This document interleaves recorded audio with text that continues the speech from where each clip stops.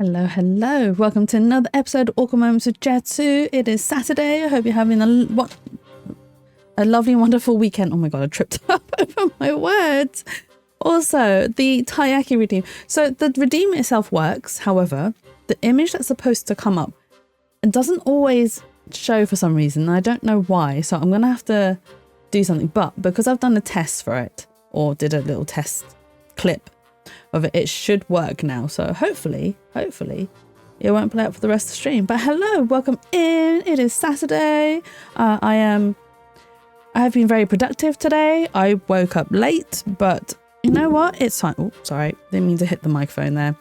I woke up late and it's fine. I managed to sort out all my dinner bits because your character's just shy. My character's very shy. I am but a shy little fox. But yeah, so I managed to sort out all my dinner preparations. Da-dang, there you go. It's just, hydrate already, sandwichy? And stretch? Okay, fine. I'll give you a hydrate and a stretch. But welcome in. Hello. Hope you're having a lovely, wonderful Saturday so far. I have a Japanese drink called CC Lemon. I absolutely love CC Lemon. It's by Suntory.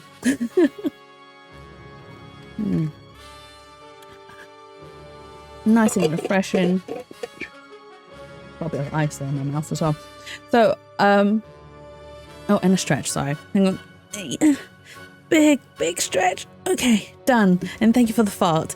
So I got all my bits and bobs ready for dinner tonight because I'm home alone. So it means I can stream until quite late. And I don't have to be on time for dinner and nothing because my mum has a very set schedule, so I follow that schedule.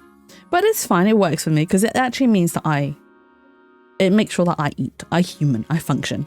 But when my parents aren't home, it is literally a free for all. I'll eat whenever, however, and it doesn't always work out. But I made sure to prep everything so that once I finish streaming, I don't have to then do all the prepping as well as the cooking. It's just like, you know what, I'll just prep it now. And then all I have to do is do the cooking.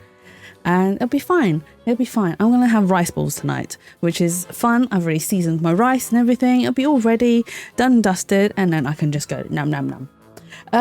But yeah, otherwise, I haven't done very much. Not today, at least. I have been very productive drawing-wise.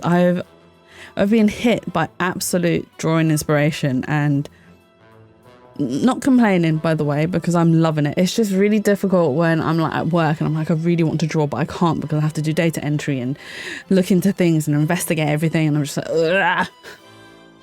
I've been so busy. I'm trying to keep busy, but also not, because I also want to rest. So I've been watching stuff whilst I'm drawing because it helps to get the inspiration and creativity flowing as well, and also means that I can watch quotation marks shows that I've been meaning to and haven't been able to due to time constraints and blah blah blah. But no, I've been very, very productive in terms of art, which also means that the ASMR audio has been suffering a little. Hey Shroomy, for those data entries and start drawing more. I really am trying. So what I've been doing, and it's really sneaky of me at work, is keeping my sketchbook out on the side. And if I feel like the inspiration, I'll just quickly grab my sketchbook, pull it over, and then do a little bit of a bit of doodling in between the data entry, and then be like, okay, right, that doodle's out of my head. So at least I've got it down on paper, and then I can work on it a little bit more later, and then I can, continue whatnot. And I've been doing that every now and then. Luckily, I'm not in the same office as my boss, and majority of times my boss does require me for anything. He'll email me or call me on the phone. I think he got the brunt of my annoyance yesterday though, because I was in the middle of investigating something, and then he just called me. I'm like, what do you want? Because I was just I don't want to do this investigation, but I have to. And then I was really annoyed because none of the paperwork was in order. And I was just like, oh my God, who is archiving this stuff? Seriously, can't you just archive it in order so it's easier to look through? Whoever's archiving it will probably have to go through it themselves to look for stuff. But it's just annoying. It's just can you please just do things properly? So I reordered. I didn't reorder the whole entire thing. I only reordered a bit of it because I was like, you know, I'll do a little tiny bit, like maybe that week's worth in order, and then the rest is up to you. I don't care. It's not my paperwork. I'm just going through it because I need to. But yeah, so I was really annoyed, and then he called me, and then I was like, what do you want? What now? Ah, dear, I still did what he asked me to. Anyway, so today we are starting the last chapter of Ace Attorney, Prosecutor's Gambit. We will finally see who's actually behind everything, because there is someone else who is involved. So last chapter, we put away Excelsius winner, who was the auctioneer ringleader who was selling off old evidence as like I don't know, collector's items. I don't know, people can be a bit weird. And then we also, well, we already knew that he wasn't a great father, but he really showed his true colours in front of Eustace, which I do feel bad for. I feel really sorry for Eustace. I honestly do. And I'm just like, oh, you poor baby, it's okay. which makes me understand Gavel a little bit more, where she's like looking after him, making sure that he doesn't get himself into trouble, etc. You know, I side with Gavel a little bit. But yeah, I do feel bad for Eustace, bless him. I come into work to draw, not to work. Exactly, I come into work to draw, not to work. It's funny how he's called Eustace, but my head hears useless every single time. I mean, his name is the pun for useless winner. So, you know, it makes sense that you hear useless instead of Eustace. Where's my controller? Here we go. Okay. Well, let's get the chapter started anyway, because we need to, well, we don't need to, but I want to continue. And once we get this going, well, when I say, I don't mean when we get this going. When we finish this chapter, we go back to Apollo Justice and we finish the last two games of the Apollo Justice trilogy, which is going to be a while. I think I have played, is it Dual Destinies? That's the next one. And then Spirit of Justice, which is the last one. I keep getting them mixed up because of the whole like Destiny and Justice and whatever. And Spirits. But I think Dual Destiny is next. And I think I have played a bit of Dual Destinies because we get introduced to a new character who is also quite cool. But I won't ruin that for you guys. We will get started. So let's get this final chapter going. Also, they've released more Ace Attorney merch. It's so bad. They've released new ones and they've got one of Eustace. And I'm like, I want to buy it because he's so cute. It's his little crying face. Oh, what's that loud noise? What's going on? Is it the statue? Oh. It's a big eye. You think crying men like it? I do, Barry. I do. I really do. Oh my god. Ah. Who's this little devil?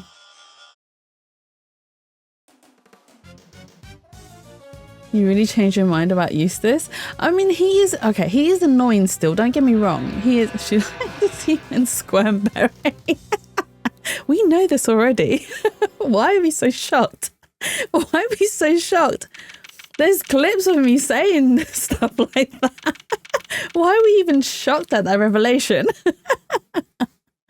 But yeah, so yeah, he's annoying. However, he does have a very cute side to him, and I feel for him. I really do. I feel so bad for him, and I'm just like, Eustace, you poor little baby. But they have a little plush of him crying, and I'm like, I want it. It's so cute. I know. I'm terrible. I'm a terrible, terrible person. I'm horrible. I know. I can't help it. Right. So, what's next for the great Miles Edgeworth, huh? She's the self-aware woman, but a dom for men. I mean,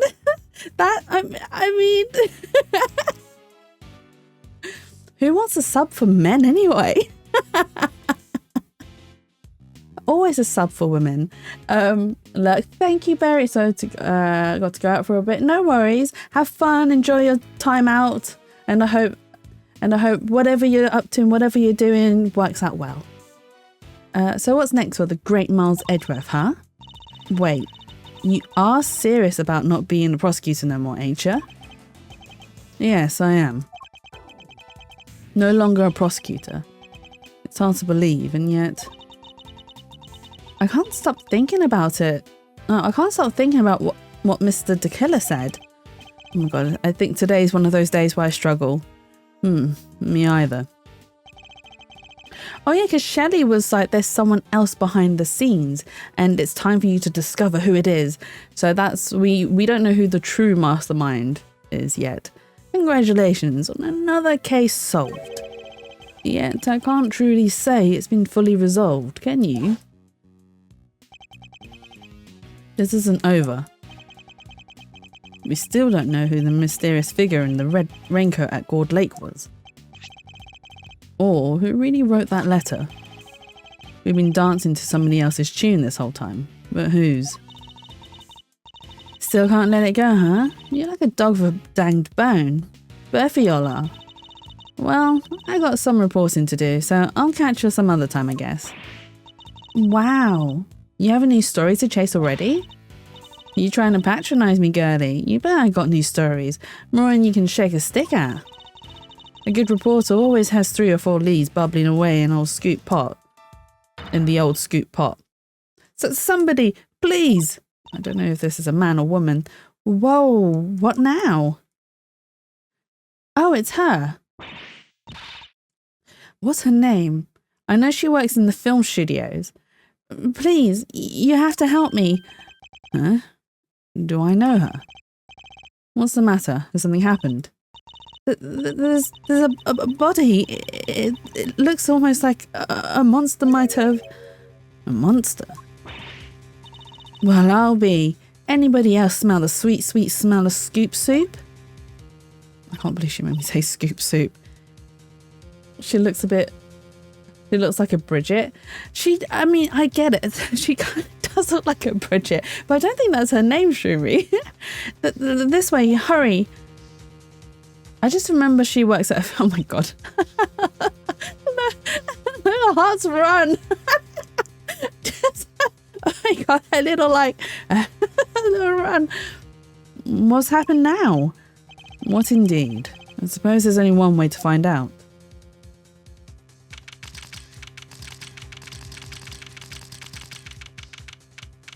This is literally the day after we just completed our other case. Wow, Lola Hart's just like, just snapping pictures, like, just look at her go. She's like a machine gun. Also, happy King's Day, King of the Spa. Is it Day of the Kings or whatever it's called today? I know it was St. George's Day a couple of days ago. Hang on.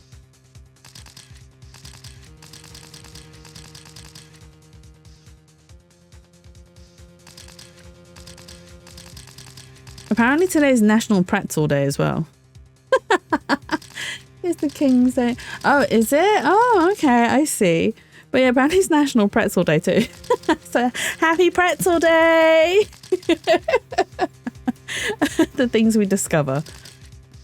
Huh? These look like... Yep, footprints. This right here is photo gold. Footprints. But how big would a creature have to be to leave prints like that? Mr. Edgeworth, look. Oh, isn't that the president? Oh, where's Mia? Lang's here. Look at him. He's in concentration. Look at his face. He's like, The president has sadly been flattened. Shilong Lang. What's he doing here? Wait, the guy on the floor, that's... No.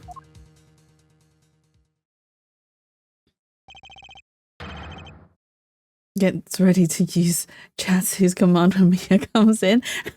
Not Chatsu's, Chatsus. Oh my god, why did I say Chatsu?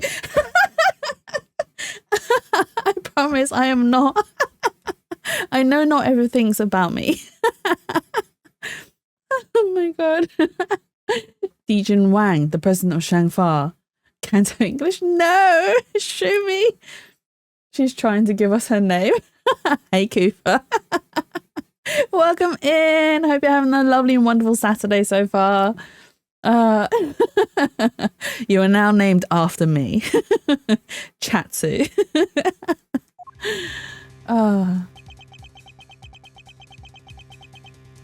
Would that be what the name is for the oh my god, what did the agency VTubers call it?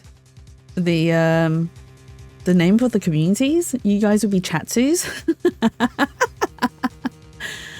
Oh, it's Lang. Hello. Missed you. We thought we'd never see you ever again. Look at him. He's so beautiful.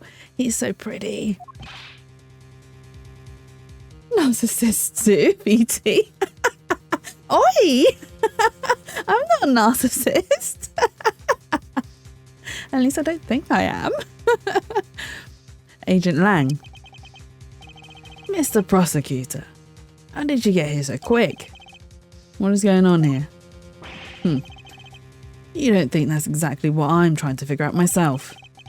You can't blame me for being on edge, I suppose. The leader of his country is dead. You ought to be in charge of a territory to be damn VT. Do I? Do I really? I can't just self-name myself. And thank you for the lurk, Sandwichy. I hope you have a lovely and wonderful day. We can't blame him for being on edge. I suppose the leader of his country is dead. Speaking of which, I can't remember how I voiced Lang because it's been so long since we've seen him. The body's lying inside one of the footprints. What on earth happened to him? Hey Twirly, welcome in. Thank you for the second tier redeem and enjoy your taiyaki snack. I forgot to thank Berry for the hydrate already. Thank you. But I forgot to thank Berry for the first tier redeem. Thank you, Berry, if you still have me on. Oh, excuse me. But yes, I will give you a hydrate.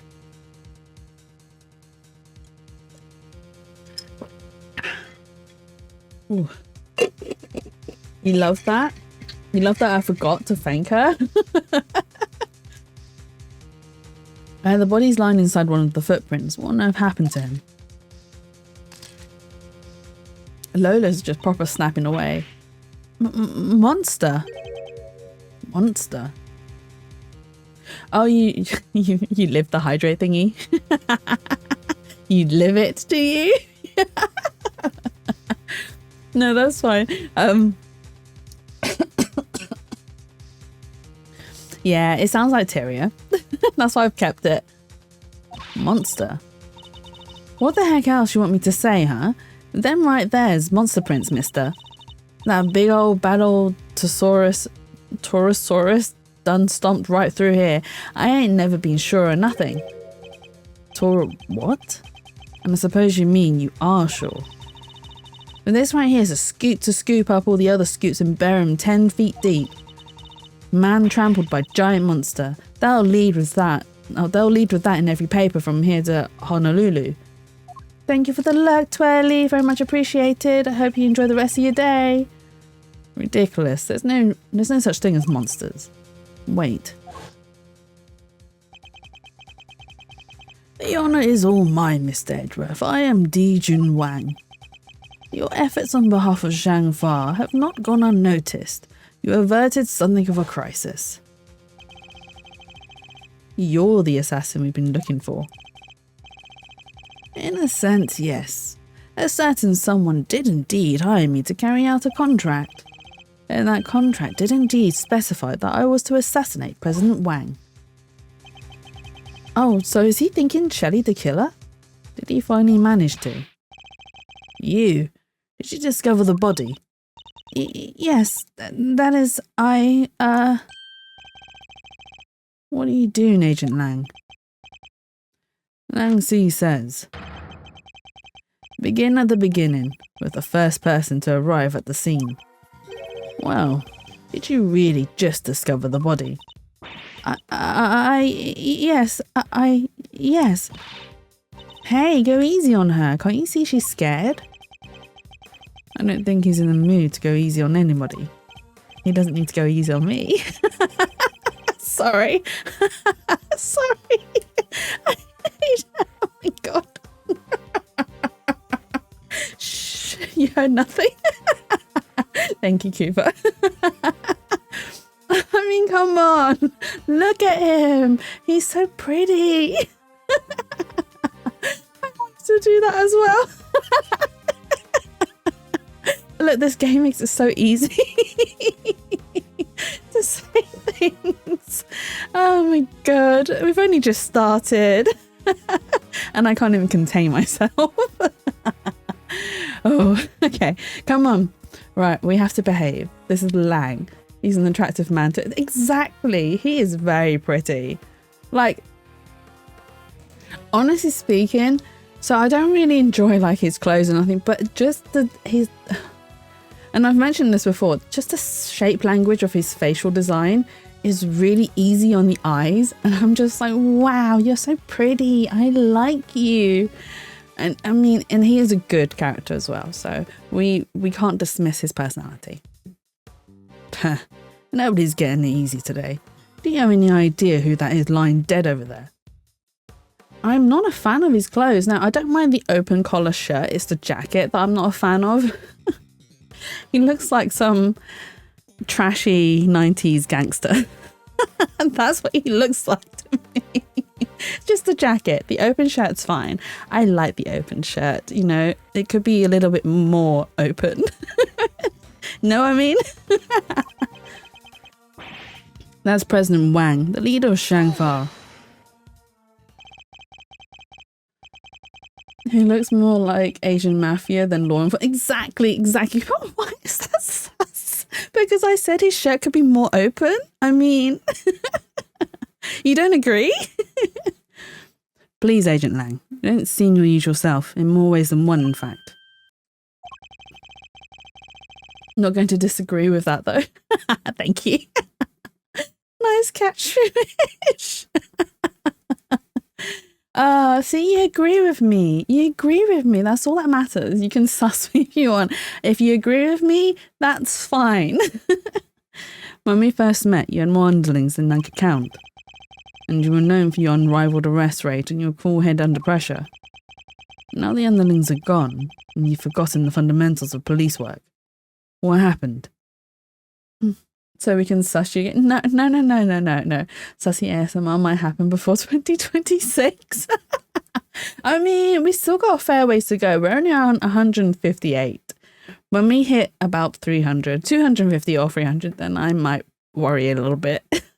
I'll be like, I need to behave a bit more. I need to be the angel that I am.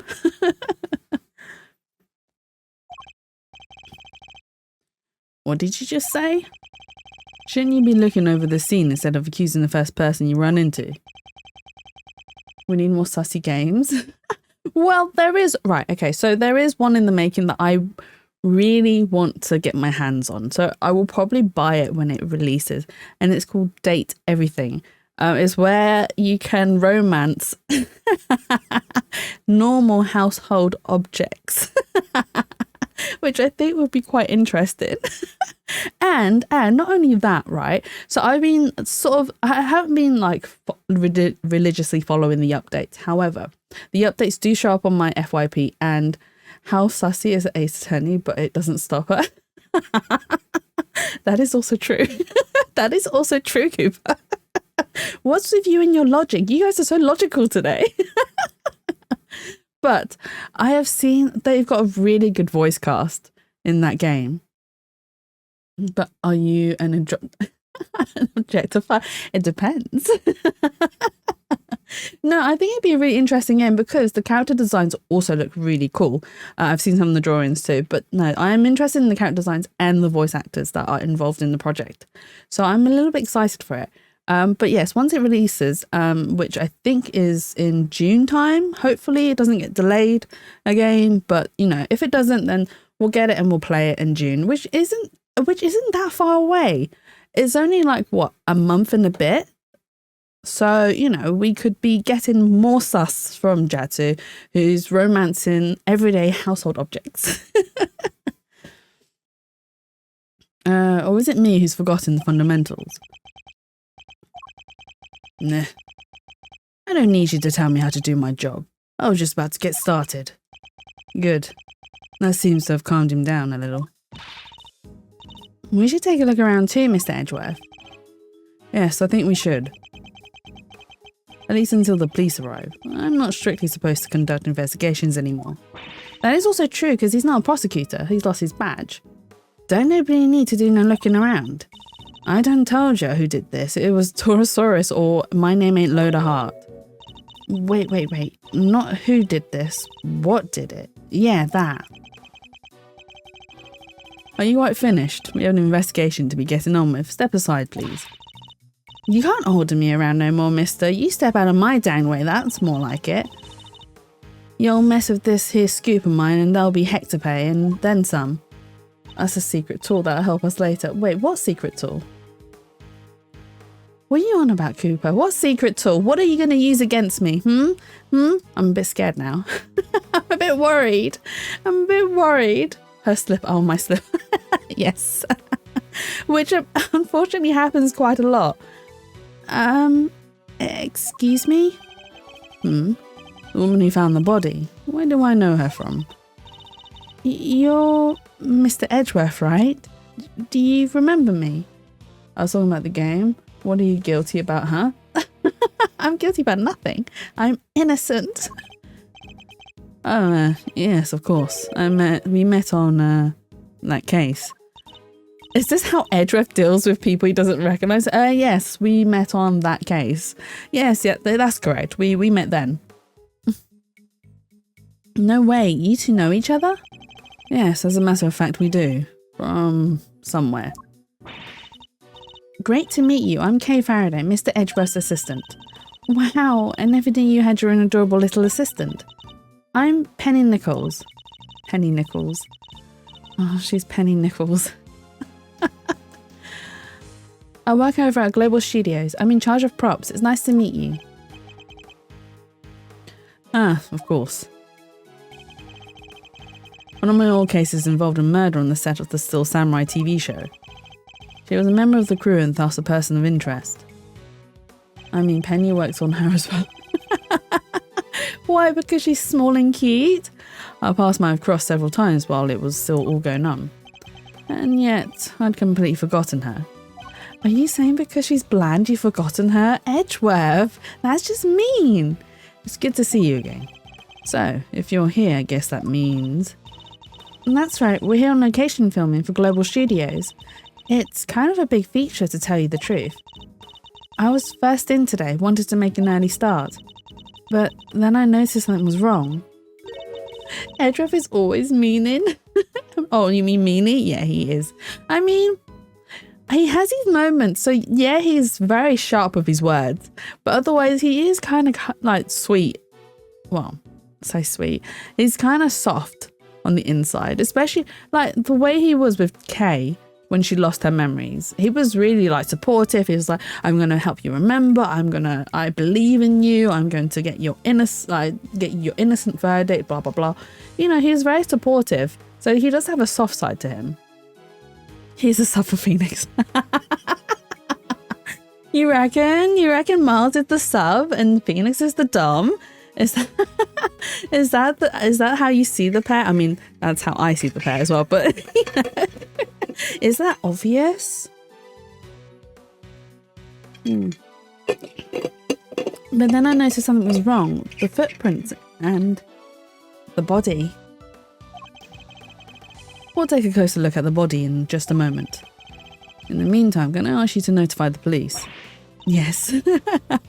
I'm glad we are in agreement. Yes, of course, right away. I'll need to speak to her at length a little later. But first, let's go over the scene. There's plenty to look at besides the body. I'll need to examine everything in detail. Begin investigation. Let's start with the body, because that seems to be the most obvious thing. Unless Lang won't let us. It really is him, huh? It certainly appears to be the same man we met only a few days ago. So this time, the president really did get assassinated. If that is what happened, the assassination certainly chose an attention-grabbing method. I must scour the scene and inspect anything that catches my attention. Well, the first thing that caught my attention was the yellow splatter on his shirt. Or jacket. Could I even be considered a jacket? I still don't understand how his muscles are showing through everything. It's like he's wearing like skin tight, very thin skin tight clothing, just to show off his abs. No obvious wounds, but he's definitely not breathing. So it really was a monster. Trampled by a giant creature. Impossible. Huh? There's something stuck to the front of his clothes there. Yes, speckles of a yellow substance. I bet it's monster drool. Yeah, that must be it. Please, Kay, can you at least try to be sensible? We'll need forensics to tell us what it might be. You remember? I mean, I shouldn't make fun of the dead, should I? It's very disrespectful of me. I'm saying that whilst I'm laughing. I'm so terrible, I'm sorry. Alright, that looks to be pretty much everything the body can tell us for now. I better note it all down. What is that yellow? It must be paint, right? And the other thing that I've noticed is this horn. Do you think they're making a film about the ball? You know the little plush ball that we had in the last case and in the first case that we did that's missing a horn? Maybe it's related to that. Huh? What's this white thing here? Wait, it's a bone. Does that mean 2 murders? I know we know you like to make fun of men. No, I don't enjoy making fun of men. Don't make it sound like I don't. I'm not that mean. I just like to bully a little. Just a little bit. 2 murders. It looks more like a horn than a bone to me. Okay. And then that's oh wait, it's a hoofy footprint. The body's surrounded by pieces of smashed up surrounded by smashed up pieces of concrete. Yes, they look to have been thrown clear when the ground was broken. Just thank you for the 10 bits, Trumi. Pew, sent flying by the mighty impact of a giant creature's foot. Sure, assuming this was the work of a giant creature.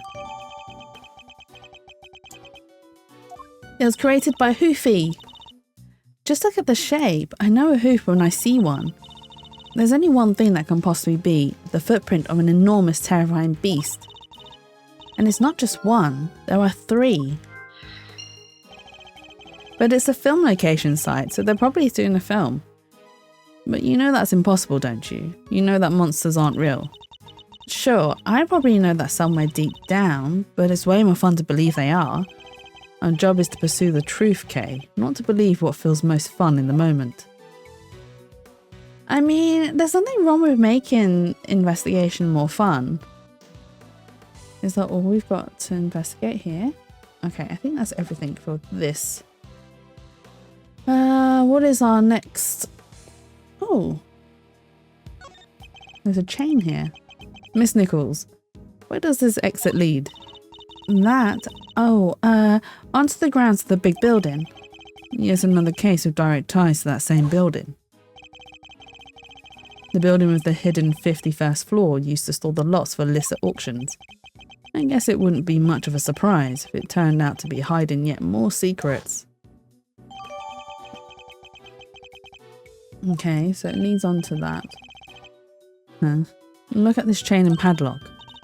Oh, look at that! Somebody cut the chain. They did? I'm sure it was still intact when I left yesterday. I'd say it possible that this is where the killer entered from.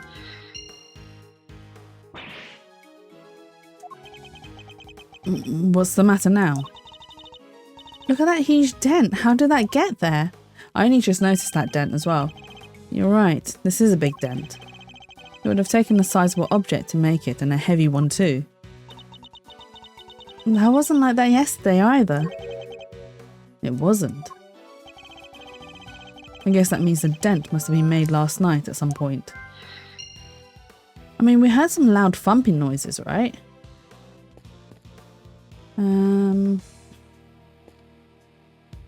Lola hearts just snap, snap, snap, snap, snap. Okay. Is that a prop? The thing in front of the trailer here, it looks like a monster costume. What? That's a costume? You're sure the creature that made those huge footprints didn't just shrink or something? Perhaps I didn't make myself clear. This thing in front of the trailer here, it looks like a monster costume. A costume. He's like really like, no, okay, stop with your fantasies. Oh.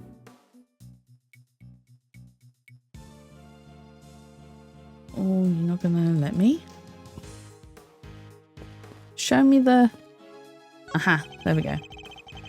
This looks like equipment used by the lighting department. Oh, wait, I just remembered there was something I wanted to ask you. Could you maybe light me up when I'm doing my next robbery? Help me look super cool. You want me to shine a light on you while you're committing a crime? You bet I do. What's so weird about that? What's the point of me doing a great thieving in the dark? The folks in the cheap seats won't be able to see a thing.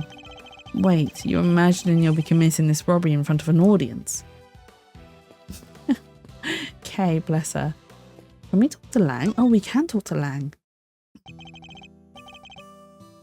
I can't believe Edra... What do you mean he called me out? He didn't call me out, did he? What did he say?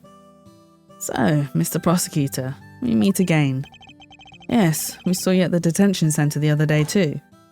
Oh, we did, but he wasn't there for very long. You had some business to take care of, I take it, Agent Lang. You could say that. Nothing that need concern you, though. Huh. Yeah, you really have a habit of showing up in the wrong place at the wrong time. You're a bad penny, a bad omen, and a bad smell all rolled into one. Just stay out of my way, okay? I want a president to avenge. Is he going to avenge the president? You were already on the scene when we got here. Why? What were you doing in the area? What am I, a suspect? You might be. Look, I heard a scream and came running, okay? Guess it was our friend from the crew. Wait, was he? Was he security for the crew? Came in from that gate over there. Somebody already got rid of the lock for me. Not completely. I can still see on the floor there. Perhaps I should take a closer look. When I got here, I saw a movie girl running out the other gate.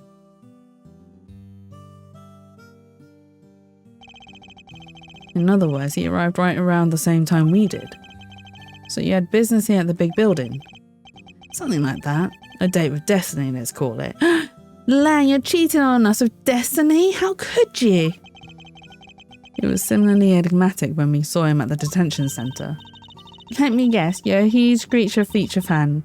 So you came to see that see them filming the Torosaurus movie? Creature Features? What do you think I am? Not the type of person who thinks a creature might have done this, I hope.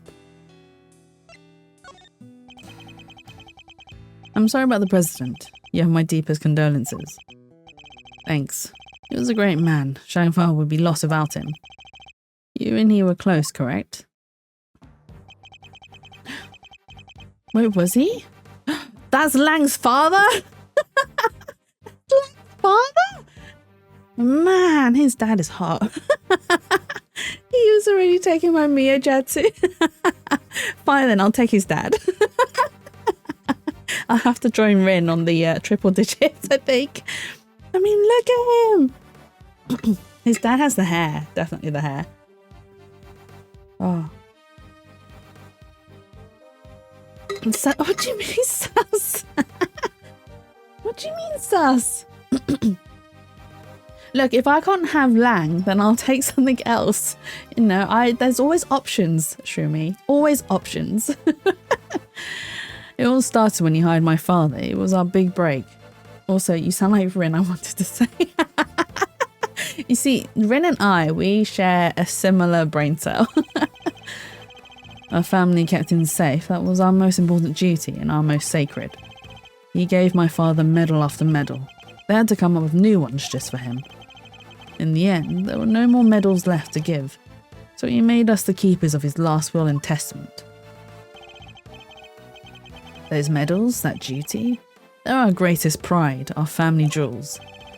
Yeah, never thought we'd be unsealing that will so soon.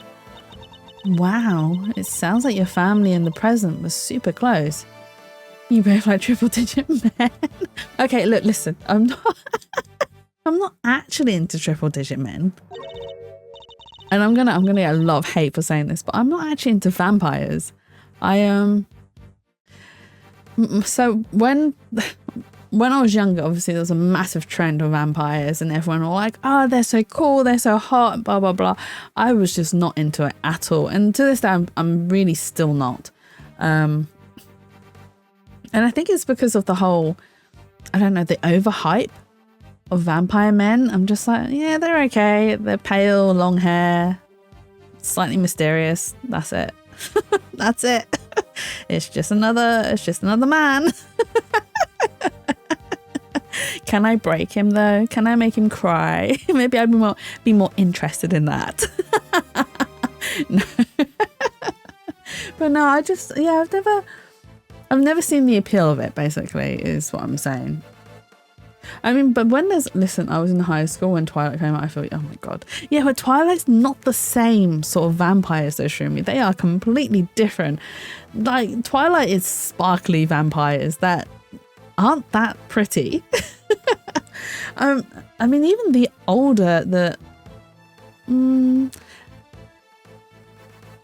are there?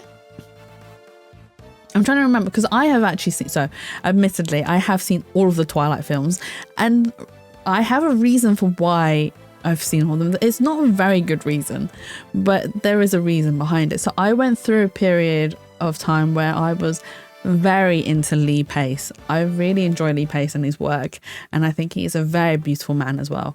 And I went through a period of really enjoying all of his like film and media and whatnot, and he happened to be in one of the Twilight films. Now, my brain also does this thing where it's like, Jatsu, you can't just watch the fifth film. You have to watch all of them. So I made myself watch all of them just to watch Lee Pace appear for like 2 seconds in the final film. It was not worth it. It was not worth it. Lee Pace, yeah, he's a really good actor. You should check him out. So he's not a very famous actor, I wouldn't say, but he's still well known. He was in Marvels. He played as oh my God, what's that big bad alien in Guardians of the Galaxy? Oh, I've forgotten his name now. He's a really tall blue alien guy in the Guardians of the Galaxy. You're a sadist and masochist. I mean, I am a switch. I'm a bit of both. Twilight book was 2005 and the movie was 2008 and after. So I never read the books. I'm not really... I wasn't really a fan of Twilight in general, so I wasn't going to touch the books. And like I said, the only reason why I even watched the films was so that I could watch Lee Pace, which is also why I ended up watching The Hobbits as well, because he is King Thranduil. I can't pronounce his name very well. I'm really bad. He is the king of elves, and he's absolutely beautiful. He is so pretty. But I actually first discovered, well, I didn't discover him. My friend introduced me to one of the series that he was in called Pushing Daisies, which is a very interesting series. You should check it out. I don't think it was... So I think the show got cancelled, but then the writers tried to like wrap it up as best as they could, and it ended okay. So I watched the whole of Pushing Daisies, and then I ended up watching a few films, and he's done a couple of like weird indie-ish films. Hey Jay, welcome in. Hope you're having a lovely, wonderful Saturday so far.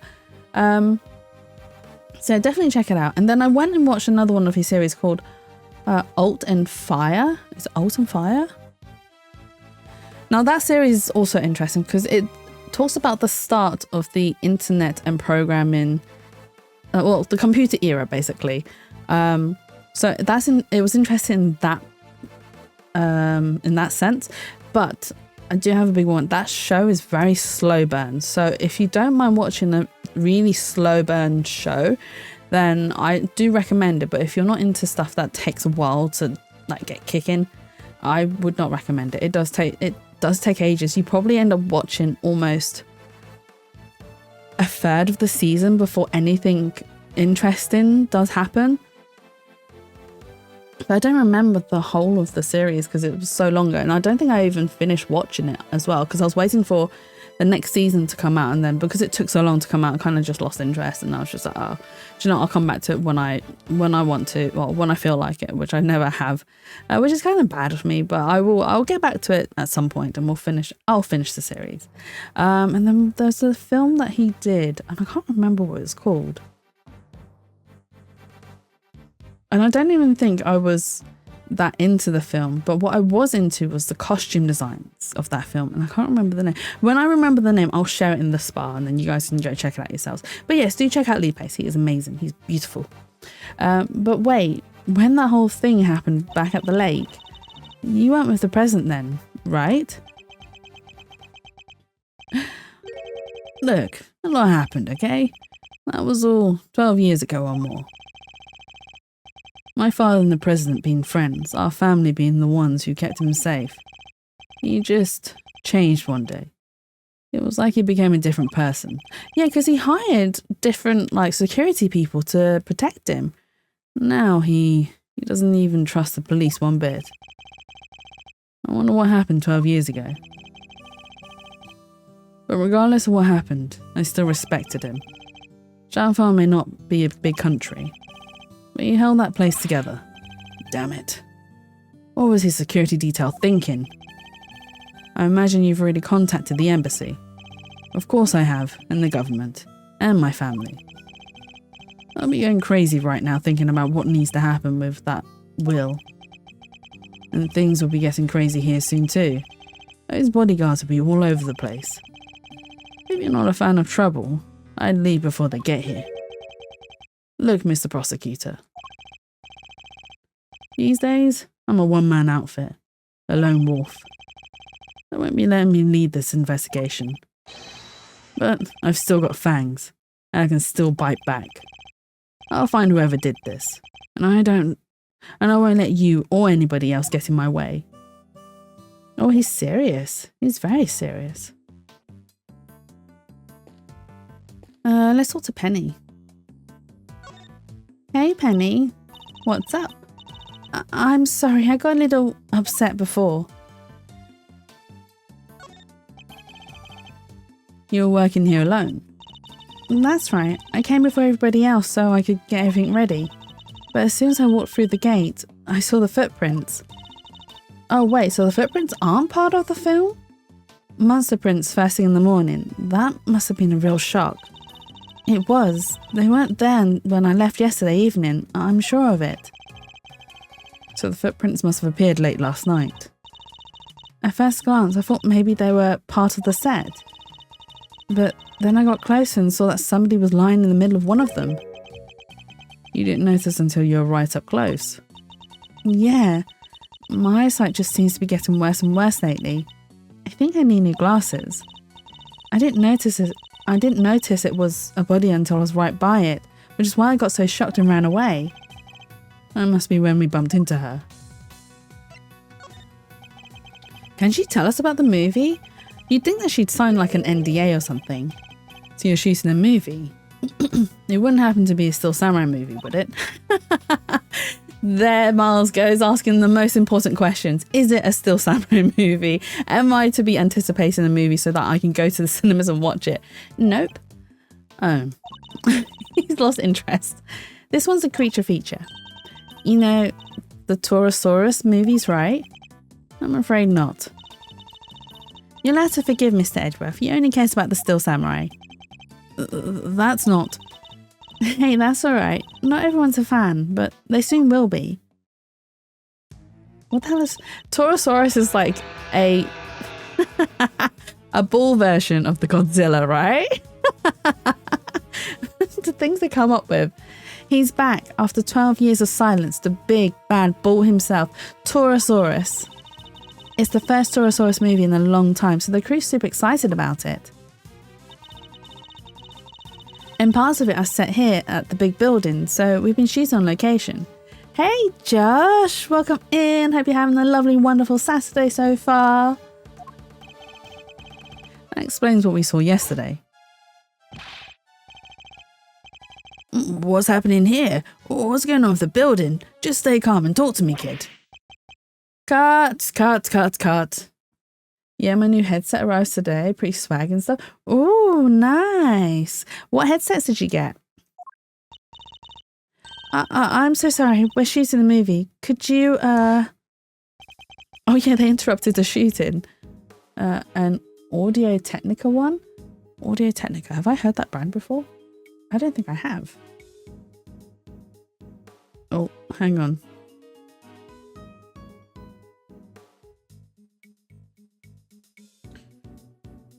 Two seconds. I'm gonna I've had 7 missed calls from my parents. 2 seconds.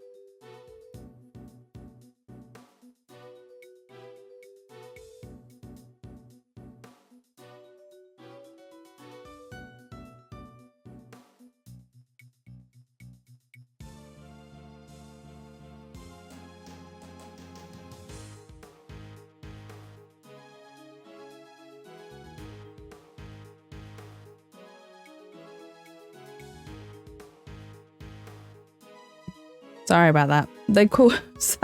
My parents called me. They basically were calling to ask me if I'd received the parcel. They bought a mattress and they'd actually asked for it to be delivered on the 1st of May instead of, well, whenever, because they're away at the moment, which is fair enough. But unfortunately, the company decided to deliver it today. So I didn't actually hear the doorbell go. I was probably still sleeping or something. Oh, wonderful. Hi, Over. Welcome in. Hope you're having a lovely, wonderful Saturday so far. So I didn't hear the doorbell. I was probably sleeping or doing something. And then I'd come downstairs, was having my lunch, and then my neighbour had knocked on our door. And I was like, okay, wonder what the neighbour wants. So I went and opened the door. And the neighbour was like, oh, hey, you have a parcel that's just sat outside. And I was like, what? He's like, here, look. And I was like, oh my God. It's a massive box and the bloody mattress. And I was like, what the hell is going on here? So I was like, here, let me help you. So he helped me bring it in the house because it's a bloody heavy thing. So I wouldn't be able to lift it. And I was like, okay, there you go. Thanks. And I was like, okay, thanks. Bye. So they just literally left probably like a very expensive mattress that my parents bought outside the house, just hoping that it would, I don't know, someone would notice it or something. It could have been stolen, could have been taken. And the fact that no one signed for it as well, my parents can turn around and claim, well, actually, we didn't receive it, so you have to resend it. You leave a lurk, you have fun with the game. Thank you, Over. That's very much appreciated. I hope you enjoy your lurk. Yeah, that's crazy. It is very crazy. So luckily my neighbour spotted it and rang our doorbell and was like, hey, you got this parcel outside. I hear stories about those things being stolen. Yeah, and especially, so our neighbourhood isn't that bad. Our neighbourhood's pretty safe. However, certain times when you leave things outside your house, people will think, oh, they don't want it. We can take it. which generally does happen every now and then. And it was like, luckily no one had done that. And the neighbour spotted it and was like, hey, Jatsu, you have a parcel. I was like, why is it outside? What is going on? And what if it was raining? It would be completely destroyed. Luckily, it's not raining. It's a nice day today, but still. So my parents were in a panic. Like, did you receive it? They've delivered it? Did you take it in? I was like, yes, okay, Mum, I've received it. Lock the door and stuff. Mum, it's okay. I am not a baby. I am a full-grown ass adult. I know how to survive as an adult. Do not worry, your parcel is inside. It's in the living room. I dragged it in. A bit insane, and oh look, that's outside on somebody's property. I think that means it's free. Yeah, a lot of people have done that. Bit overgrown rather than just full grown. What do you mean bit overgrown, Josh? What do you mean bit overgrown? That's mean.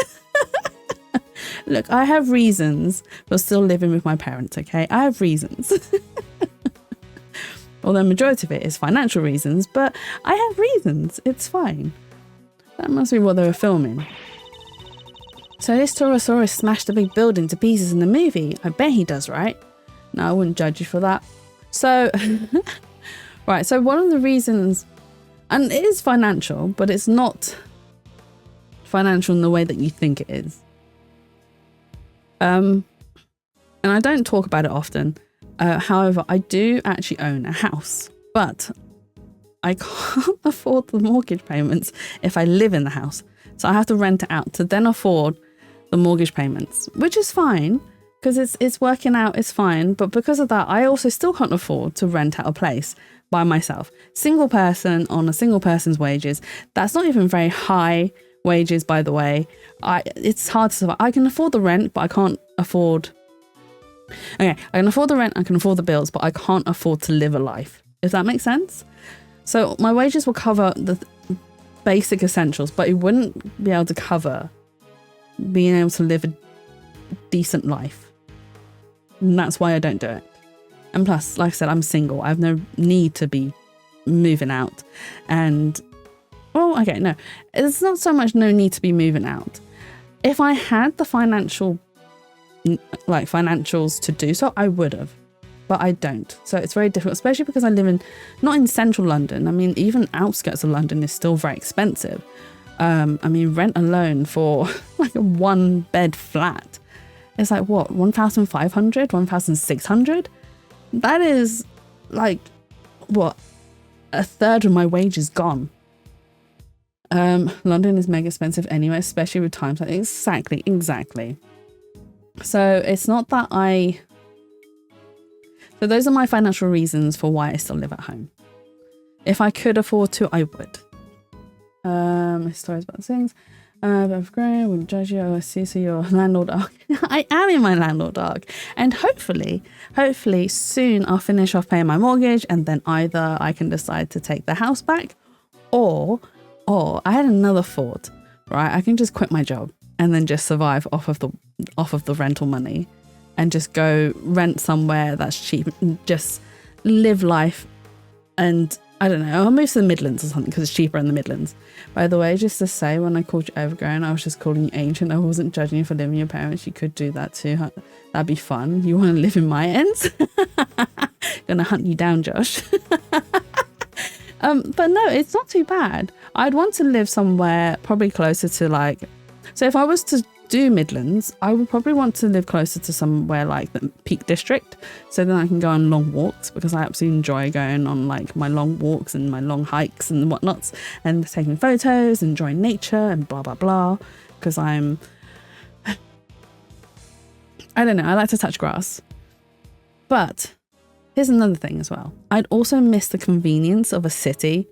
So whilst I don't live in city centre, it is convenient enough for me to just take a bus or take a train into city centre. It still takes like, what, a good hour or so, but it's still convenient. And I don't have to drive into city centre, and I can still meet up with friends, hang out with them and eat all sorts of foods. Like, oh my God, the food choices in city centre is just unreal. So you want to live East Midlands? Yeah, probably East Midlands more so. I mean, if I can move further up north, I would, but that might be too far. But then I'd be closer to Coconut, and he'd be able to I'd get to hang out with him. But then again, he'd be a bit boring after a while. And I'd just be like, yeah, Coconut, I'm bored now. So you're trying to get to my end. Are you in East Midlands? I thought you were based in oh, I don't want. I mean, you're in. Can I say it, Josh? I don't want to dox you, just in case. Just in case. Yeah, you can. Okay, so you're based in Nottingham. It's okay. It's a big place. Yeah. So you're based in Nottingham, which is it near the Peak District? I thought the Peak District was on the other side.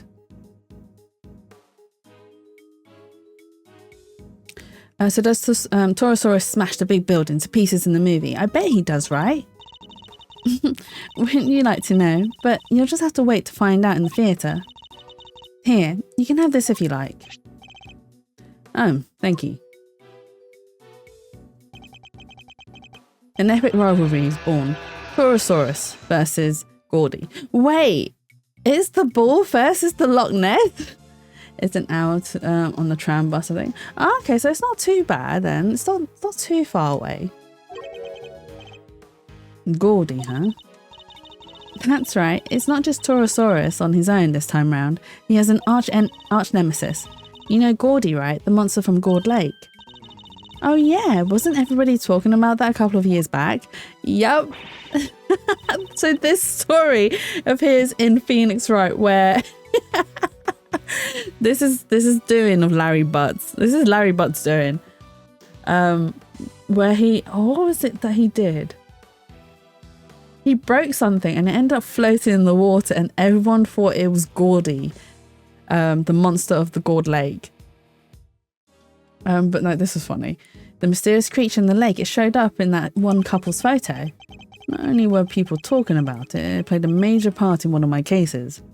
Was Miles in that case? I can't remember. Did we face off against Miles? Not a name I'm wild about hearing again. The director's fascinated by the stories, which is how Gordy wound up in the movie. A little behind the times, but better late than never, I suppose. Just wait till you see those two legends tearing into each other on the big screen.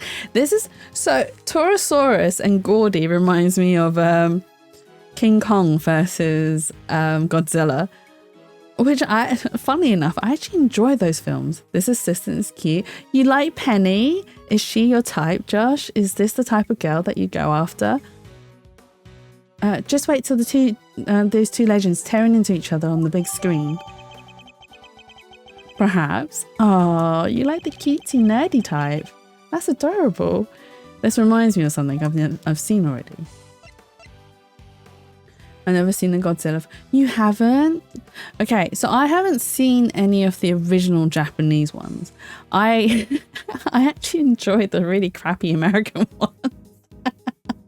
I know. I know, it's like Jatsu, what the hell? And right, okay, one of the reasons why I enjoy them isn't because they have extensive story plots or anything, it's because they're easy to watch. They're just very easy to watch.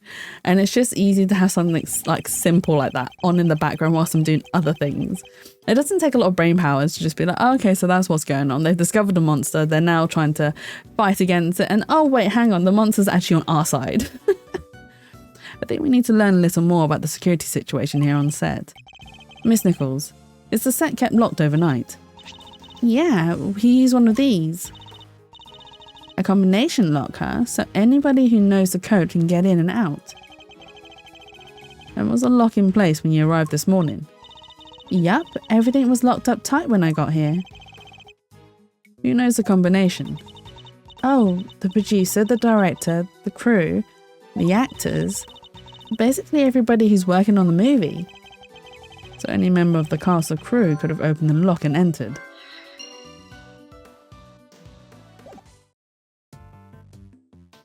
Okay, is that all our investigation? Do we need to talk to Lola? Oh, we do. Main reason why I watched the Fast and Furious series? Oh, because they're easy to watch and there isn't a big plot. Yeah, I get it. I understand. Because like I said, I watched like all the Godzilla and the King Kong movies. Although, right, so I can't remember which of the King Kong movies. Was it the first one? The first Kong movie? I can't remember if it was. So there was one of the Kong movies where a little girl was involved, and and Kong was like close to the girl because, you know, she was nice to him, so he sort of enjoyed being around her and whatnot. And there was a scene, a very specific scene, where they're on the boat and it's raining and Kong is outside, but the lighting for that very particular scene is just so stunning. It's so beautiful. I think I took a screenshot. Well, I didn't take a screenshot. I took a picture of it whilst I was watching it. But there's a lot of times where I'm watching a film and I'm just like, wow, the lighting is stunning. The composition is so good that I have to like take a picture of it just so that I can look at it later and reference it for like drawing practice, which is also a very good way to like practice your coloring. And, you know, if you want to learn to do lighting or understand how lighting works, film screenshots are brilliant for it, especially if you come across a particular scene that you are fascinated and absolutely amazed by. And it's not the only time. So there's The Sandman, the TV series The Sandman, they have really good lighting in certain episodes as well, where there was certain times where I had to pause so much where I was just like, oh my God, this is so stunning. So I took like several pictures just so that I can look back and reference it. And there was a French film that I watched not too long ago where this woman was accused of something and she was in prison. And so was it a French film? Was it an Italian series? Was it Lydia Poet that I was watching? It was an international series anyway that I was watching. And yeah, so a woman was in prison and they were interviewing her, and she was sat in this prison. She had lighting coming from behind her, and the way it was shining on her hair, it was so like ethereal. Is it ethereal? Ethereal. It just made her look very pretty in that moment. And I was just like, wow, that's so stunning. So yeah, I've got a screenshot of that one. What I'll do is I'll pull the screenshots that I've taken and I'll share them in the spa. Discord. Come join us. I'll share them in the spa because yeah, just sometimes they have really good composition, really good lighting. Racist French and Italian people. I know they're not the same, Sandwichy. I just can't remember what series I was watching because I went through a period of watching I was watching stories which were heavily about women and women being women empowerment basically, and I watched like French series and I watched like Italian series as well, and I think it might have been Lydia Poet, which is an Italian series. Is it Italian? I think it is. I enjoyed Lydia Poet, by the way. I do recommend it. It's quite fun. And then the French series that I watched was... I highly recommend them as well, if I remember what their names were. However, pre-warning, the French ones are very, very sad. Now you're making excuses. I'm not making excuses. I also watched another one called The Empress, which is... So it's based on the Hungarian Empress, but the TV series itself isn't Hungarian. I think it was... I can't remember. But anyway, I started... So one of the reasons why I watched The Empress, I have a French and Italian friend. No, that's not what I said. I don't actually...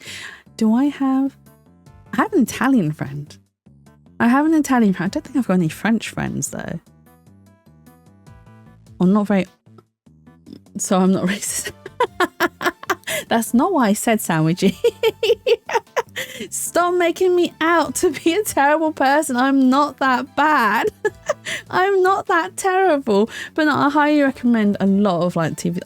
When I remember the names, and if I find the names, I'll link them or I'll name them all on the spa. Because right now I can't remember all their names. But yeah, the French ones were very sad. So I don't really recommend them to anyone who has triggers. Do not advise that. I watched a film called Memories of Murder recently. It was really good. Oh, okay. Memories of Murder. Is it like what type of genre is that, Josh? Oh, what was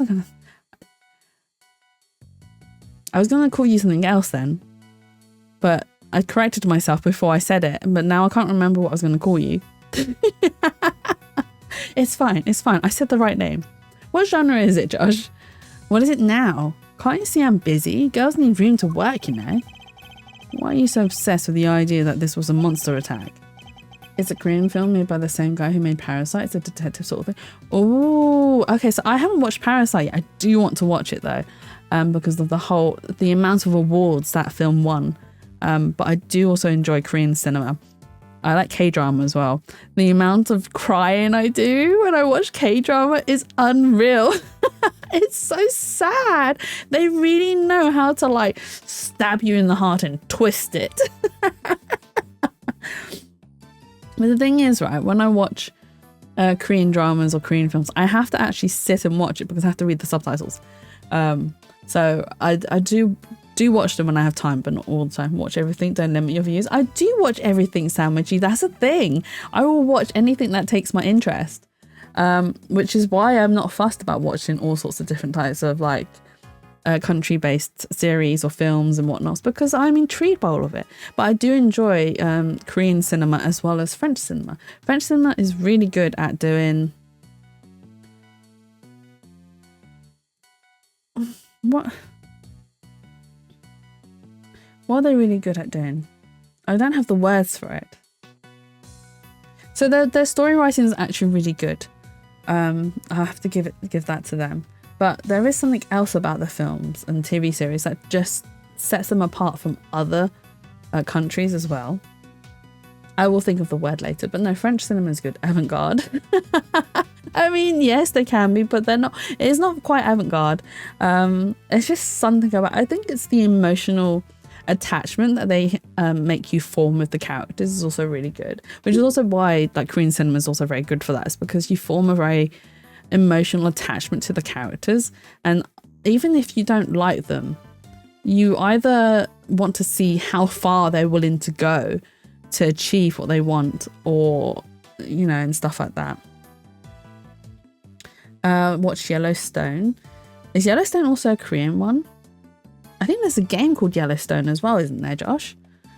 Monsters don't exist. Surely even you know that. What did you...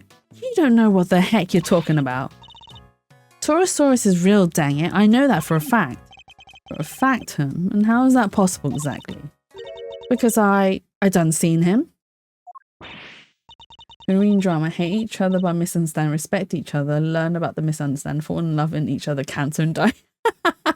It's not all that bad. Isn't that... Oh, there was... What was that one? There was one about a couple where the guy ends up getting a brain tumor, and the story was just about how they were enjoying their lives up until that point. Now that's an American show. Oh, is it? Okay, I'll have to check it out. What was it called? There was... Oh my god, hang on. What was it called? Hang on. I will find the name. Kim... Is it Woo Bin? Kim Woo Bin. Movies and shows. Uncontrollably Fond. That's the one. So he was in Uncontrollably Fond, which is about the male character ended up getting brain tumor, and you know, it's a very sad love story. And what's even more sad and more ironic was that after filming that, the main actor Kim Woo Bin discovered that he had skin cancer. So he was it skin cancer or cancer in his nose? I can't remember. It was either skin cancer or cancer he developed on the nose or something. So he took a lot of time out of acting. So he disappeared for quite some time, but he's back now. He's fine. He's in, is it called remission? Which is good. And you know, it's nice to see him back in acting and doing all the things and being all pretty. So I'm excited to see him again. But yeah, no, they do really good, like, sad stories, and I love it because it makes you cry every single time. I have to feel the emotions. At all times. What? You saw Torosaurus? Where? How? Heck yeah, I seen him. The big bad bull himself. Right there in front of me. I was up on a 51 over at that big building just yesterday, right? Gathering materials for your story on the underground auction. Yes, we remember. Well, ain't you just Mr. Memory Man? That's right. I done seen him right when I took that photo. The person in the red raincoat. Miss Ringer, right? Yup, you'll see that blind right there next to little Miss Redcoat. Well, guess who was on the other side of that at the very moment? That's right, Torosaurus. There's nothing there. Well, I can't rightly capture every damn thing. I was just a little too far away, that's all. But I seen it all right. Boy, did I. Torosaurus' big old eyes staring right at me, peeking right in at that window. A window peeking monster. It's a peeping Tom. Anyhow, I don't got time to be shooting the breeze with y'all. I got snaps to snap, reporters to report. Quit bugging me, will ya? Go on, get. That entire story was ridiculous. You didn't believe a word she said, did you, Mr. Edgeworth? Attention! Jetsu has a very important message. Oh my god, Josh, what the hell is that? What is that? Oh my god. Right, okay. Ara disugu disugu gigu gigu go figure gaku bibu Gurgi boo you say this? I like to say, what the hell is that? What did you make me say? Thanks. There's just a lot of noise. There's nothing else but a bunch of noise. Thank you so much. I appreciate you so much. Oh my god. Oh my god, I struggled with that though. Especially like with the gurgoo gigu. What? Okay, I'll be nice and don't use that one command. What the Simon says. You're lucky Barry's not around. Otherwise Barry would be like, no, don't use it. Because it's Barry's voice that says attention. Oh dear. Isn't that obvious? Okay. What else can we investigate? Oh, wait. What's this big metal stick thing? Is it for climbing trees or something? Canto English. Oh, that's not fair. You can't use Canto English on a Simon Says. That's not fair. No, it's a camera crane. It's used for filming from an elevated viewpoint.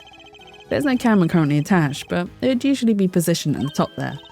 Gotcha. Sounds perfect for casing the place before a burglary.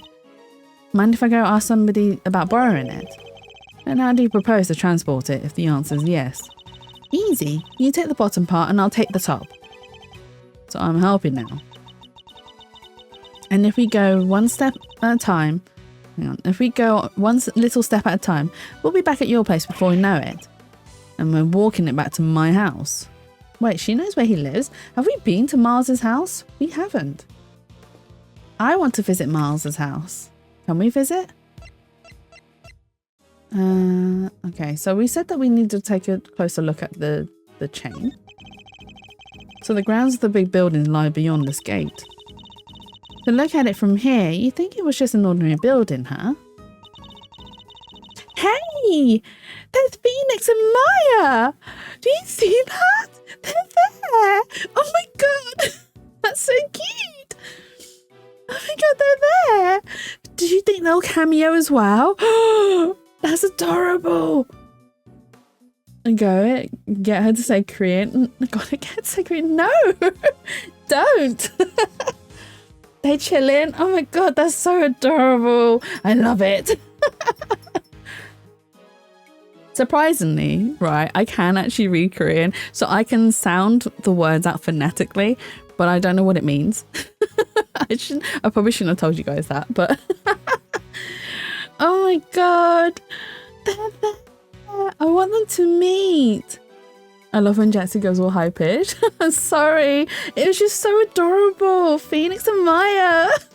I miss them.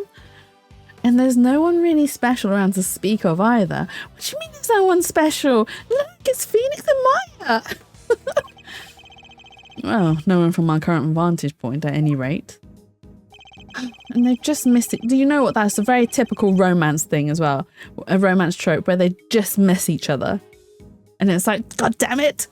Anyway, we don't have time to ponder such things. We need to investigate this entire lot. Oh, right over there, awarded. We got the award. I love it. Yeah, what else have we not investigated? Oh, wait, hang on.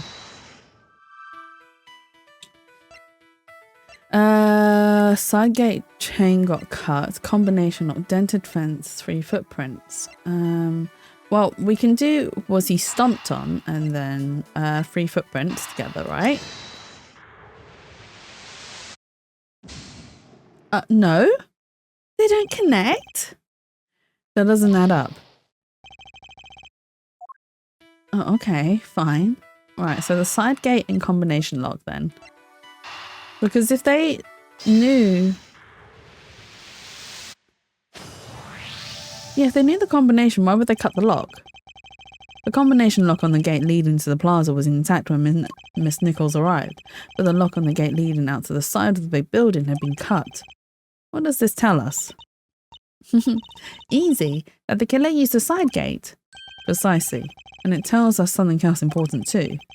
Namely that our culprit didn't know the number for the combination lock. You're right, it would have been way easier to come in that way if they did. But instead they chose the classic feast route, the lesser known side entrance. And this is no run-of-the-mill criminal, Mr. Edgeworth. We need to keep our wits about us. I'm not sure we should be excited by that fact, okay? Anyway, we know that everybody working on the movie knew the combination, which makes it likely that our culprit wasn't a member of the cast or crew. Okay, what else? What else can we connect? Oh, wait, hang on.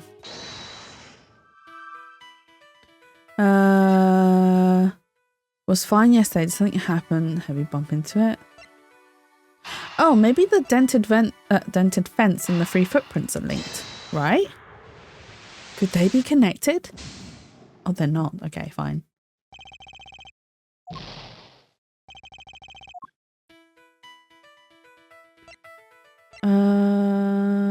Could Monster have? Was done yesterday. Did something heavy bump into it? Okay, so I don't have anything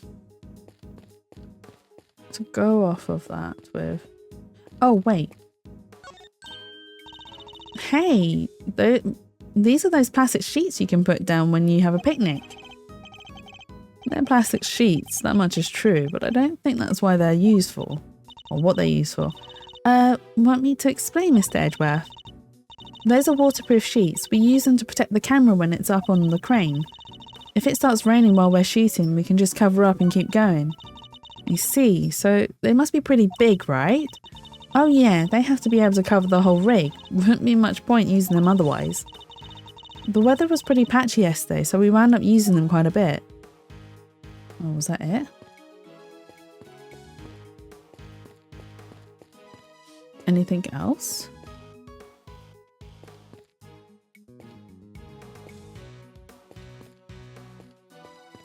I mean, we've spoken to everyone. And we said that we'd take a closer look at the combination. No. An epic rivalry is born. The legendary Taurosaurus versus Gordy. Global Studios production. Okay, so big building.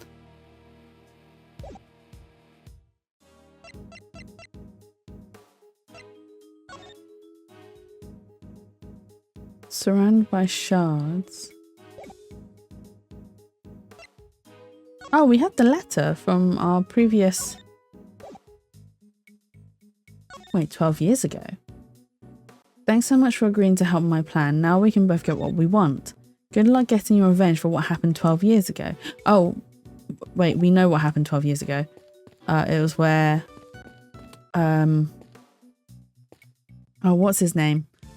Excelsius winner shot down or approved fake evidence and let Manfred von Karma get away with it. Okay, so we've done that. Is there something that I need to link together? Because we've done all we can with her, we've done all we can with him. And there's something we can really show them. So it must be the...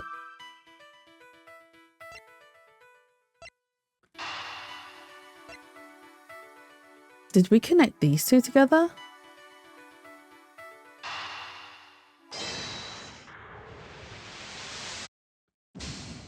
No, okay. So the 3 footprints didn't connect to that. The dented fence didn't connect to that. And that also didn't connect to each other. So we must be missing something. But I don't know what. Okay. Well, let's talk to her again. Present.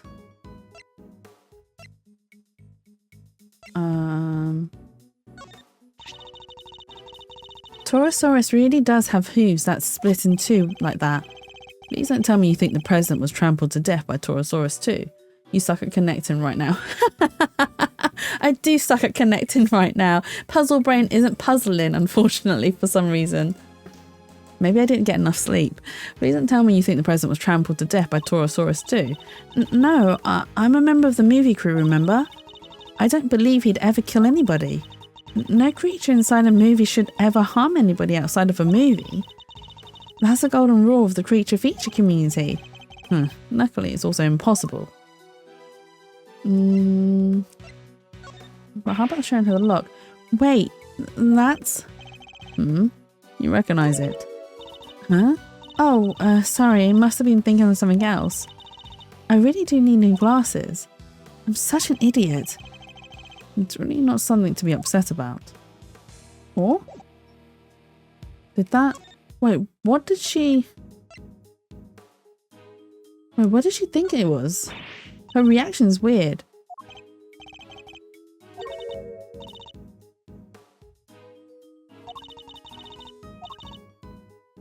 What did she think it was? I'm a bit confused. Wait, oh, okay, no. That's not, okay, that's when the evidence is useless. Right, okay, I get it.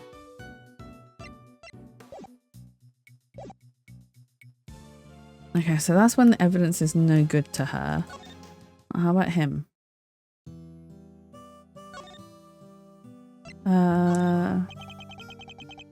Why are you shoving this in my face? You ought to be careful I don't bite it. Perhaps I better put it away. Okay, so that's not evidence for him. Yeah. What are you showing me that for? Curse whoever killed President Wang. I'll find them. You see if I don't. Forgive me, Agent Lang. I didn't mean to upset you. He seems to find it hard to keep a cool head where the president is concerned. Unsurprisingly, I guess. Can't help but feel a little sorry for him, huh? Isn't there something we can do? Yes, listen carefully to what he has to say and try to help solve the president's murder. What? You want me to talk about Torosaurus with everything else that's going on? I'm certainly not saying that the creature could be our culprit, but he's not unrelated to the case. If there's anything you can tell us, I'd be very much obliged. Well, President Wang had a Torosaurus toy from way back when. I saw it a couple of times over the years, that's why I recognised it. He did, he had it on the plane. The stuffed toy. We saw it in the president plane too. Or presidential plane too. If even the leaders of other countries love Torosaurus, he must be famous everywhere. Dogs go bow bow in other languages, right? And cats go meow, and roosters go, cocorico. So what noises would a Torosaurus from another country make? We don't even know what noise our own Torosaurus makes, do we? Did he? No, he didn't have anything else to say about that. How about the big building? Why are you okay, no. How about the chain? No, okay, so that had nothing.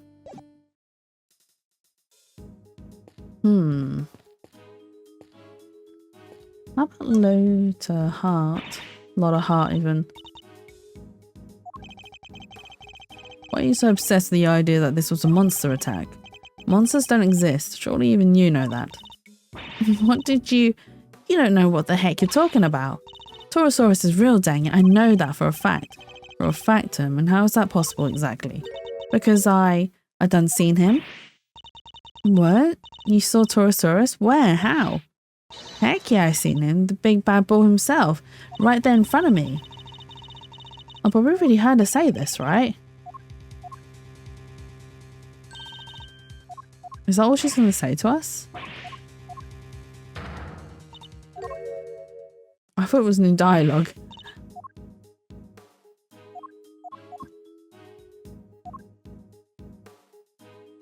Oh, okay, so she won't talk to us because she says she saw him. Did we check that out? I don't know what else to do.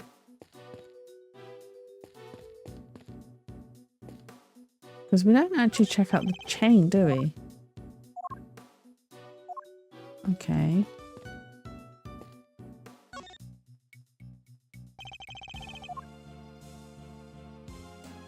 Have we got anything to deduce?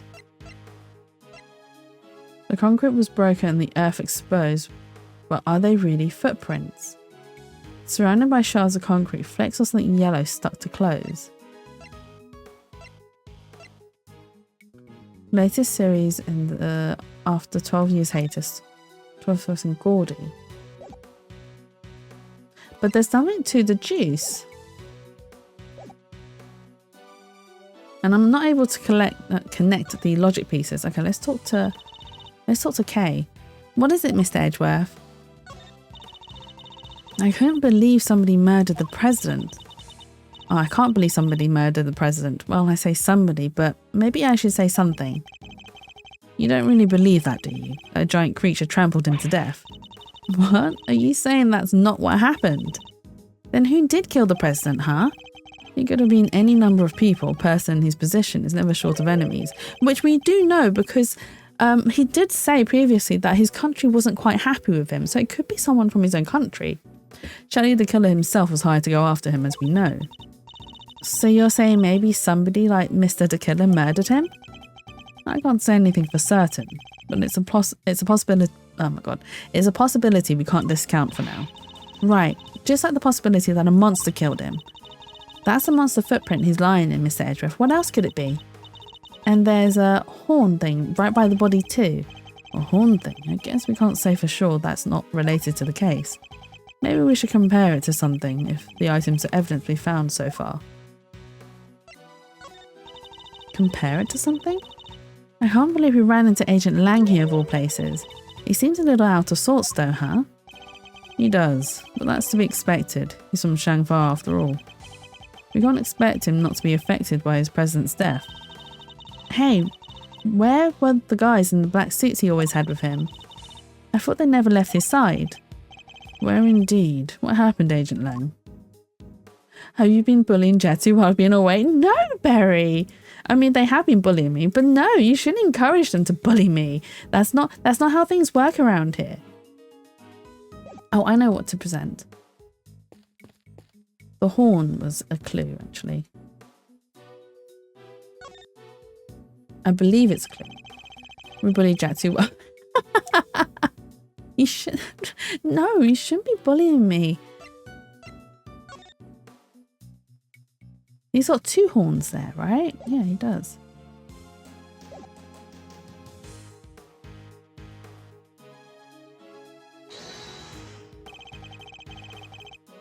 Could this be related to evidence somehow? Okay, I think it's related to this evidence here. This could be one of Torosaurus' horns, couldn't it? You're right, it totally could. Maybe it's part of the prop from the movie.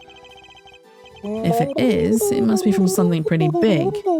Thank you for the hydrate, Shroomy! Pretty big. Something by the size. Judging by the size.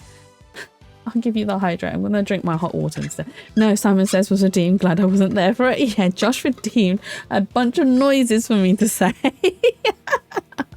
I don't know what that achieved, but apparently it was good. He was satisfied by it. Oh, it's too hot. I should put some cold water in this, honestly.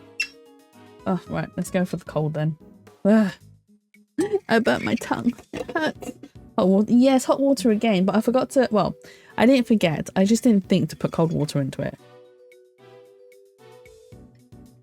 Hey, Horror, welcome in. Hope you're having a lovely, wonderful Saturday so far. I'll go back in the pod and listen to it later. To me, just making noises. Your pop-up works. Yeah, it does. Just about. It didn't work earlier, I think. I think I need to do like a test run of it before anyone redeems it, just to make it work and be like, hey, you're supposed to be working, please work. But yeah, I hope you're having a lovely, wonderful weekend so far. If it is, it must be from something pretty big, judging by the size. What's it doing on the ground here? You should ask one of the crew. Maybe they'll know.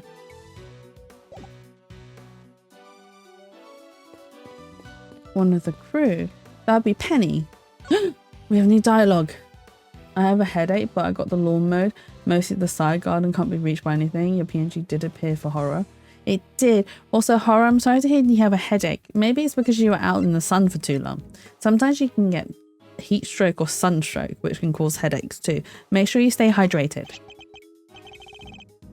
This horn, do you recognise it? Sun in the UK. I mean, it is pretty sunny today. I don't know if it is down where you are. It is here in London. But yeah, no, make sure you stay hydrated. Not here. Is it cloudy and gloomy? Is it doom and gloom? And you made the lawn in the doom and gloom? Huh? Oh, that's part of one of Torosaurus's horns. It's from a model we use for promotional stuff. Where did you find it? On the ground near the side entrance. That's weird. We keep a replica of Torosaurus's head up on the roof of the trailer over there. And it's quite large, I suppose. And it's quite large, I assume. I said nothing. Yeah, well, not as big as the real thing, obviously, but it's still pretty big. So childish. Well, why did they make me say these things? Oh my god. Although we ain't too far apart from what I understand, the British sun is not for the weak. Yeah, to be honest, even though we're not that far apart, sometimes when I'm at work, so I don't work in my hometown, I work in a completely different town, which is like almost an hour away. Sometimes it'll be sunny there, and then back home here, it'll be like raining and thunder. And I'm like, how? I'm not even that far away. Yes, Horror. I mean, Penny's the one who said it. She was like, oh yeah, well, not as big as the real thing, obviously, but it's still pretty big. Oh my god. The scripts. Do you think the script writers knew what they were doing? Hang on, the berry. I scare her off, that's why I'm so pale. Berry is very pale. We've had sunny patches, mostly overcast. I needed it to be done though. That's fair. Probably wrote it with you in mind. Why? I feel honoured. I feel absolutely honoured that the writers were thinking of me when they wrote the script for this game. Do you know how big an honour that would have been? If they went, dedicated to Jatsu. The script writer was sus since the first game. They have been, yes. Oh my god. Cut from the same cloth as I am. It's just up there, see it? Oh, the tip of the horn is broken for the replica. Right there. That really is big. Miles! Is that what you say to Phoenix? Oh my god. Jessie will play this game. She's a perv. Let's be really dirty up this script. This game. Especially this chapter has been super sus. That's what Miles says. Oh my god, honestly. Right. No, that's the wrong thing. Let's go connect this big horn. Broken horn and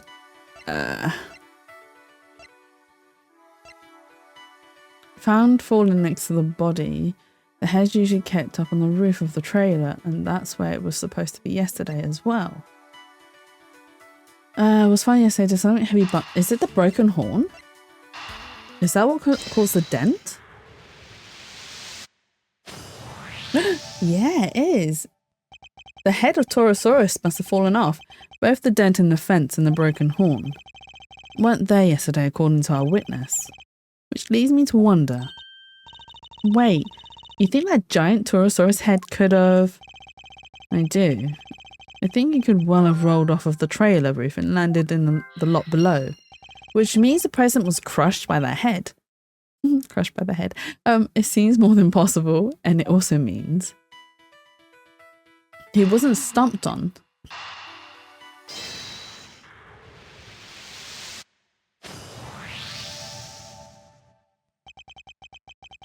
There's no sign of a murder weapon anywhere.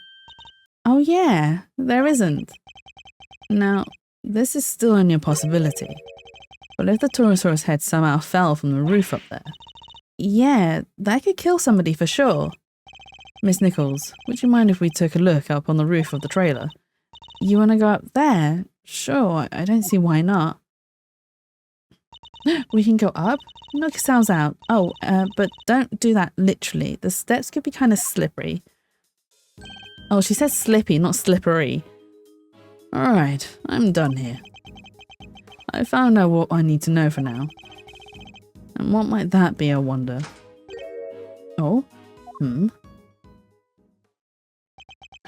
It's a little demon boy or girl. We don't know what gender this person is. I get tricked by this game a lot. Slippery when wet, is that related to the big horn? For God's sakes, horror. For God's sakes, horror. You really have to just push that bar just a little tiny bit higher than it needs to be. Move, old man. Oh, he called Lang old man? He called him old man? What did you say to me? You need to learn some manners, kid. I like to tiptoe next to the line. You're not next to the line, you're on the line. Is he drinking milk?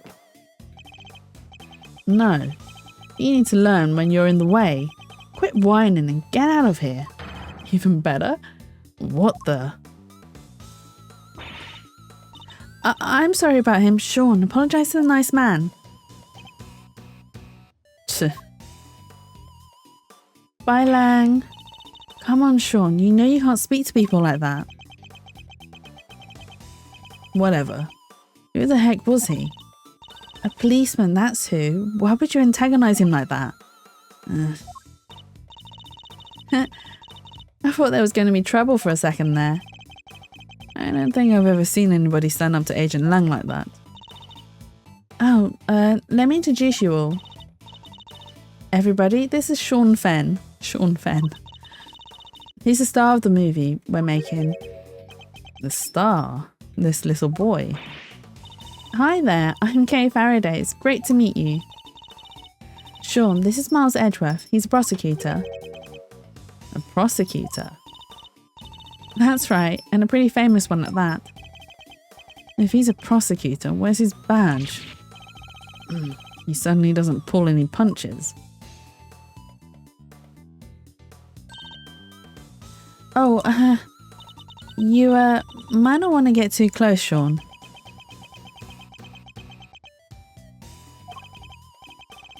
She's right, it's no sight for a child. But he's involved in all this, nonetheless. I'll need to speak with him. Are we going to talk to Sean? So Lang just disappears and we get left with Sean Fenn. It was Sean, wasn't it? Do you mind if I ask you some questions? Are you really a prosecutor? You just look like an old guy to me. He's so rude, this kid is. I am. Old guy, charmed, I'm sure. Badge first, then we talk. I don't have my badge right now. Then how do you expect people to believe you're a prosecutor? Phew, he's not the friendliest, huh? You want me to try talking to him? Why not? I doubt it can hurt. That never was good with children. So you're an actor, right, Sean? Yeah, so what? That's amazing. You're so cool. It's not that big of a deal. Kay's approach seems to be having an effect. So, those horns of yours? Yeah, what about them? Oh, those? The makeup department made them. The character he plays has a special psychic link with Torosaurus, and the horns allow him to communicate with his giant friend. Isn't that right, Sean? Just shut it, will you? They don't need to know all that stuff. Sorry. Well, the power dynamic here seems pretty obvious. Still, that's kind of amazing, huh? The lead character in a movie. While you're still in elementary school, that's crazy. Oh. Oh my god, he's not elementary school, is he? How old is this kid? Sean's actually 13. He just looks a little younger. Oh, he's in high school. What? But look at him. He's so little and cute, and the backpack. I just thought the backpack's part of his costume. He's playing our role, remember? Yeah, I guess he is. Huh. But he is kind of small, you have to admit. Oh, we try not to talk about that too much in front of him. I said stop telling people stuff they don't need to know. I'm sorry.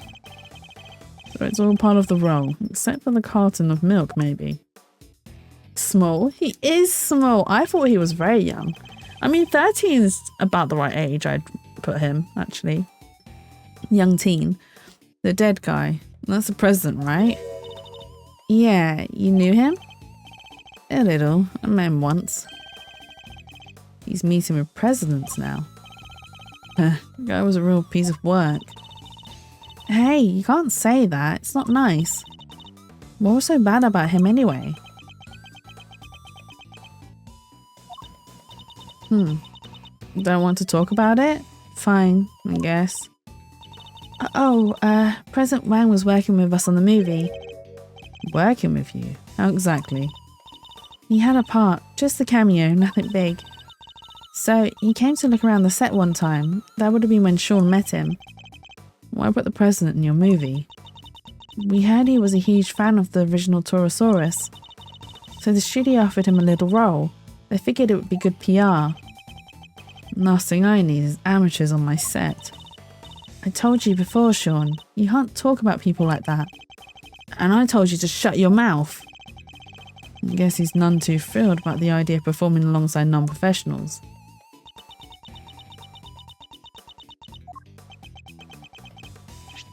Oh, here. What's this? Oh, wait, from yesterday? A photograph. Yeah, I just got them printed. You can keep it if you want. Wow, it's such a great photo. And you brought it especially for me? That's so kind, thank you. No, I just happen to have a spare, that's all. Do you think he likes Penny? Do you think Sean's got a little boy crush on Penny? I hope you don't mind me asking, but can we take a look too? Oh, sure, here. So it was taken yesterday. No footprints and certainly no body. I think Sean's got a little crush on Penny. That would be cute. What, his little boy crush? It is adorable. So no foot stamps yesterday. And what's he looking at as well? I mean, to be fair, Torosaurus looks kind of cute. Looks kind of cute. Penny is cute with her little like peace sign and everything. And Sean's just like, I don't want to be part of this photo. But it was really adorable of him to like get it printed and then hand it to Penny. I think he does have a crush on her. Okay. Is there anything else we can deduce? Oh no, that's the evidence. 2 seconds. Oh, okay, it's just that. Maybe represent the picture to Sean. I know he was the one that gave it to us, but maybe he'll have more to say. Torosaurus is just a movie character. How did he wind up involved in a murder? That's exactly why I like you to help us figure out. Then give me a reason to, old man. I'm trying here, Sean. How about some delicious candy, huh? I bet you'd like that, wouldn't you? Seriously? I'm not 5 years old. Bah, the old candy gambit usually works like a charm. So near and yet so far. You weren't near at all.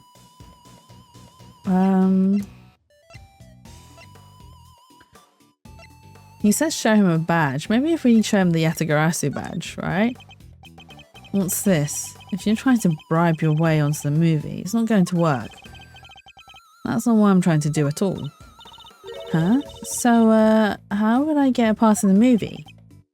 Okay, save it for another time, please. Okay, so not that. Maybe the footprints. Okay, not footprints.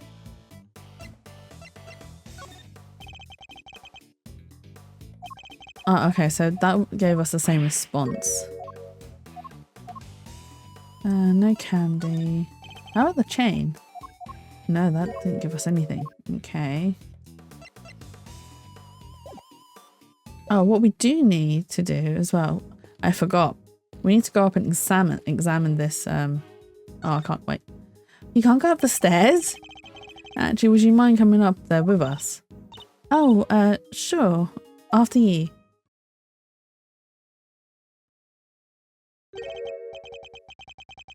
So this is the mighty Torosaurus. Huh? He looks different from before. Oh yeah. Yeah, he's way cooler on the flyer. What's with the weird nose ring on the on this model?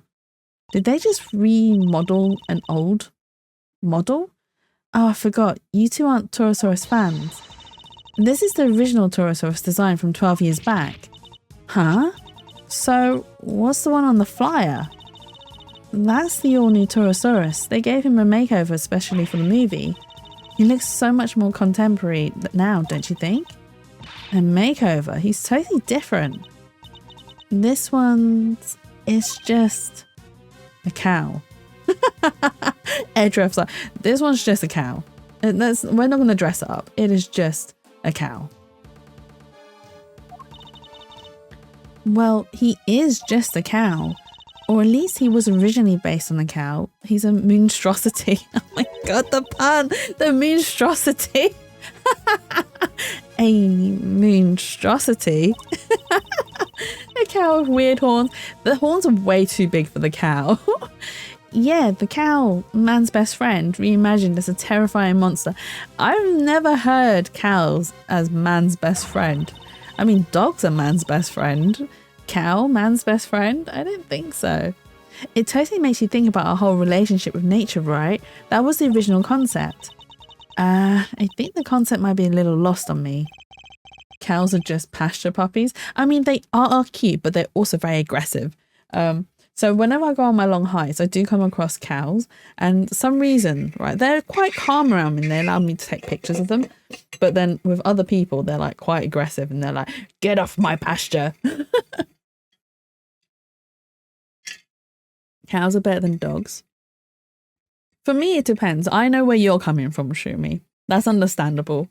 But no, it depends on the type of dog for me. But no, cows can be very adorable.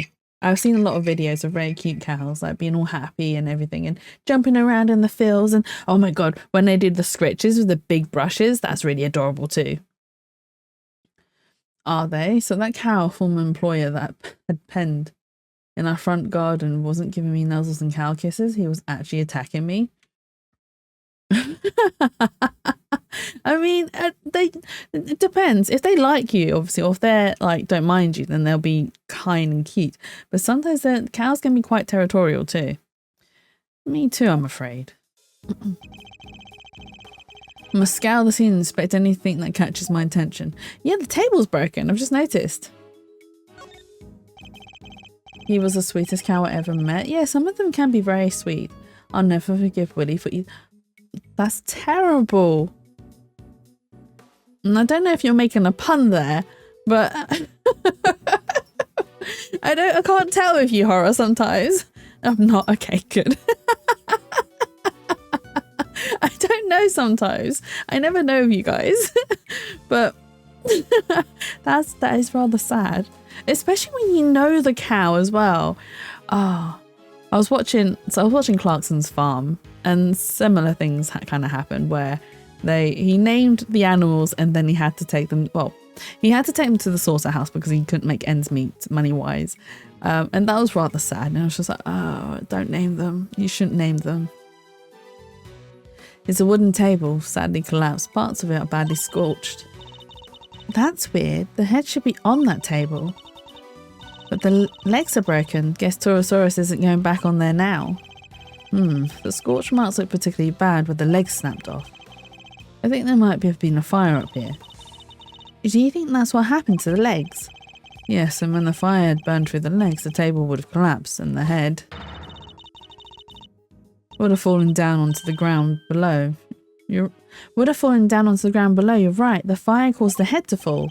Indeed. And I also happen to have an idea about how the fire might have started. How? Those cans of paint thinner by the heater are pretty flammable. Not a great place to keep them. Oh, you're right. I'm sorry. I'll make sure somebody moves them. But the stove didn't get used yesterday. Not while I was here anyway.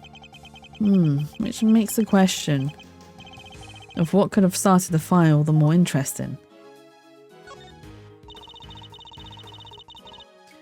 The model was made for promotional events, stuff like that. So people could remember the old Torosaurus and realise this was a reboot. Yeah, he does look different. People might not get it otherwise. And just as I thought, this horn is broken. So the model really is what killed the president. I think it's a distinct possibility, but there's one thing I don't quite understand. What's that? Miss Nichols, the model looks very heavy. How do you move it around? Oh, it comes apart. If you know the trick, it's not so hard. But I guess if you didn't, you might struggle to figure it out. If you happen not to be a member of the cast or crew, for example, once it's in pieces, could one person move it? Oh yeah, even I could. Maybe not very fast, but I could. Torosaurus head. Okay, so we updated the information. I'm sure I remember that face from somewhere. Hey, Mr. Edgeworth. I know this cow. Funny, I was just thinking the exact same thing. We know it from the president's plane, of course. And from the auction. So President Wang's plushie was a soft toy version of the original Torosaurus. Can this really just be a coincidence?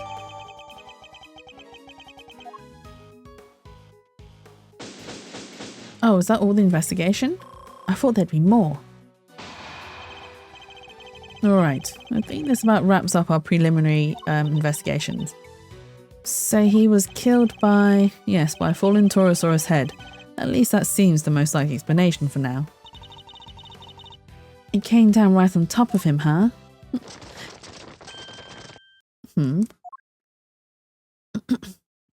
Oh, he's brought police with him. He's going to arrest Penny, isn't he? Well, they took their time, but here they are. Police, bodyguards, the whole gang. Mr. President! It's a little late for that, don't you think? Curses! Who did this? Whoever it was made a big mistake. But I promise you this. They'll pay. I'm on their trail already. What? What do you mean? Our president may have been murdered, but that doesn't mean that oh my god, extraterritoriality applies. That word. The local tourist named Boris coerced at Morrison's. Torosaurus named Boris coerced at Morrison's? What do you mean coerced at Morrison's? The local police have jurisdiction, luckily. I know the right people to talk to. And I just got myself seconded to the case. Lowly one-man outfit or not. I'll be working this one. It sounds like you already have an idea of where you'd like to focus your inquiries. I don't know, Torosaurus is already the beginning of a tongue twister. It is. I mean, it was not too bad. When I first saw the word, my brain glitched out a little bit. So I was like, what? Torosaurus? But it's Taurus. Oh no, it is Torosaurus. I was trying to say Taurosaurus. I'm workshopping. Okay. Okay. Well, you workshop that horror. You workshop that real good. It reminds me when Coconut was like, oh, I'm going to speak to my mum. And I turned around and was like, yeah, you go speak to your mummy. And it was like, what do you mean? Why'd you have to say it like that? I was just like, I don't know, it just came out. I was like, yeah, you go talk to your mummy. I don't think anything will beat Kuwait can wait for great grape crepes. I've read that really wrong. Kuwait can wait for great crepes. There you go. I said it. More than that, I really caught scent of my prey. Take a look at this. Crepes? Is it not pronounced crepes? Crepe? Creeps? Crepes? But it's E, crepes. And there's an E at the end. Crepe. Crepe. Crepe.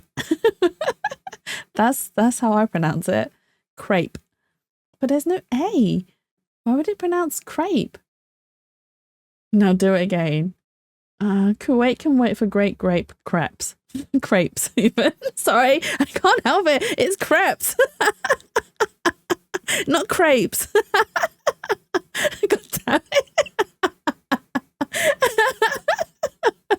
Look, I tried. Brain is just like crepes. It's a printout from a security camera on the viewing platform on the top of the big building. Oh, that's gavel. It's pointed at the elevator that leads onto the roof, so it records everybody who goes up there. Smart. I am smart. And in this particular case, it recorded the president and his murderer, clear as day. Oh, are we gonna have to defend Gavel? Oh my god, that's big! Because she's like in the name of the goddess of justice, and she's the suspect? What was Judge Gavel doing there? Do you think Gavel is from Shangfa as well? The big building is humongous. It's much bigger than I expected. Is it? Is it that big? Everything points to big this chapter. Like, it's much bigger than I expected. It's bigger than the real thing. It's really big. He's saying he suspects her of murder. Oh, the drama, just when I want to take a shower. Go take a shower, Shroomy. Go, go, go. Mr. Edgeworth, I entrust my offerings to the goddess to you, so that you may use it to call her final judgment onto Excelsius Winner. But murder goes against everything she believes in. That is also true. I don't think she's a murderer. I think she was in talks with the president for something else. Agent Lang, perhaps you could examine your thinking on the matter a little further.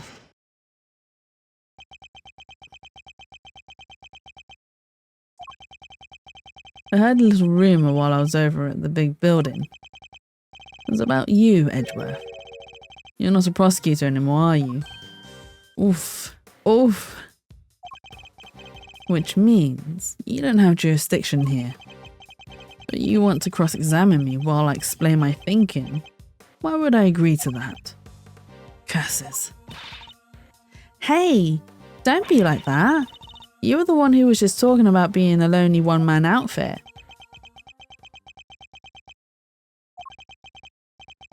You know what? Maybe it should be you explaining your thinking to me. How come, even though you're not a prosecutor, you're still sticking your nose into this case?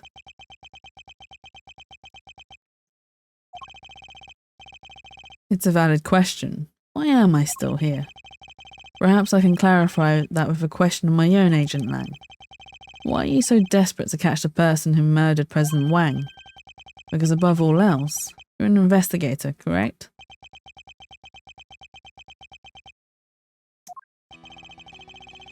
I'm desperate to catch a certain somebody myself. A person who orchestrated a murder at the big building yesterday. A person who put Kay's freedom in jeopardy, who put her in grave danger. That person's out there somewhere right now, lurking in the shadows, laughing. And until I uncover the truth and make that person pay. It doesn't matter if I'm a prosecutor anymore. I'll keep fighting. Find the truth. And don't give up until you do. That's a rule I live by. Had a proper speech moment there. You may have to, oh my god. You may what? You may have the look of a smart guy, but you're a fool, just like the rest of us. A fool? How dare you? That was just what I needed to hear. Fine. You're in. You're in? We're in? I've lost my minions and you've lost your fancy title. You may look no touching. I mean, unfortunately, that is the case of Lang. And we only have... No, not you're in. You are in. I've lost my minions and you lost your fancy title. But it seems neither of us is prepared to give up on this investigation. Now, seeing as we're both so stubborn, how about we go head to head and thrash out the details? Thrash out the details, huh? I'd be honoured. But be warned, I won't be going easy on you. I have an assassin to catch, and not even you're going to get in the way of that. Of course, I would expect no less. Let me show you the truth I tore from this case with my bare fangs. Why I suspect Gavel? Alright, so this judge friend of yours met the president up on the roof. And then she pushed him and he landed right here. This all happened the night before last. The people had all been cleared from the viewing platform, so it was just the two of them up there. Oh, he thinks she pushed him? And that pretty much sums it up, no doubt about it. She killed the president. They were there completely alone, no bodyguards. None, I checked. His security detail had no idea he even went up there. He must have gone in secret. Maybe it was a conversation they didn't want anybody to hear. But what kind of conversation? How were the two of them even connected? Seems the president spoke to the owner of the building ahead of time. He had him set aside the viewing platform just for the two of them. And it was the president asking. I guess the guy wasn't about to refuse. So the last person to see the president alive really could have been... Yup, Gavel. Did you say her name was? Her. His argument certainly isn't complete without merit. But I noticed at least one glaring hole in his reasoning. That's where I'll need to focus my counterattacks.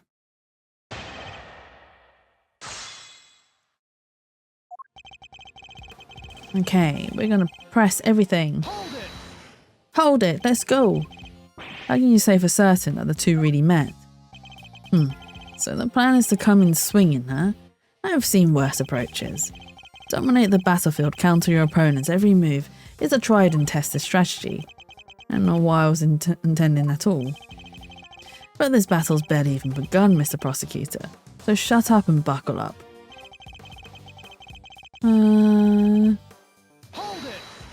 Was his second statement already that quick to say she pushed him?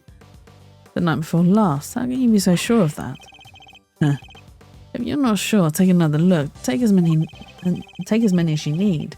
There's pictures from the camera up on the viewing platform, like I said, and the camera doesn't lie. That's from 2 nights ago. You have a picture of them entering the rooftop area, but nothing from after that point, I assume. No, there's only one camera and it's pointed at the elevator. You can't see the viewing platform itself, still. This is when the murder happened, I'm sure of it. If the president really was killed 2 nights ago, then his body would have been here in the lot this whole time. Taking a little moment there, Mr. Prosecutor. Well, save it. I'm not done explaining, not even close. The people have been cleared from the viewing platform.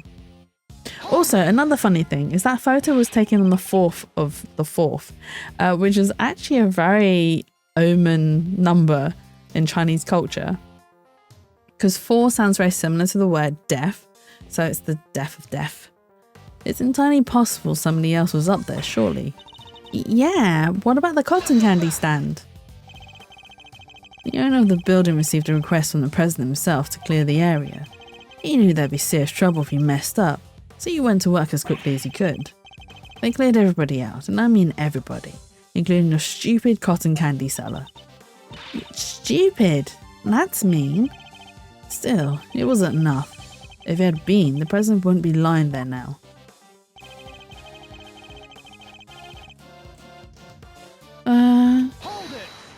There wasn't anything we could, like, counter against. No doubt about it. Are you certain of that? Of course I am. The place, the time, everything points to the woman in the picture. The place and time. Interesting. Agent Lang seems to believe that the president wound up in a certain place at a certain time, and yet... Yes, I think I'm starting to see the problem here. There's at least one major point he's overlooking. That's where I'll need to focus my counterattack. The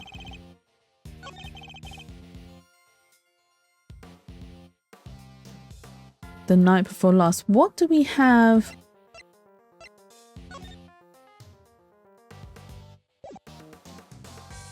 So it can't have been night before last because this was taken yesterday.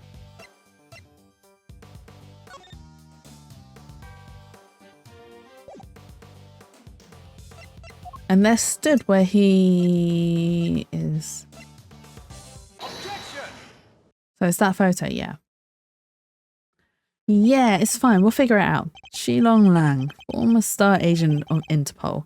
How the mighty have fallen. What? Take a look at this picture. It's behind the scenes shot of some of the cast and crew. Look at those smiles. Well, maybe not Sean's, but you know what I mean. And it was taken only yesterday. What? If Judge Gavel really did kill President Wang the night before last, the body would have been clearly visible in the background of this picture. What? Perhaps you should have taken a little more time to speak with those involved. After all, thorough witness interviews form the basis of a good investigation, as you should know. Ha! I don't think I've ever seen you so happy, Mr. Edgeworth. You really do love backing your opponent into a corner, huh? Just like how he likes backing Phoenix into a corner. Fine, you got me. I must say, it's been a while. I almost missed it. Perhaps if you tried to stay a little calmer while conducting investigations in the future. Don't push your luck, Edgeworth. Lang Zi says, the righteous anger of a wolf lasts 100 years. I won't be calming down anytime soon, not until we've caught the president's killer. I want the same thing, we all do, nonetheless. The body appeared last night, you have to accept that now. And there's one other thing you'll need to accept. The president didn't die from a fall. That's right, he was crushed by the fallen head of a giant monster. The incident occurred here on the movie set, not at the top of the big building. Not so fast, says you. But that's just your theory. I'm not about to give up my own because of that. But it literally can't have happened the night before last.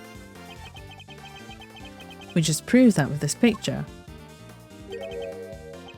Did you? What if your friend Gavel pushed the president off the big building the night before last, and then came down here to the movie set and hid the body somewhere?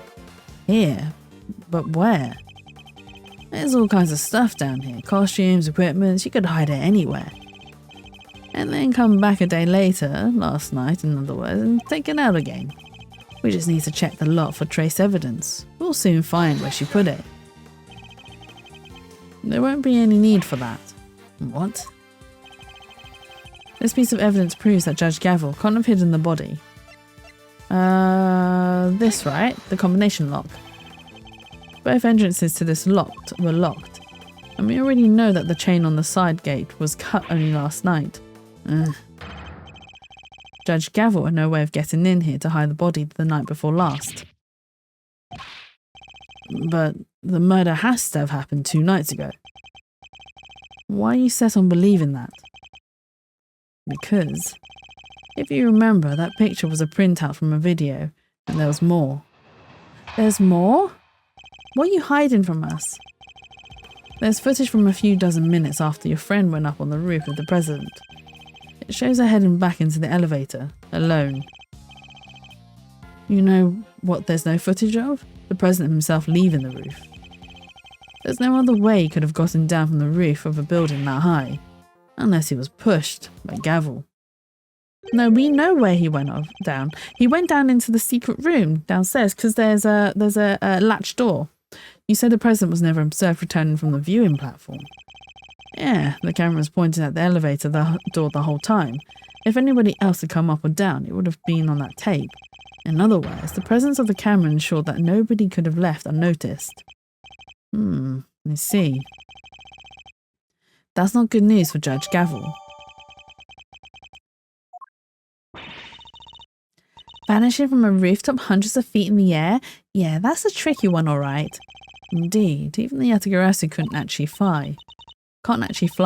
Well, not yet anyhow, just need a little more practice. Please don't tell me you think you can learn. Do we have evidence to prove that he could have potentially gone down on the 51st floor? Let's have a look. So, oh, here, this one, yeah. Okay, switches a few dozen minutes after a friend or not. It shows her heading back on the elevator alone. And some proof of himself leaving. Okay, this is the bit that we probably have to, well, I probably don't need to press it, but we just probably need to present evidence, but I like to press it just in case. And just to be thorough, the camera has no blind spots and it was functioning normally. Are you trying to say I'd overlook stuff like that? What do you think I am? Forgive me, as I said, I was just being thorough. It's simply my way. Whatever. The footage was clean, okay? There's no doubt about it. The president came up in that elevator and he never went back down. Understood. While I may question your testimony, I'll refrain from questioning your methods any further. Do what you want. They're both rock solid. What's rock solid, Lang? What's rock solid? There's another way you could have gotten down from the building that high, okay? And what if there was another way you could have gotten down? It was 50 stories up. Don't be ridiculous. The elevator was the only way down. It's that simple. If you want to take my theory apart, you'll need some sharper tools than this. Would there really have been no other way of leaving the viewing platform? Well, Mr. Prosecutor, are you about convinced? There's no other way the president came to be lying there. Nah, unless he was pushed by Gavel. Okay, that's fine. We can present the building itself. Because Lang doesn't know there's a secret, level. Actually, there was another way. Apart from the elevator. What do you mean? You're not about to tell me he flew. You didn't need to. It was much simpler than that. Assuming the president knew what we know, of course. Namely, that the big building has a hidden 51st floor. What? That's right, a hidden floor. With a hidden entrance to the rooftop. If he left that way, he wouldn't have needed to ride the elevator. What? Well, you said it was hidden, right? That it was a secret. How could the president know about it? It's an interesting question and one I don't have an answer to just yet. For now, this is just a theory. So, what were you talking about exactly? What is this hidden floor of yours? Sounds like the kind of place your little ninja friend would happily spend time in. No, I hate it there. Don't make me go back. Unfortunately, Kay's memories of it are far from happy. There's a secret storeroom up there where they keep the lots for an underground auction. The whole sordid scheme was uncovered just yesterday. An underground auction? What the heck are you trying to say? That President Wang was involved somehow? Do you think maybe he was like an auction attendee? I don't have any proof, but I certainly think it's a possibility. Yeah, based on what we've seen of him, he totally seems the type. Did he just aru? Did Lang just go aru? He'd never do that. Not the president. Illegal underground auctions. No. He'd have nothing to do with it. Nothing. What's going on to him? Maybe you two are feeling lucky. Oh, because when people start saying stuff like that, I start biting. He is really a man after Mia's heart with the whole biting. She ran away. You know nothing, neither of you. You have no idea how much the people love him, how well respected he is. Is that really true? It's not, because he said that he wasn't. I guess we know what lurks behind that seemingly respectable public face. But the people of Shangfa clearly don't. I wonder if I should tell him the truth about his beloved president. No, what good would it do? It would only upset him more. Forgive me, Agent Lang. I didn't mean to upset you. We spoke out of turn, both of us. I can only apologise. Apology accepted and reciprocated. I'm sorry I got carried away. It's alright, Kay. You can come out now. Sorry. It's fine. It's not you I'm upset with. It's the animal who killed the president. Well, ain't she just a fine figure of a man? Well said words, Hart. You're absolutely right. He is a fine figure of a man. All patriotic and such. Gotta tip your hat to that sort of thing. What are you talking about? Well, I got good news for you, Mr. Patriot. Real good news. What? Ain't no way in heck your pal the president moseyed on downstairs 551. Really? I was hungered down in there. Oh my god. I was hungered down in that there storeroom the whole dang time. Ice peeled like oranges. Of course. She would have already snuck in by that point. Oh, so he didn't come down from that. So then how did he get down? Thanks, that was very useful to know. Well, Mr. Prosecutor. What? I guess my theory still stands, which means I'm not budging an inch. Nobody saw the president after he met with Gavel 2 nights ago. That's a fact. But it's also a fact that the body appeared only last night. How could the president have fallen from the roof 2 nights ago and only be found today? That seems a little slow as falls go, wouldn't you say? Sure, there are questions that still need answering, I'll give you that. Then I guess there's one thing we can both agree on. Oh yeah? What's that? The question of exactly what happened here yesterday. Will require further investigation. Yeah, I guess all we know for sure is that the body and the footprints appeared during the night. So we don't know if he actually got crushed by the head or if he got pushed off the building. Agent Lang, we'd like to hand the body off to the coroner if you don't mind. You know, Jatsu, I had shower thoughts about the president's suit. Oh, you were thinking about the president's suit whilst in the shower, Shroomy? Did you have a good shower? I'm gonna get sus commanded. I can feel it. Shumi's gonna be like, what the hell, Jatsu? Seriously? Seriously, Jatsu?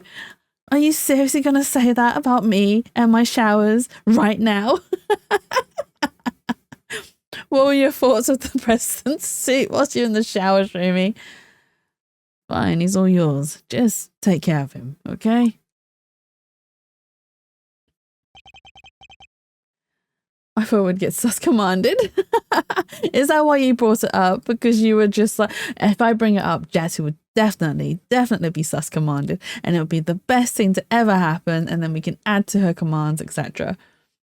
Be careful talking about showers around Jatsu. She was talking about urine not long ago. Hey, no, horror. No, you were the one that was talking about urine, not me.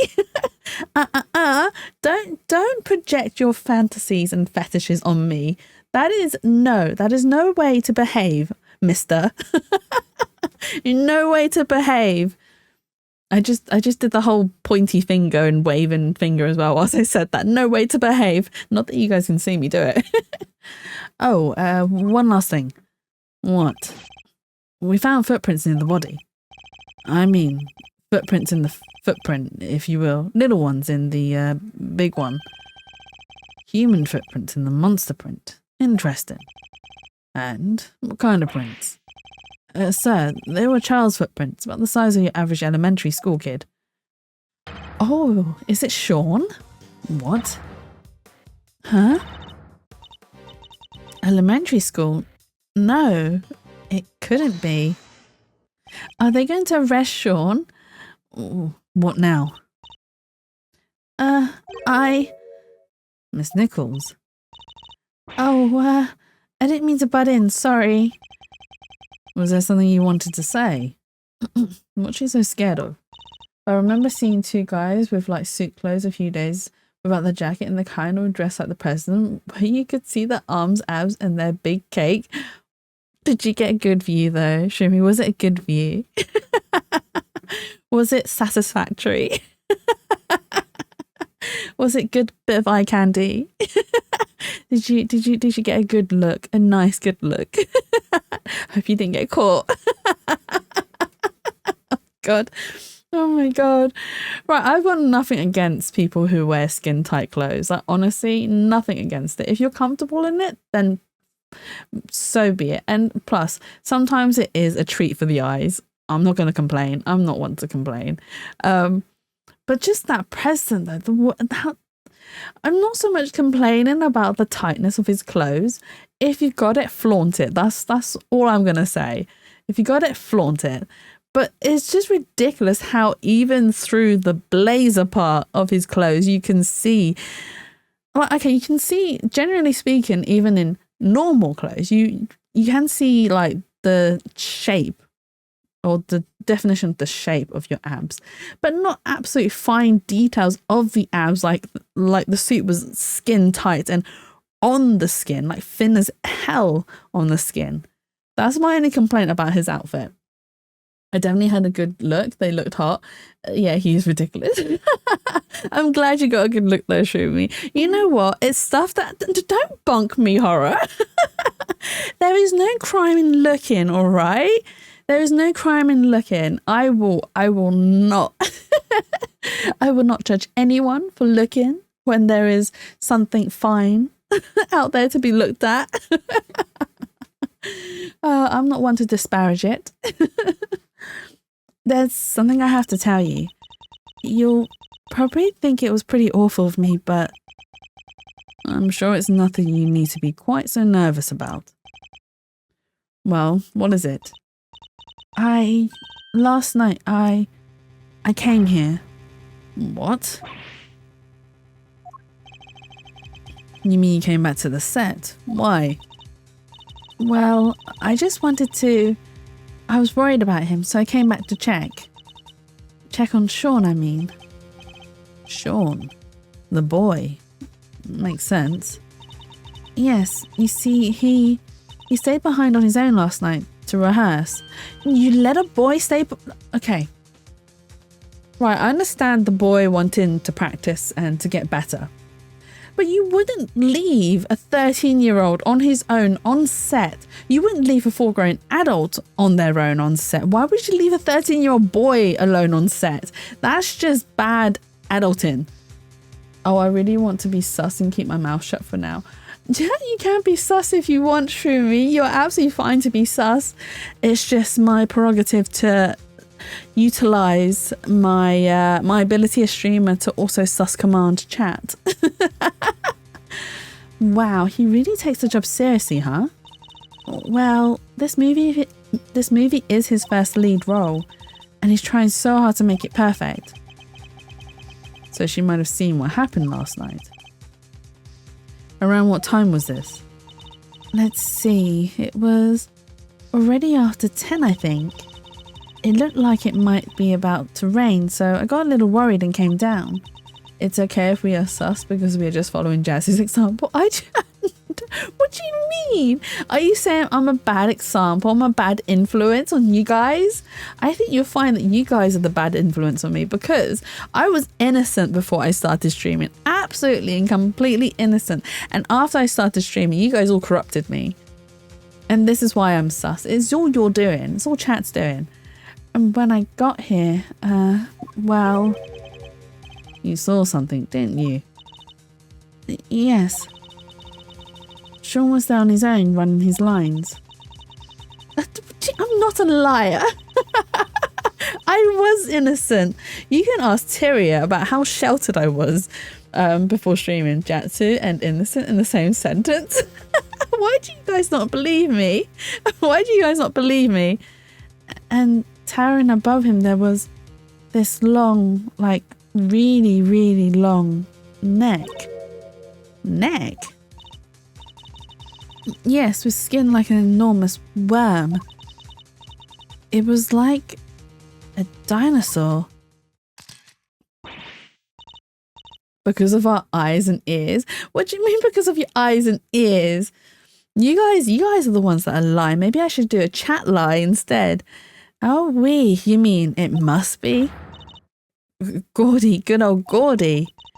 You done gave me the slip last time, you slimy old lizard, but I got you now.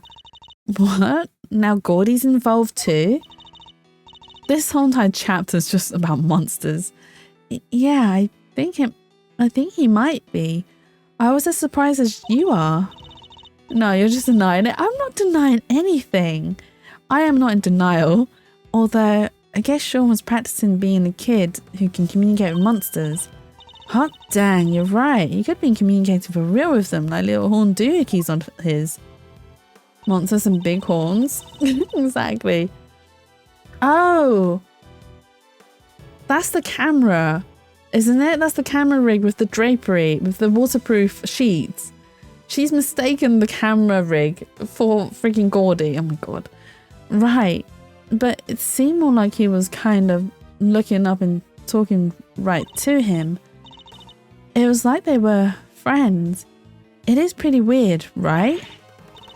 Dang tootin', it's weird. Weird moustache on a mule. Uh-oh. What do you mean, uh-oh? How could he cheat on his best monster pal like that? I fear movies and reality might be getting a little mixed up here. You played Ace Attorney, you sure wasn't sus while playing this game? I was not. The first time I played this game, off stream, I was pure and innocent. I had none of this giggling about the script being sus. I was absolutely non-sus whatsoever. You guys are the sus ones, honestly. You guys are the extremely sus ones. Oh, okay. Okay. Let's go. And you're absolutely certain that's what you saw? Oh yes, but only for a moment. I was so shocked I just turned and ran. Classic projection? I thought you said classic protection then. I was like, what? Classic protection? What do you mean classic protection? What are you protecting? I'm a good Christian, Eldritch Horror. It's like, good, no. Christian, no. Eldritch Horror, yes. 2 out of 4 horror. Well done. Well, how about that, Mr. Prosecutor? Another mysterious beast to contend with. Don't tell me you believe this nonsense, Agent Lang. The monster's angle's neither here nor there, but I think we have a pretty good idea now who we need to speak to next. Young Mr. Fenn, if he really was here last night, then there's a good chance he saw something. My thoughts exactly. The prosecution calls Sean Fenn to the stand.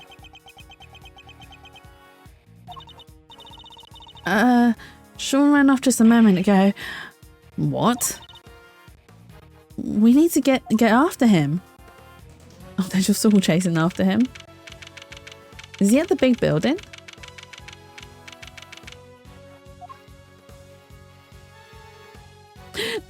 Loda Hart's run is so funny. It's just her like hopping. Where the heck did he go? Maybe he just went home. You're right. They won't be doing any filming today after all. Sure, or maybe you went on the lam. Nah, you're just overthinking things, surely. I was innocent before I found your streams. See how you ruined me? Really, Shroomy? Are you really gonna lie right now to me, of all people? How dare you lie to me? How dare you? And I thought you were better than the rest of them. God. Hey Mia, welcome in. I hope you're having a lovely and wonderful weekend so far. But yes, Lang has joined us in this last chapter of Ace Attorney. I believe Shroomy. What do you mean you believe Shroomy? You believe anyone except me, Horror. I know that for a fact because you would deliberately go against me just to torment me, just to be horrible and mean towards me. No, he's a child, Agent Lang. There's no way he killed the president, not on his own. And who said he was on his own, huh? Maybe a monster gave him a hand. Maybe he summoned one of his creatures' feature pals to help him. Yes, very funny. I'm not saying the kid did it, not for sure anyway, not yet. But he's our most important witness right now, and we need to find him. Huh? Who bullied Jatsu? They all are, Mia. They've been absolutely mean and terrible to me. They've been calling me names, saying that I'm a liar and that I'm sus and I'm a bad influence. They've been saying nothing but slander against me today. Mr. Edgeworth.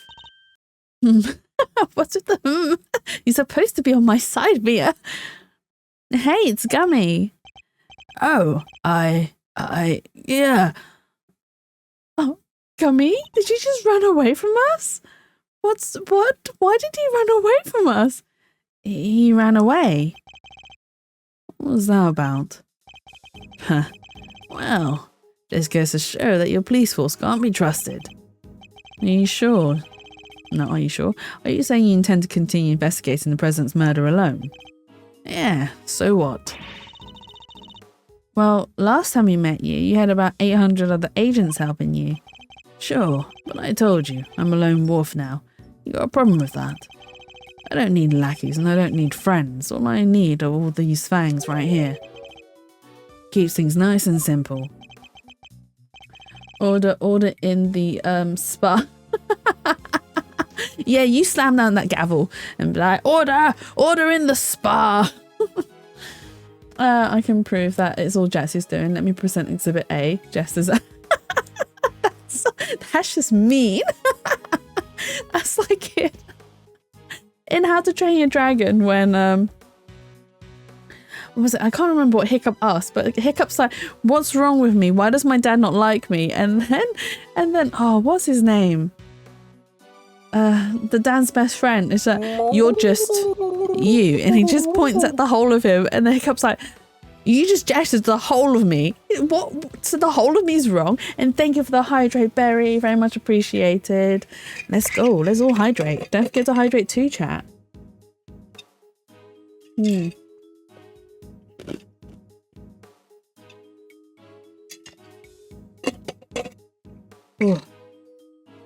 Hydration is key.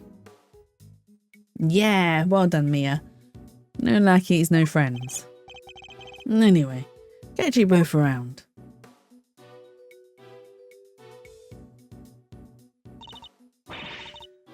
Things just done got interesting.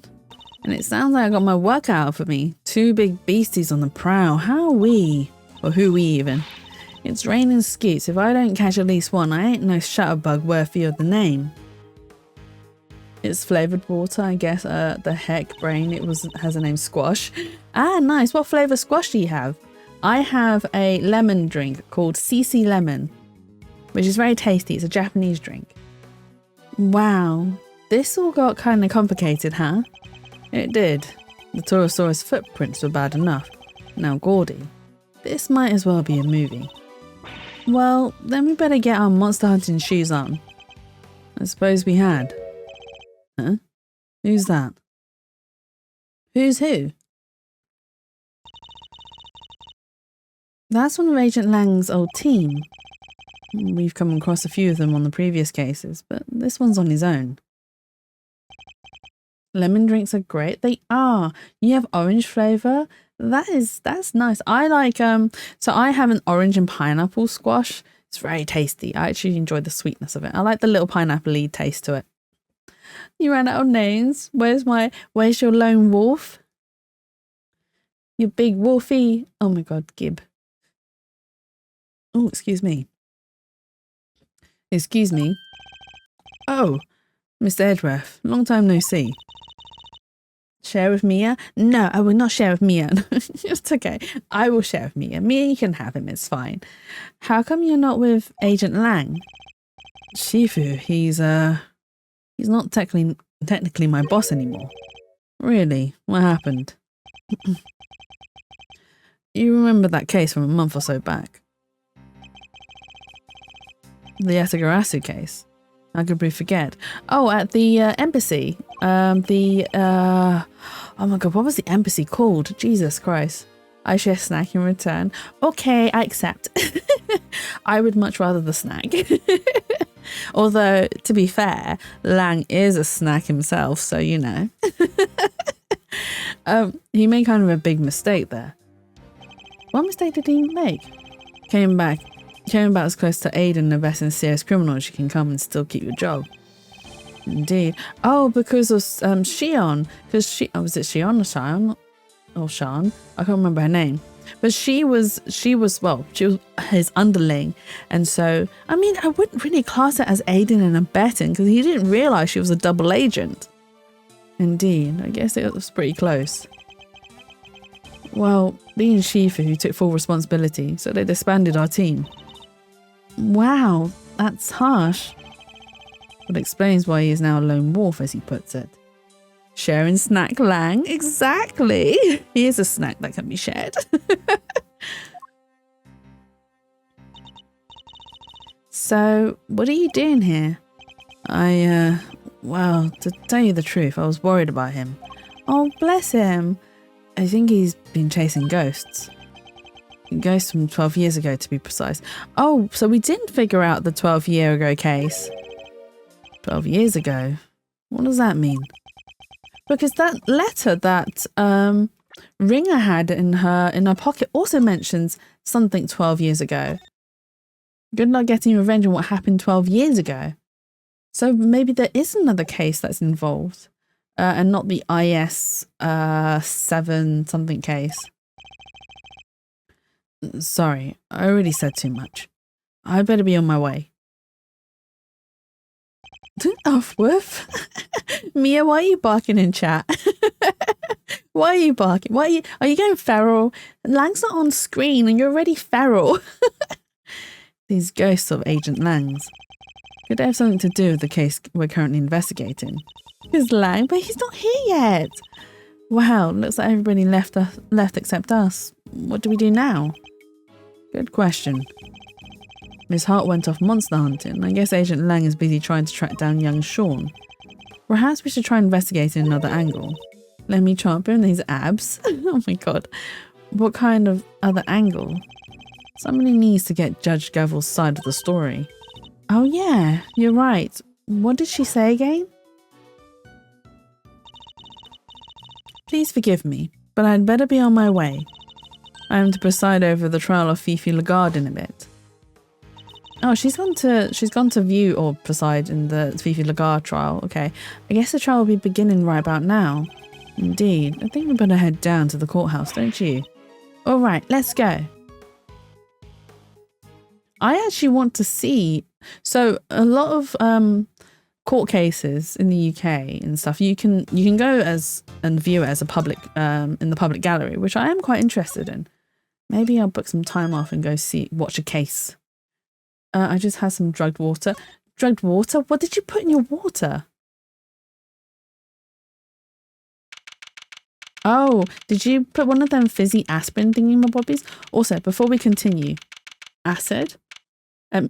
Did you put amino acid? Is it amino acid? That helps. I need to take a little quick pee break, so be right back.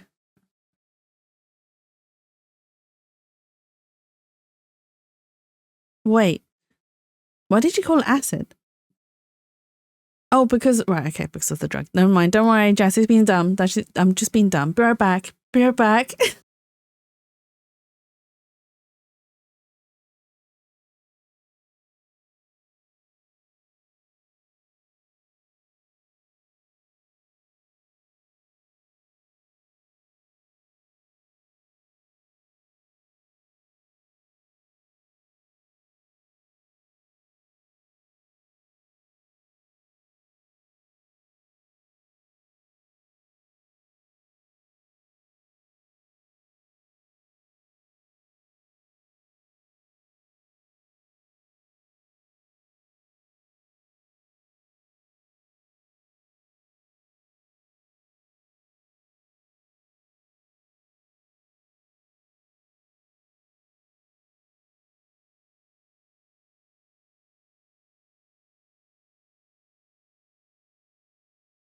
Hello, I'm back. It is a dumb thing. So yeah, drugs are also, well, we don't really call it drugs though. We mostly do call it medicine, but horror decided to use the term drugs. Oops, sorry, did I give you a jump scare, Mia? I'm sorry. I do apologize. So much so that they used to call pharmacists druggists. I don't know how much of that I believe. How much can I believe your words, horror? Can someone fact check that, please? Attention, chatters. I would like fact checked on pharmacists being called druggists. Is okay. I know, full. I'm already in bed. Oh, bless you. How are you feeling today? You feeling better though? Also, I realised there was no music. I probably should have started this so that you had some music. Druggist, a pharmacist or retailer of medicinal drugs. Really? You fact checked yourself. Okay, fine. Fine, I'll accept it. The Spa Court accepts horror's word terminology. Is the defense ready to proceed? You bet. Bring it on, Big G. The prosecution has been ready for some time. Oh, are we getting Eddie and Francesca as well? I googled the meaning to pull the actual definition. I'm Asian. You know this? Yeah, I know that. I know you are, but I'm semi-ancient myself and I don't know all the words. The Cambridge says it as well. Oh, okay, fine. Fact checked, accepted. The prosecution's been ready for some time. The original attorney on this case, Rosie Ringer, was murdered, while the original prosecutor, Eustace Winner, has disappeared. Eustace is still missing? So Fender and Francesca have taken over in their places. Oh yeah, Rosie Ringer was the defender, sorry, not the prosecutor, and Eustace Winner was the prosecutor, but he's ran away because basically his father's been arrested for murder, and he also discovered that his father didn't love him as much as he thought, and all of his winnings that he thought he did off his own back weren't actually things he did by himself, but all stuff that his father had paid for. And so it just made him feel even more useless, and that's why I feel sorry for him. I'm like, oh, Eustace, I'm so sorry. I'm not always talking out of my human ass. I mean, sometimes you are. Majority of times you are. I can't trust you, horror, ever. Very well. Let me begin by apologizing for the delayed start of these proceedings. The crime we are here to adjudicate. Oh my god. Adjudicate took place in the prison, an institution of judiciary. What's more, the fact that the defendant was the warden of said prison carries grave implications. But that's for funsies. What if Eustace is fake and he's actually the guy in the red hood? Oh, that's a very good theory, Shroomy. He could be. He could be fake dumb. I guess we'll find out. I mean, that would make for an interesting twist, but it can't be because this case is related to 12 years ago. Eustace is only 17, I think. Is he only 17? I can't remember. He is quite young. He is a young teen. So I don't think it would have been him because it's all tied to a case from 12 years ago. So I think it's someone that's older. Someone who's probably in their, maybe around Excelsius Winner's age, so probably in their like late 40s, early 50s. You're lucky that my nonsense is all through text. I'm just as diabolical in person. I would often just talk in complete nonsense to my best friend and wait for him to catch on. That's fine. It's absolutely fine. That's what best friends are for, to talk bollocks with. These two factors combined cause pre-trial preparations to take more time than usual. And then the unfortunate passing of the attorney in charge, Miss Rosie Ringer, delayed the trial yet further. But now we are ready to begin at last. Miss Defender, Miss Von Karma. The court thanks you both for stepping in at such short notice. Hey, no sweat. Rosie was your pal, right? And this was her last case. Couldn't exactly say no, could I? You'll have to bear with me though, gang. Didn't exactly get a ton of time to read the paperwork. How about you, Fran? Everything cool over on your side? It's hardly ideal for the prosecutor in charge of the case to run off and abandon it.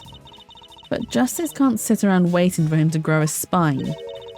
The evidence has just been handed to me, so yes, I'm ready. Thank you both.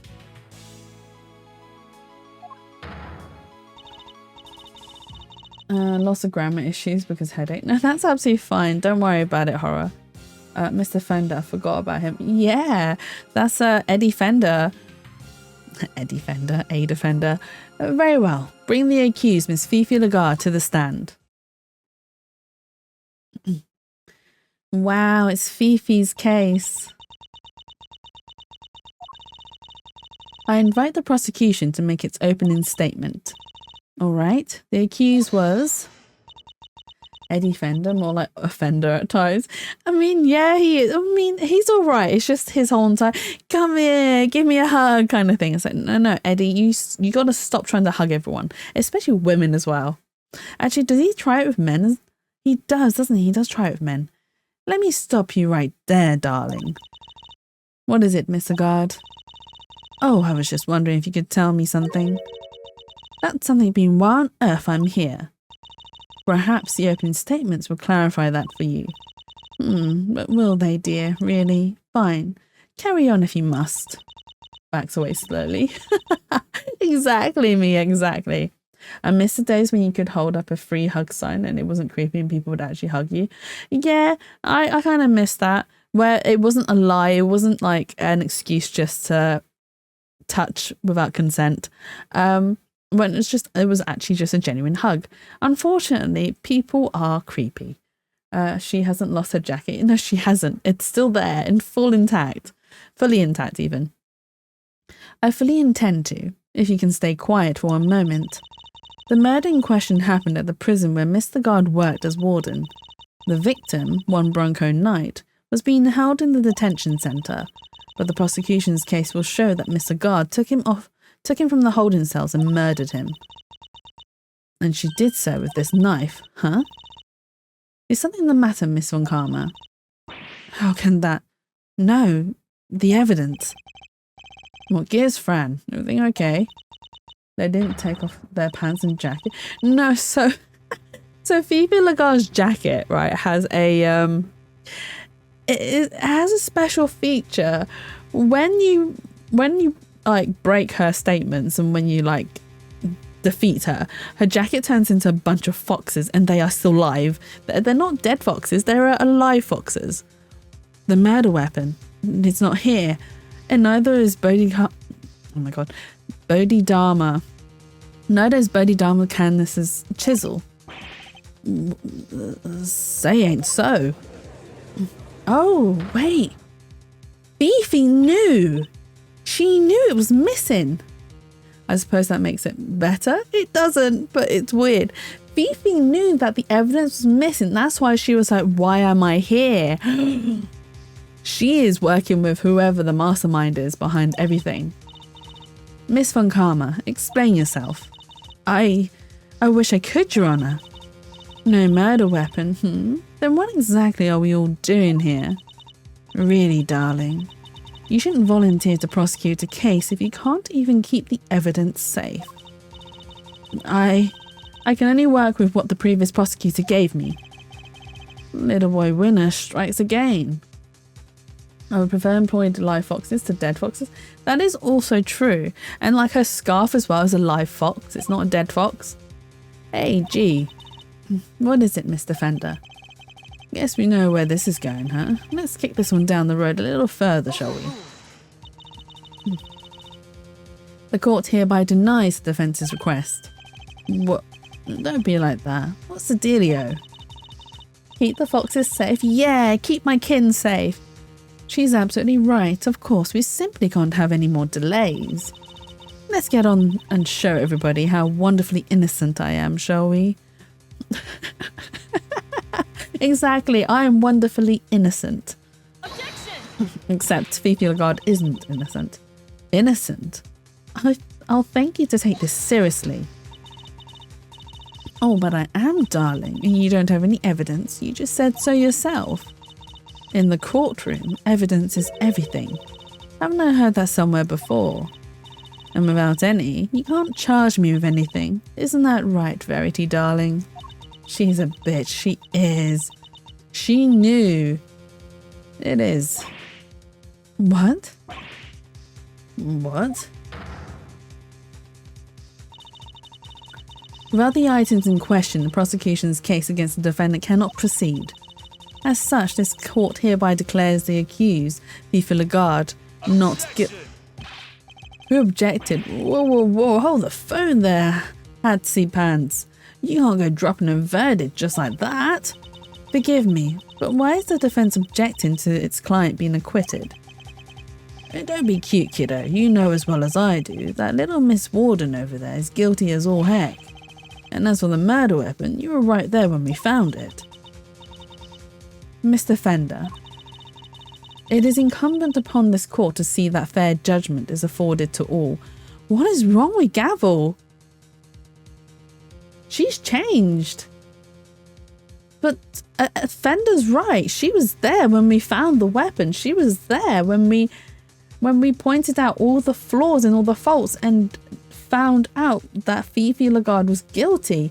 She's about to deliver a not guilty verdict without even... Because they asked for an extension due to the fact that the evidence was missing, but she's just turned around and said, no, denied. We're not extending this case any further. And she's allowing the fact that Von Karma is missing evidence to go amiss. She's not even batting an eyelid about it. You've changed, Gavel. We thought you were on our side. Do you think maybe she's the evil mastermind? Maybe she did it just to get rid of Excelsius? Maybe she's also a scoundrel? That's what I'm starting to think. And as the instrument of the court, I cannot allow my experiences or opinions to interfere with my work. You must think of the Judge Gavel who was present when the murder weapon was found, and the Judge Gavel you see before you in the courtroom today as two entirely different people.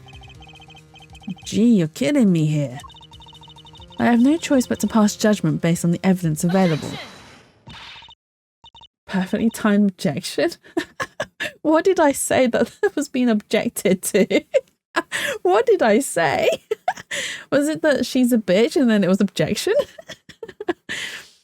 And we have that evidence just not here. Give me some time, just a little. I'll find it, I swear to you.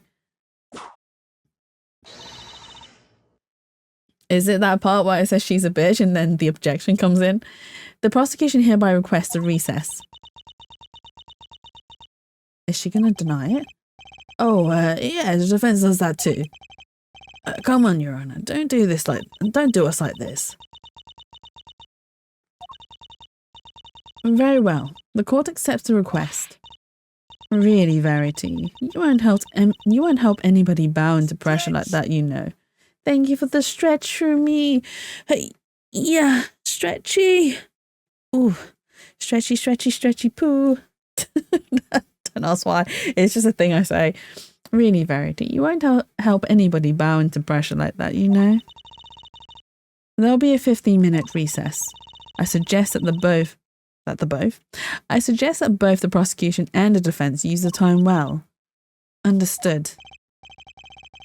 Phew, saved by the bell, huh? Very well. We will reconvene in 15 minutes.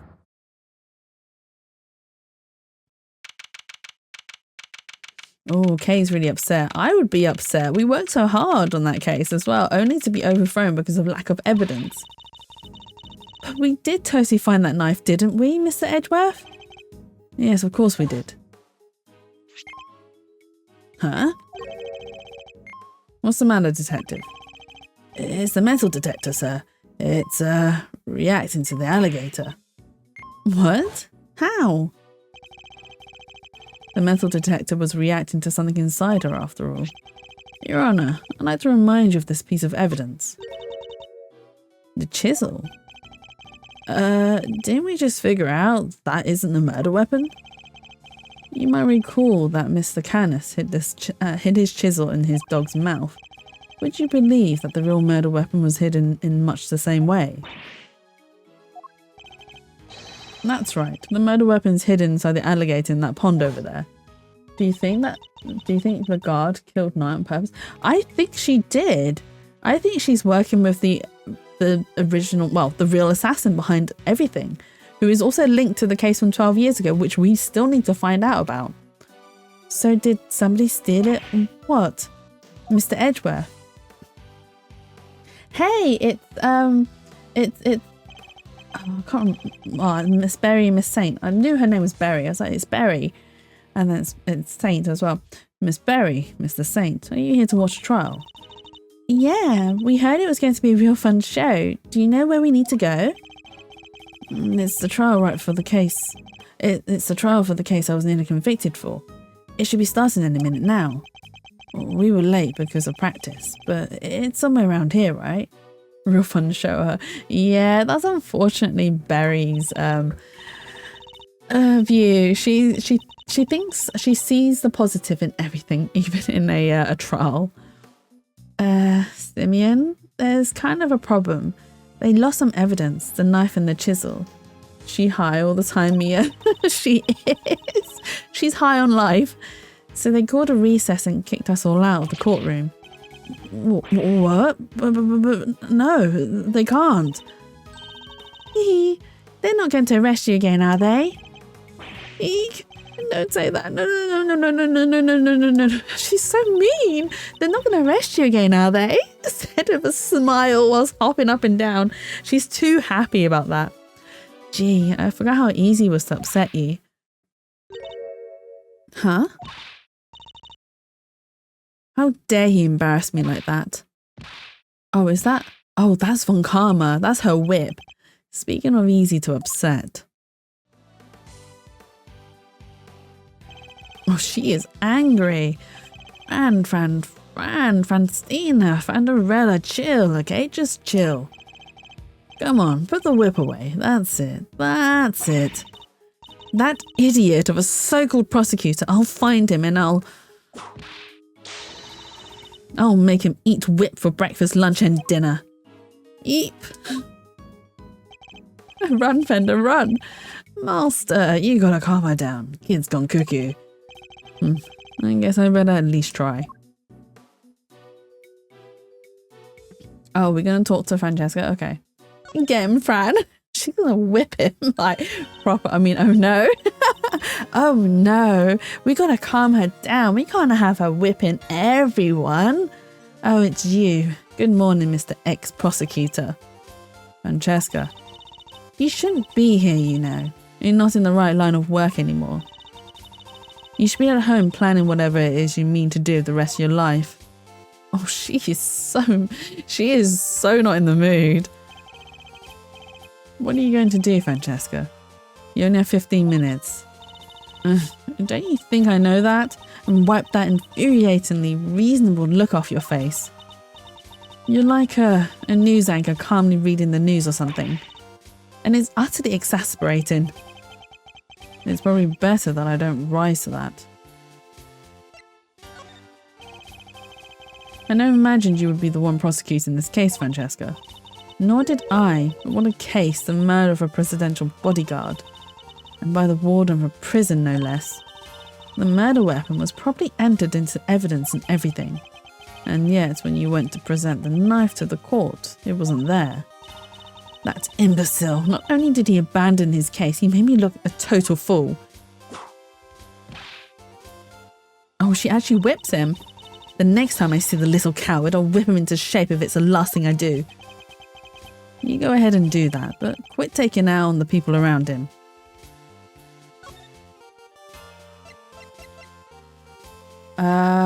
We should probably tell her that the president's dead, right? This is the president of Shangfa.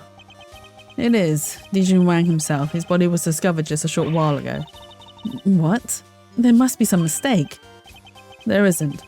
I saw it with my own eyes, it's true. And are you suggesting that his death has something to do with my current case?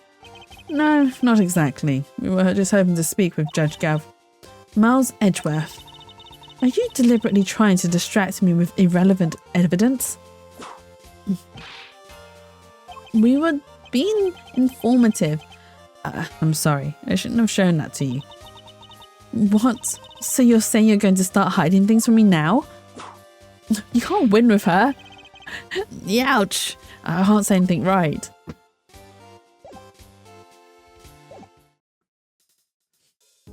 I think that's all we can talk to her about. I wanted to talk to Ed. Okay, right. Game Meister, so you got the old memory back, huh? Sure did. I'm me again. You had me worried 6 ways till Sunday. Not that other cave wasn't the blast, too. Anyway, welcome back, kiddo. Bring it in. No. It's just Kay's, no. Kay's back. Yeah, so in our last chapter, Kay lost all of her memories. She had amnesia and she thought that she'd actually committed murder. Appropriate response. It is appropriate response. So she was convicted. Well, she wasn't convicted. She was a suspect and she was actually arrested for the suspicion of murdering Rosie Ringer. That's the one. And so we were fighting her case and trying to defend her and be like, no, it's not her. She's not the murderer. Stop trying to arrest her. And then we found out it was Excelsius Winner, the father of Eustace.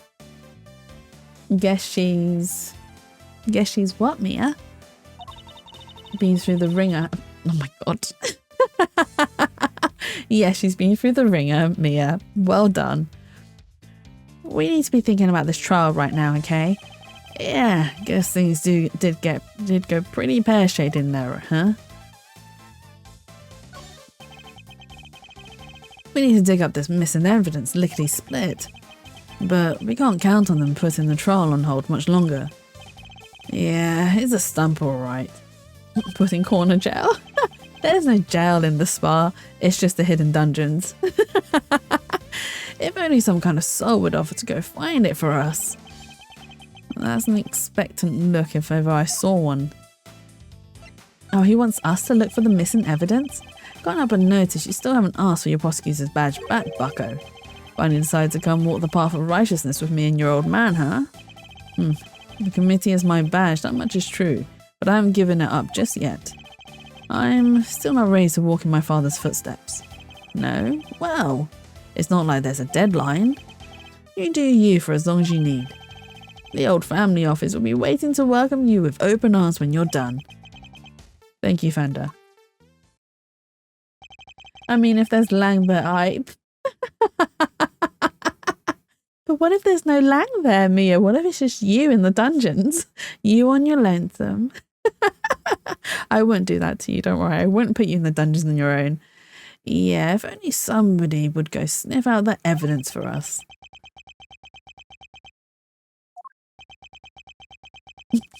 He's like, come on, Miles, take the hint. Fine, we'll do it. Way to go, Milesio. You're sure? I'll do what I can, but that might not be much in 15 minutes. Fran and me will buy you as much time as we can, okay? All by myself, all by myself. I don't want to be. Oh my god, that song is old. You won't be banging that hammer of hers until you've made it back with the goods, I promise. Thank you. I'll be counting on you, Fender. And you, Francesca. How does that sound? What makes you think I'd accept your help? How about some advice instead, that you seriously consider a new career as a news anchor? Come on, Fran. Clock's a tick-tock in here. Time to step up to the plate. All right. Fine. We will stall the trial for as long as we can. But you better get your ex-prosecutor behind in gear. You know, I quite like having you run errands for me. Maybe that could be your new career instead. I'm glad you're on board. I can help too. I don't want to be arrested again. Oh, this sounds fun. Can I play? Alright, that would be very helpful of you both. Very well. Where shall we begin? I think we need to go speak to a certain somebody, don't you? Who will we need to speak to in order to find where the evidence is? Well, Eustace would be the best person, right? That's right, the supposed custodian of evidence in question. Eustace Winner. Oh, the new prosecutor guy. Okay, we're on it. Thank you, Mr. Saint. Alrighty then. Think we better huddle and talk tactics, huh, Fran? Just the two. Ow! Pressure's like a tick-tock tick and it just won't stop. Whoa. What's that? Not tick. Oh no, that's the Encanto song, right? Right? I know my lyrics. I was like, tick. I read that wrong as well. It's not supposed to be tick-tock tick. I was like, why did I read it as tick-tock tick? It's tick-tick-tick. That's Surface Pressure. Yeah, that's a good song. I actually really like it. Just the two of us. Ow! Don't keep me waiting, Miles Edgeworth. I'll try not to. We'll be back as soon as we can. AKA Mia song. Oh, bless. It's a good song. Oh, Franny Poo, wait up now. I thought he said Fanny Poo, not Franny Poo. I was like, Fanny Poo? What? What name? What a name, Fender. But no, he said Franny, not Fanny. All right, we need to find Mr. Winner and fast. Oh, it's Gavel. We actually needed to speak to her. Whoa. Judge Gavel. Ah, Mr. Edgeworth. A pleasure as always. A pleasure? How is it a pleasure? And what was all that about just now? Okay, stop it. But Judge Gavel knows that horrible woman is the killer. Why the heck would she... Right, okay, so I kind of get it from Gavel's standpoint. She can't let her personal experiences and personal judgment get in the way of making a fair judgment. If Francesca can't present the correct evidence in court, even though despite Gavel knowing the truth and the facts behind it, then Gavel can't pass a judgment based on because she knew what happened, and that's why she's trying to do a fair case, which okay is understandable, but it's also a bit like, well, it's not really a fair case, especially if what you're going to give her a not guilty verdict because of the lack of evidence, even though you know yourself existed, and then not being... I suppose if she was lenient, then that would be in favor of the prosecutors, which would allow them to which could be seen as a manipulation of the case, a perjury of the courts, basically, or siding with the prosecution in favor of the defense, which wouldn't look good naturally. So I suppose she has to then view the case as someone who wasn't there to begin with and was only being presented the evidence for the first time as of that date or the date of the court. Evidence is the only language that the goddess of justice understands. My own personal thoughts and feelings do not come into it. Is this all Judge Verity Gavel is? You may believe my way of thinking to be heartless, but it is my way. To be this hard and unforgiving. There's something I'd like to ask you, if you don't mind. Please, go ahead. What were you doing on the roof of the big building 2 nights ago? The roof? You met the president up there, didn't you? We've seen security footage of the 2 of you. And is there something wrong with that? Only that his body was discovered this morning, right next to the very same building. Oh? What? I think you understand what I'm getting at. You're considered a suspect. What happened between the 2 of you? Nothing. We simply talked for a few minutes. And when we were done, I left. I took the elevator back downstairs, alone. That much we know to be true. As I said, we've seen the footage. And what business did you have with the leader of a foreign power? I'm not at liberty to say. You see, I'm not at liberty to leave until I have answers. The ice cream van is outside. Can you hear him? In which case, there's only one thing for it. She's hiding something, and I have to get it out of her. Is she covering her own tracks? Ice cream, gimme. I actually have ice cream in the freezer, so I might have some tonight. But I have some Natadel pasties or pas. The Portugal tarts. I can't say the actual name. Portugal tarts. I have some Portugal tarts. I'll have them instead. Maybe a bit of ice cream on top. Judge Gavel met the president of Shanghai the night before last.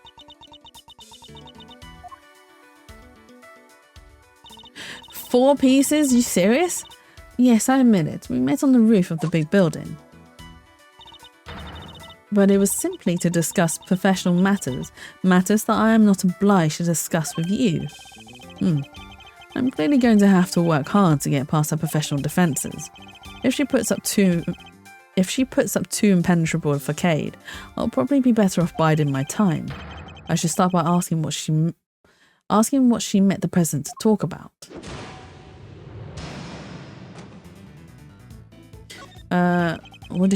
Perhaps you begin by telling us what you met with President Wang to discuss. As I told you, professional matters which I do not intend to share with you. By my time.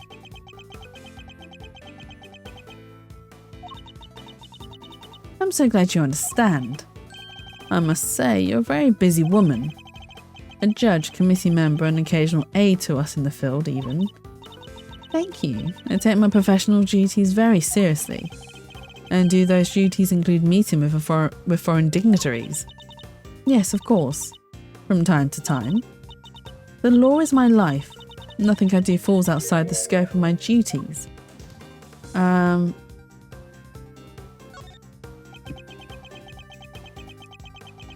Maybe we should have said you helped us this morning.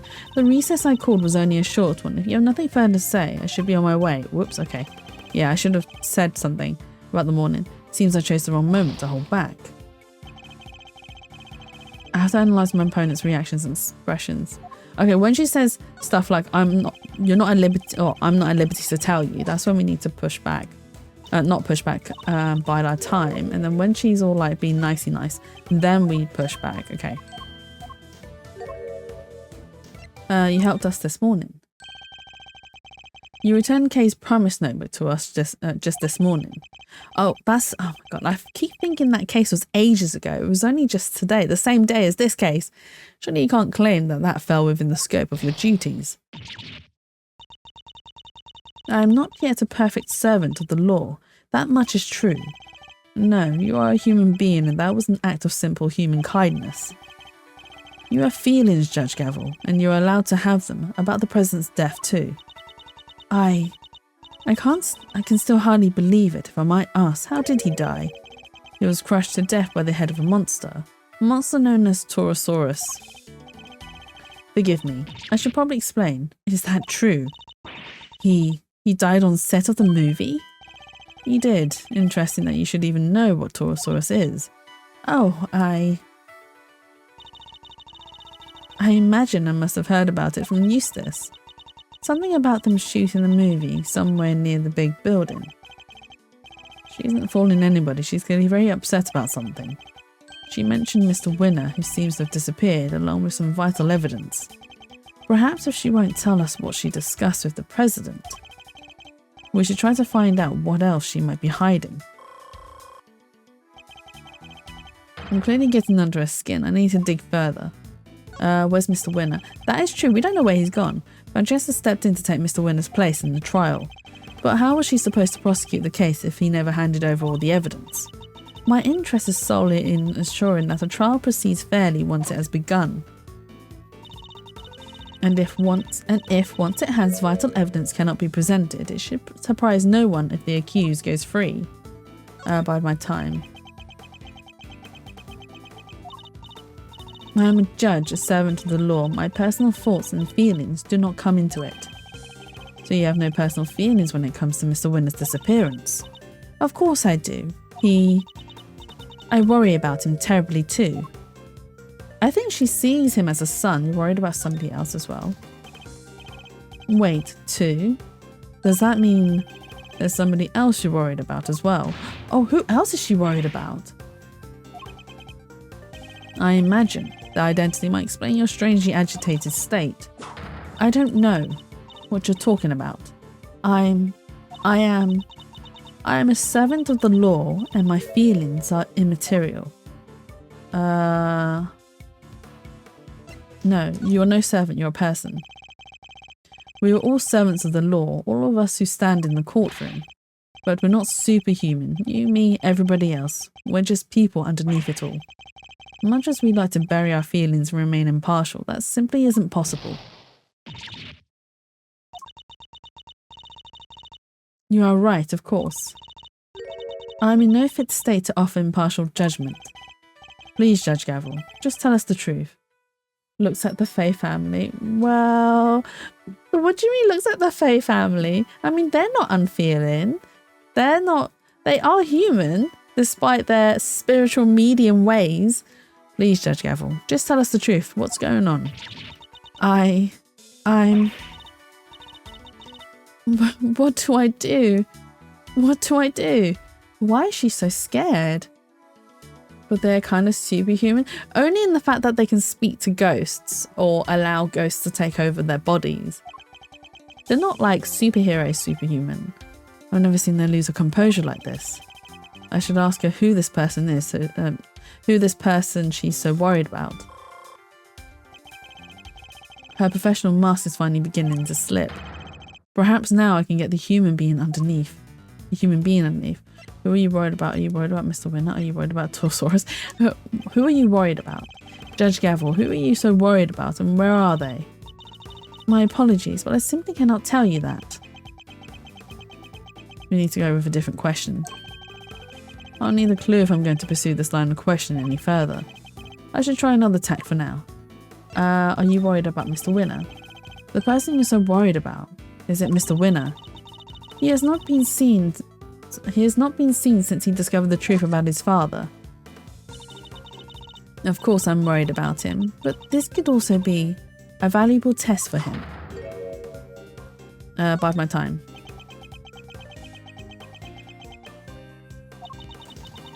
He chose to disappear, and he can choose to reappear. And the other person you're worried about can't? That's not something I'm at liberty to talk about. I don't know what might happen to that poor child if I did. That poor child, who do you mean? That poor child? Who are you talking about? Nobody, please. It was nothing, ignore it. Judging by the look on her face, I definitely shouldn't. I think that might prove to be a valuable clue. Okay, so who are you worried about? Judge Gavel, who are you so worried about? And where are they? My apologies, but I simply cannot tell you that. Time to deploy my clue. That poor child is missing, aren't they? So this poor child is missing, and you're desperate to find them. Who is this child that's missing? And since you say child, I suppose we're right in assuming that this person's a minor. I can't answer, and I won't. There's no bearing whatsoever on the murder of the president. I'll need a clue if I'm going to pursue this line of questioning. Oh, so we need the Torosaurus one. Okay. Are you worried about Torosaurus? This person you're so worried about. Is it Torosaurus? I really don't have time for jokes, Mr. Edgeworth. It's not a joke when I told you how the president was killed. You seemed surprised when I mentioned that he was crushed by Torosaurus. That was simply a shock at learning how he died. And where? A half-built film set in an empty lot.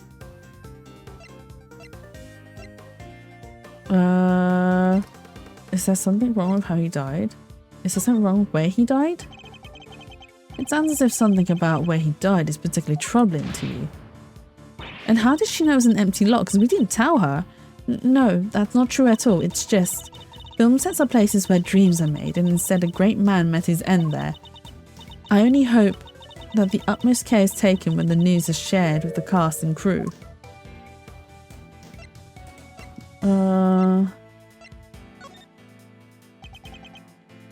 I'm sorry, but I'm afraid the cast and crew already know.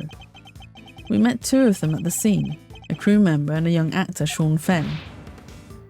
It's related to Sean Fenn, isn't it? No. Why? Why did this have to happen? Something about the Torosaurus connection really seems to be upsetting her. I think that might prove to be a valuable clue. It's Sean Fenn. Judge Gavel, who are you so worried about? That poor child is missing, aren't they? So this poor child is missing, and you're desperate to find them. And since you say child, I suppose we're right in assuming that this person's a minor. I can't answer, and I won't. He has no bearing whatsoever on the murder of the president. Time to deploy my clue. It's someone from the movie, isn't it? You seem to get very sensitive every time I mention Torosaurus. The poor child you mention has something to do with the movie, don't they? It must be Sean Fenn. How did you... You're usually so cool and collected. Your discomfort told me everything I needed to know. Who is this poor child? You have to tell us. Very well. You figured out so much already. I might as well tell you the truth. The person I'm so worried about, the person I'm so desperate to find, is Sean Fenn. Sean? But why? That is more than I can allow you to know. Judge Gavel, you said you would tell us the truth. So Sean Fenn is an actor on the set for the Torosaurus movie. He is the lead main character, and we actually met him at the start-ish of the case when we found the president. He's quite a rude little kid, but I think he's got a front. I'll show you in a minute because we probably have his profile in our evidence section. But we also think he's got a crush on Penny because they took a picture on set the day before and then he went and got it printed and then brought it in just to give it to her, which I think is really cute. So we think he's got a little boy crush on Penny. And if you don't give it up voluntarily, we'll have to force it from you. I'm afraid you're just going to have to accept that. It's really cute if he does have a little crush though. I need to get her to tell me why she's so desperate to find Sean. Do you know him? Do you know where he is? Are you a fan? Let's do, are you a fan? Are you a fan of Sean's, perhaps? Am I? Yes, I am. I'm an ardent admirer of the work of Sean Fenn, child actor extraordinaire. Bide my time.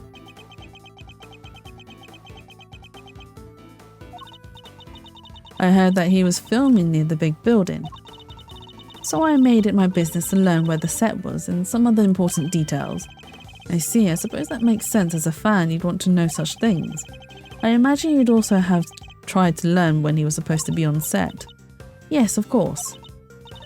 He said he'd be filming there all day today.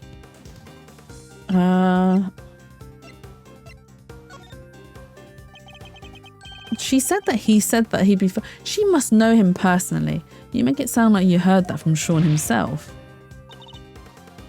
I don't think he'd be sharing his schedule with a mere fan, do you? No, I misspoke, ignore me. Every slip of the tongue she makes seems to do with Sean, and now we know she's spoken with him. That's an important clue. Do you know where he is? We're trying to find Sean too. Do you have any idea where he might be?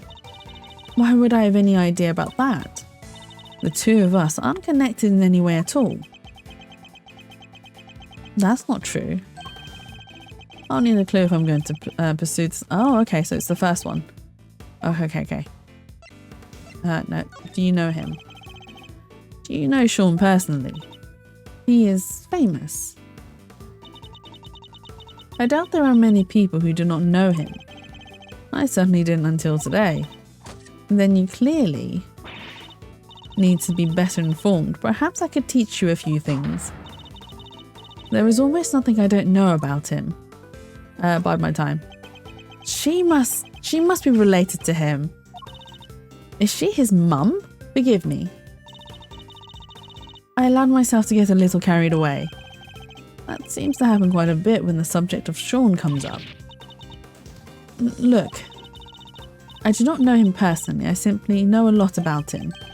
Time to deploy my clue. I can understand you're being worried about Sean, but you seem a little too worried. And you implied before that you had spoken to him. Which must surely mean that you know him personally. How did I give away so much? So the two of you are acquainted. This is surely an important clue.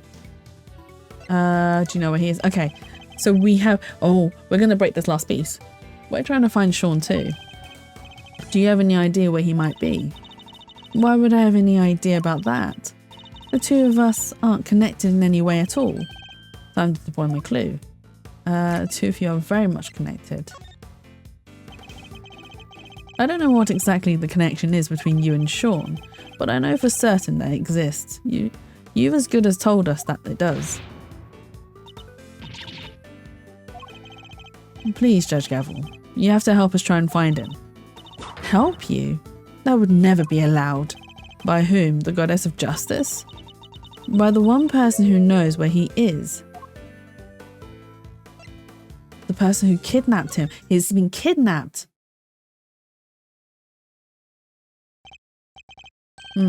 At last, the puzzle pieces are finally starting to fall into place. I know why you're so reluctant to tell us anything about your relationship with Sean. Admit it. He's been kidnapped, hasn't he? Oh, but how is she still connected to him? Like, why is his kidnapping, like, such a big deal for her? Judge Gavel, I need you to tell me the truth, all of it. Very well. This time, I will tell you everything. Your intuition was correct. Sean has been kidnapped. I knew it. But why does that have anything to do with you? Sean is her son? I knew it. I freaking knew it. I was just like, it must be. They must be related somehow. And definitely, for sure, he is her son. Bruh. Exactly, bruh. I did not see this one coming. Well, actually, I did see it coming because I was saying it over and over. I was like, I'm sure they are related, like, somehow. They are definitely. Like, she's too worried about him to not be related by blood. Because, like, sister, maybe, but mum sounds more plausible. He's my son. What? Well, we may not have found out what she and President Wang were talking about. But we found out something just as important. Sean has been abducted. Not exactly the endgame I was expecting, but Mama Ooh. Big time Mama Ooh. I'm back. I'm sure my absence was noticed and everyone missing. We missed you greatly and dearly, Horror. You were much missed. We were like, where's Horror? It's so silent without him. What will we ever do without Horror and chat? But welcome back. Not exactly the endgame I was expecting, but that's checkmate nonetheless.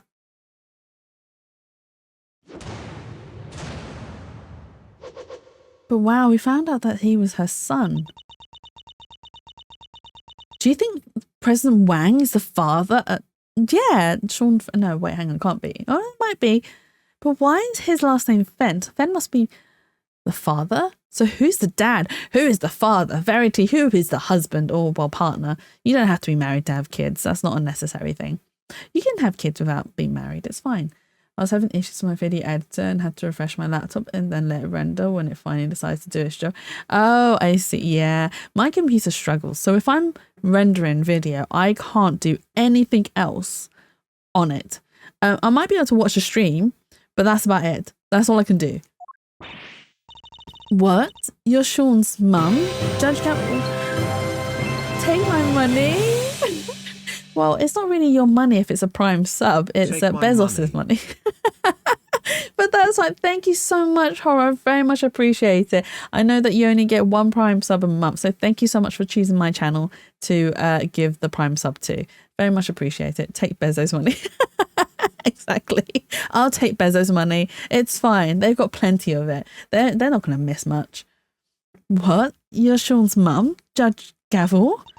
No way. Come on. You're too young. It's true. I am Sean's mother. Look.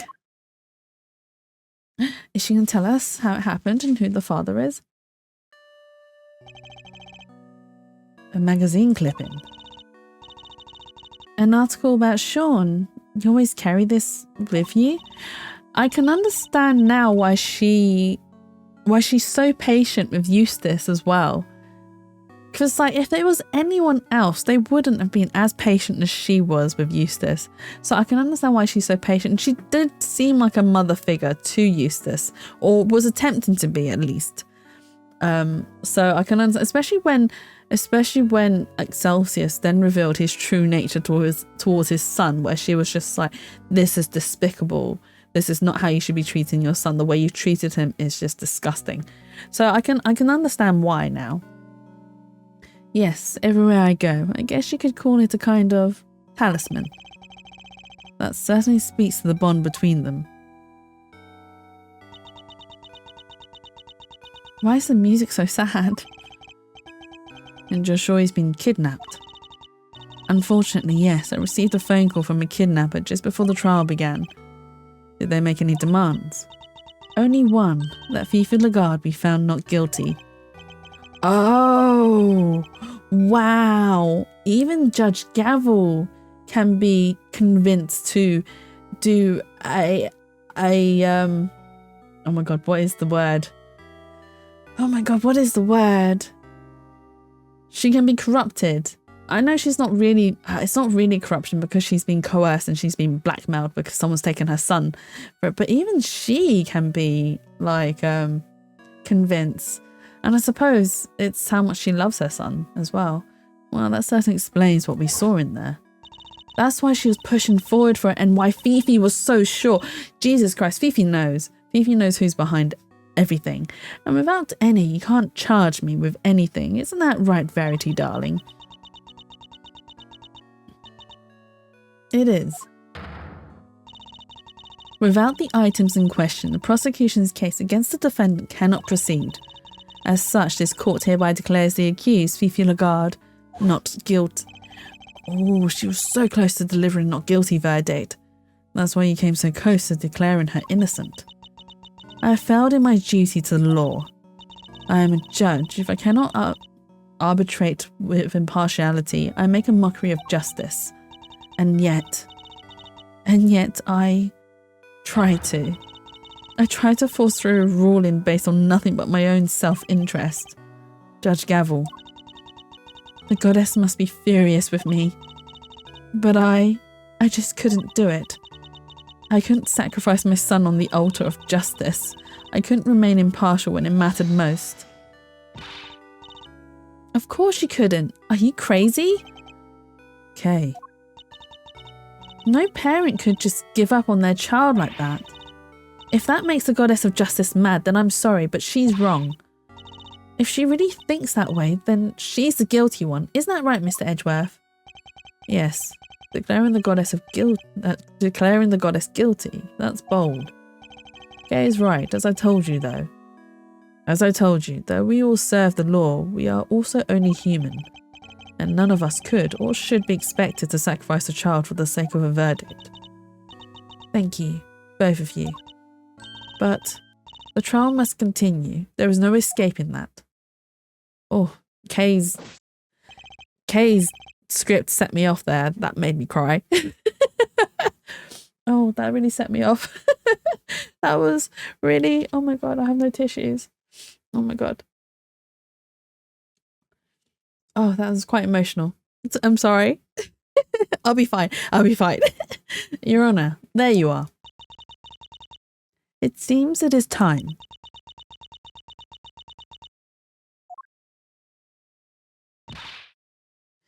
Judge Gavel.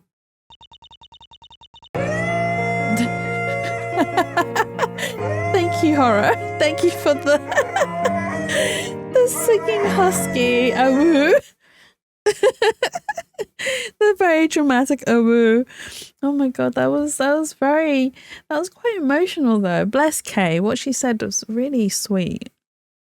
And that's why it really set me off. I was like, no, Kay. I was like, that's so nice of you, Kay, to say that. My dad was a prosecutor. He was?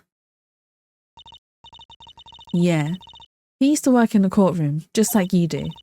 And I was thinking about what he would have done if he was in your position right now. And if a prosecutor were forced to insist that a clearly innocent suspect be found guilty. Or? I know what he would have done. Anything, that's what. He would have done anything to get me back. He would. So what I'm trying to say is, you can trust us. What do you mean?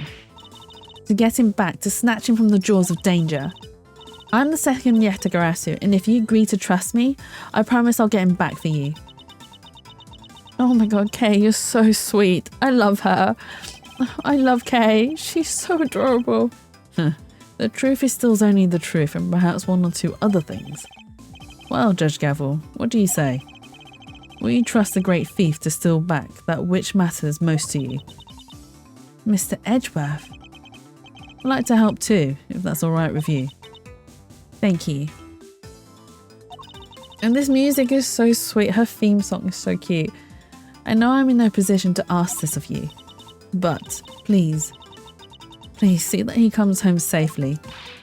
Oh, their reunion's gonna be so cute. Their reunion's gonna be so sad. Oh my god, I'm gonna cry so much. Oh, we will. Don't worry. You can count on us. Here, take my cell phone. The kidnapper may call again. You'll get it back along with your son, I promise. I'll do everything I can to draw out the trial.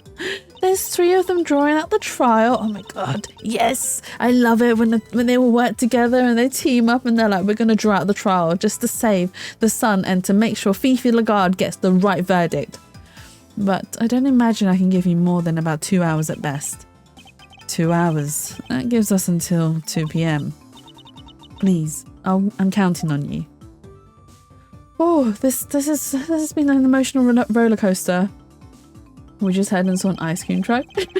Are you a lot closer to me than I think you are, Horror? We're like Gavel. We love Gavel. And I didn't realise she was a mum as well. It makes sense though. But yeah, oh my god, what Kay said was very, very emotional. When she reunites with her son, I'm going to be crying my eyes out, honestly. I'm going to be crying so much. I'm pretty close to you, Jatsu. It seems like it. The fact that I had an ice cream. Oh my god. Gavel is a mum. Oh my god, the evil laugh. I need to practice my evil laugh, honestly. I want to be able to evil laugh like that. And yes, Gavel is a mum. So Shroomy, you know Sean, the actor that we met earlier on? He is her son. He's been kidnapped and now he's being used to bribe her to get Fifi Lagarde an not guilty verdict, and that's why she's been acting the way she is. She isn't evil. She's just doing what mums need to do, which is to protect their kids. So yeah, and then Kay said something really emotional and it made me cry. You missed my crying. I've been told by credible sources that I have quite an evil laugh. You did no, well, Josh, actually you sound really cute. I've heard you on Valorant. You sound adorable. When I heard you, I was like, oh, that's Josh. He sounds so cute. Oh, serious? Yes, serious. Well, thanks. No problem. But yeah, so, oh my god, it made me cry. I was just like, oh my god. Okay, we will continue. I knew I thought the great thief was on sabbatical. Well, hold on to your hat because she's back in business. All right, let's do this. My first commission. I can't afford to mess it up. So I was eating dinner. No, that's absolutely fine, Shroomy. I hope you had a good dinner. What did you eat? What was on the num num num menus? I wish I could be louder so that I could really get into characters when playing story games. Louder like me? Am I being loud? I'm sorry. I'm sorry, Horror, if I'm being too loud. But these characters get me really excited and I'm just like, oh my god, I love you all so much. I honestly do. Oh my god, I get so like emotionally attached in that. I mean, to be able to act that. Oh, do you know what? Same. I wish I was a better voice actor. I really wish I was a much better voice actor because I think I do a pretty rubbish job. I don't think I sound any different than that your inner theatre kid. I was actually pretty good at drama class, and I think I impressed one of my drama teachers when we did a show and I was playing as a it was like these workshop short things that we did, and I was playing as a priest, and it was like a funeral, and I was doing a funeral reading, and then my teacher actually pulled me aside and they were like, oh, Jatsu, you're really good. I was like, thank you. I really hate this, but thank you. I don't like acting in front of a group of people, but when needs must, I will perform if I have to. But yeah, no, I wish I had better control of my voice as well, which allowed me to like have a better what was the word? Better variation? Is that the word I'm looking for? I mean, yeah, I wish I had better... I don't know. I can't think of the word. I just wish I had a better voice. There you go. Endive with mashed potatoes and... Oh, was that endive? What is endive? I might know what endive, but mashed potatoes and bacon sounds good. Horror. Not horror. Shroomy. Sorry. Sorry, I misread the names. I was reading Horror's name whilst I was responding to Shroomy. I convinced the director of the Drama Guild to give my no-line character an uncast character's line when doing Annie Get Your Gun. Your voice is very nice, Jatsu, and your laugh is addictive. Is it? Thank you, Josh. That's very sweet of you. Annie Get Your Gun. I don't think I've heard of Annie Get Your Gun. And then I end up being cast as a character that's first on stage at opening curtain with our next show when we did It's a Wonderful Life. I have heard of It's a Wonderful Life, but yay to being cast. You should be more proud of it. Thank you, Josh. I need more practice though. You sound great. I do, thank you. It's a nice laugh, which is why I pick on you. Do you pick on me because of my laugh? I think my laugh is really weird, personally, but thank you guys. You're being too sweet. You're gonna make me cry. I pick on you to get the laugh. Oh, thank you so much, Horror. Thank you so much. It doesn't take much to make me laugh. I laugh at really stupid things. I'm very simple-minded, as you can tell. As you can probably tell, I laugh at myself a lot, which is why... like when I was staying around Tyria's, I know you guys have probably heard, I went to spend a week with Tyria, and during that week I actually fell down the stairs. I slipped down the stairs. It was so stupid. I slipped down the stairs. I went from the top of the stairs and slipped all the way down to the bottom. I gave Tyria a heart attack, but it's just me sat at the bottom just laughing my head off because I was like, oh my god, what a twat. I fell down the goddamn stairs. I'm not even having inner theatre kid, to be frank. So I never really did do acting or take it seriously and stuff, but I do enjoy, I have been enjoying reading all of the characters for Ace Attorney, and it has been great because it has helped to improve my reading a little bit and helped me discover a lot of words that I can't pronounce because of my lack of reading out loud when I was younger. And that's why, as I'm older now, I've been trying. So whenever I do read books, I do try to read them out loud. Just so that I get some practice in with, like, just for stream. I do it all for stream. But no, I kind of wish I had more variation to my voice where I can sort of sound more different. Annie Get Your Gun is the story of Annie Oakley, a woman sharpshooter in the cowboy days. Oh, that sounds fun though, Horror. A woman sharpshooter in the cowboy days, a lady cowboy, a cowgirl. Right? That's the right term, right? In that case, we better start looking right away.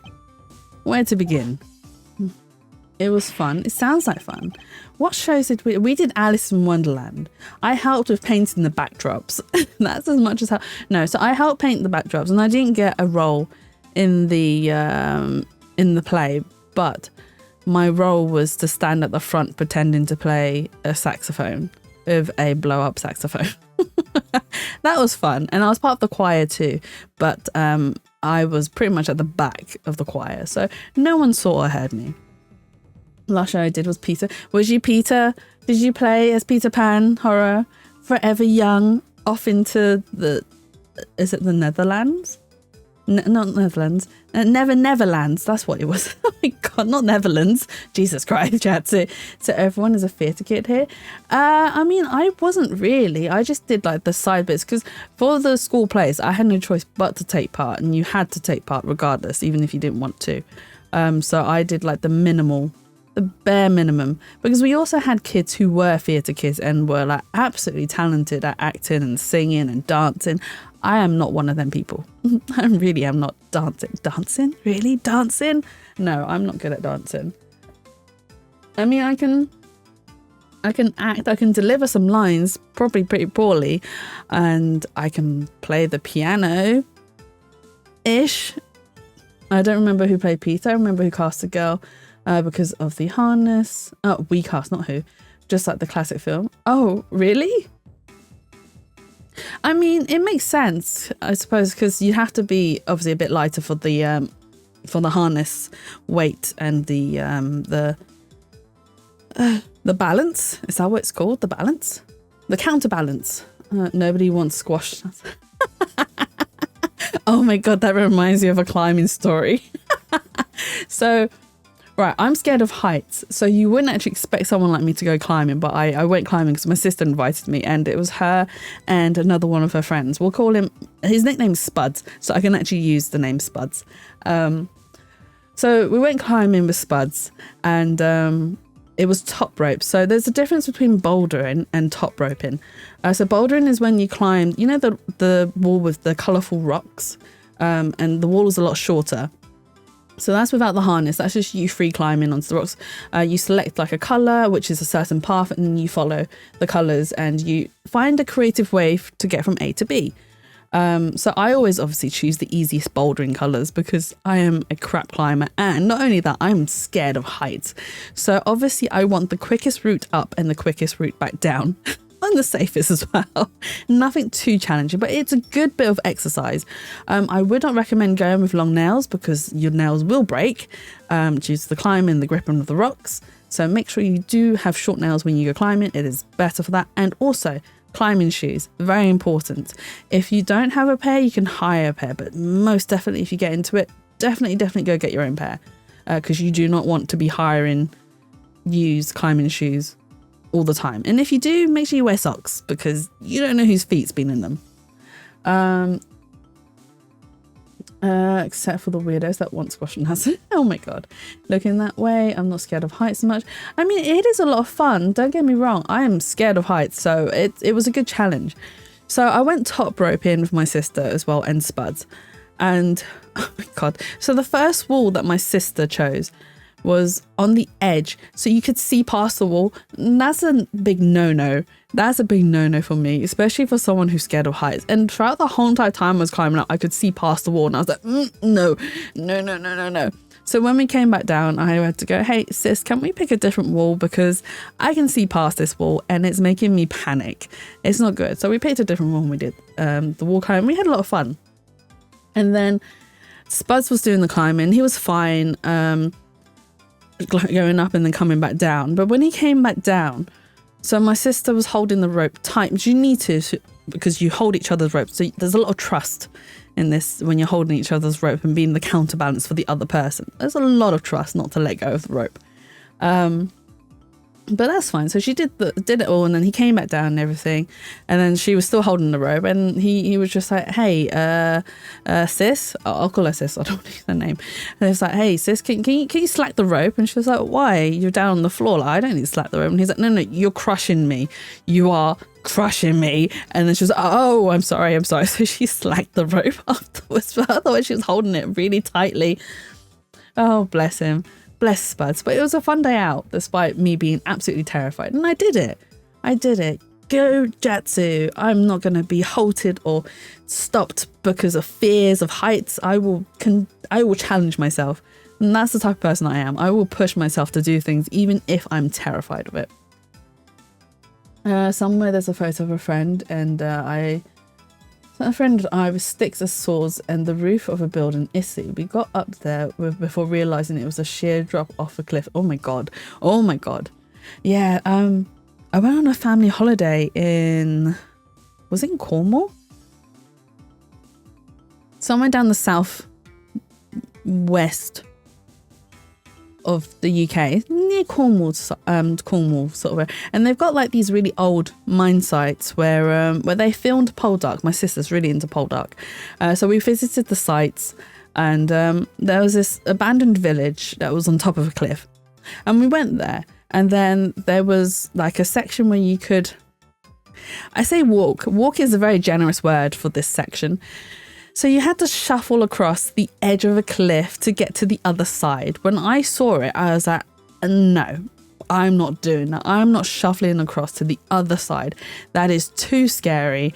It is too dangerous. I'm not doing it. My parents and my sisters and my aunt decided it was a good idea to do it. So they went and did it. And I was like, nope, I'm not following. I am waiting here. Somerset? No, I don't think it was Somerset. shuffle off the mortal coil, more like. Exactly. So they all shuffled along the edge, and I was just like, oh my God, what are they doing? And they were taking us for quite some time, and I was like, oh my God, worried, panic. And then they came back and they were like, yeah, Jad, it was a good idea you didn't go because it was very scary. And I was like, yeah, no, taking one look at that, I wouldn't do it. So yeah, they were crazy. And I don't think it is Somerset, Shroomy. I can't remember where.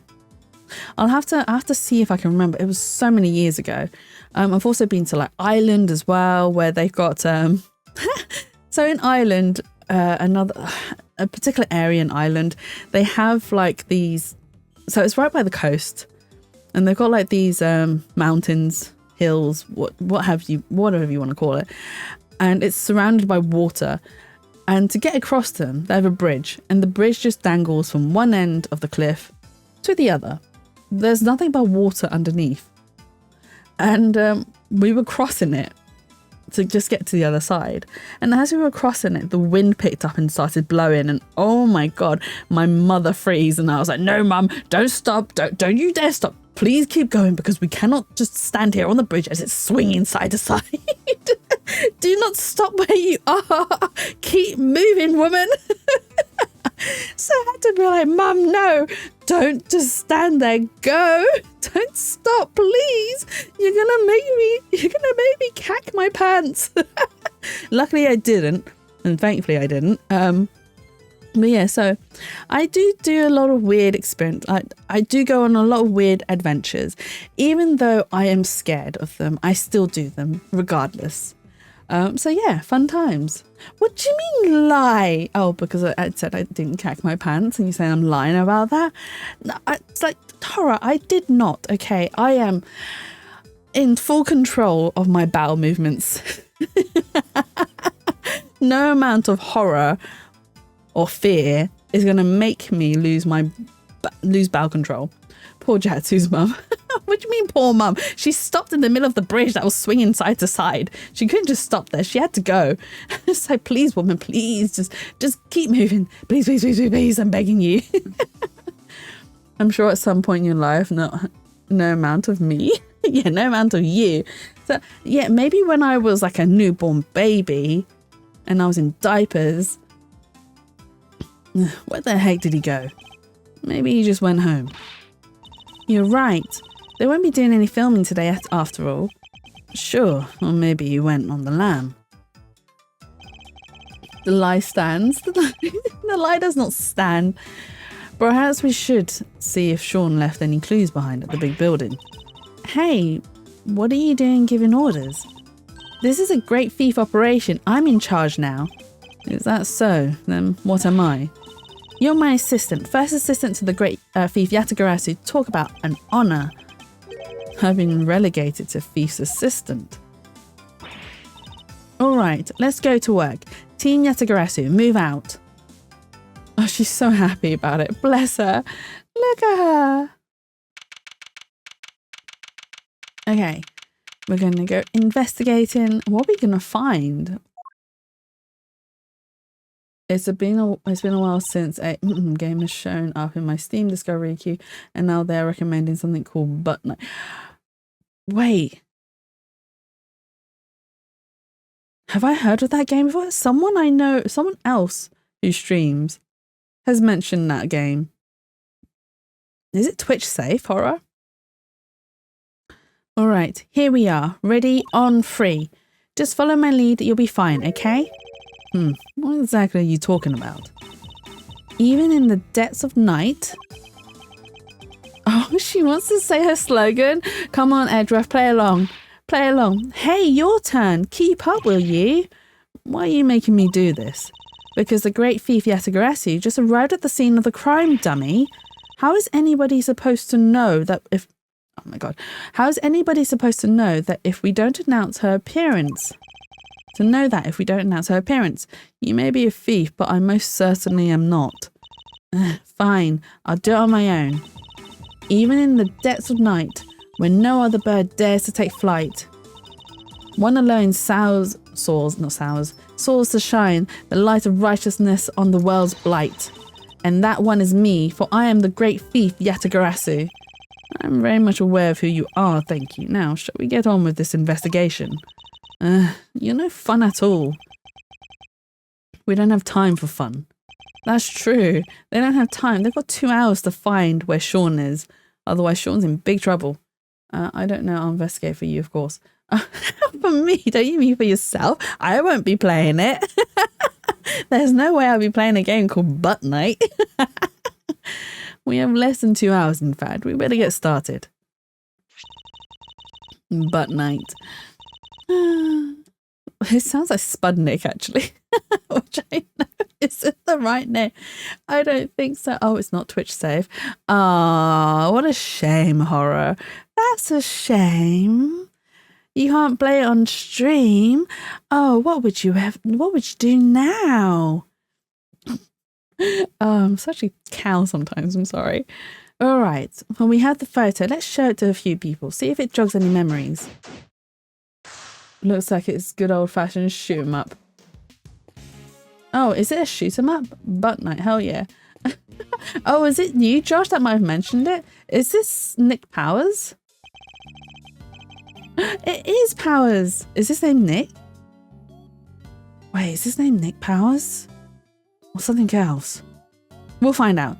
Oh, hey, Mr. Edgeworth, long time no see. Wait, you're... Will Powers. That's his name, not Nick Powers. I don't know why I thought his name was Nick. His name's Will. Will Powers. It actually has a lot of good reviews. I just googled Gavel. She is 26 according to WikiHow. She's 26? She can't be 26.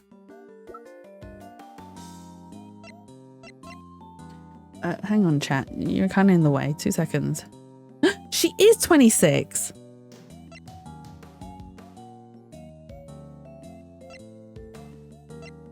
Wait.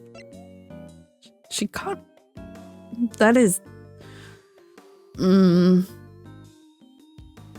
That is.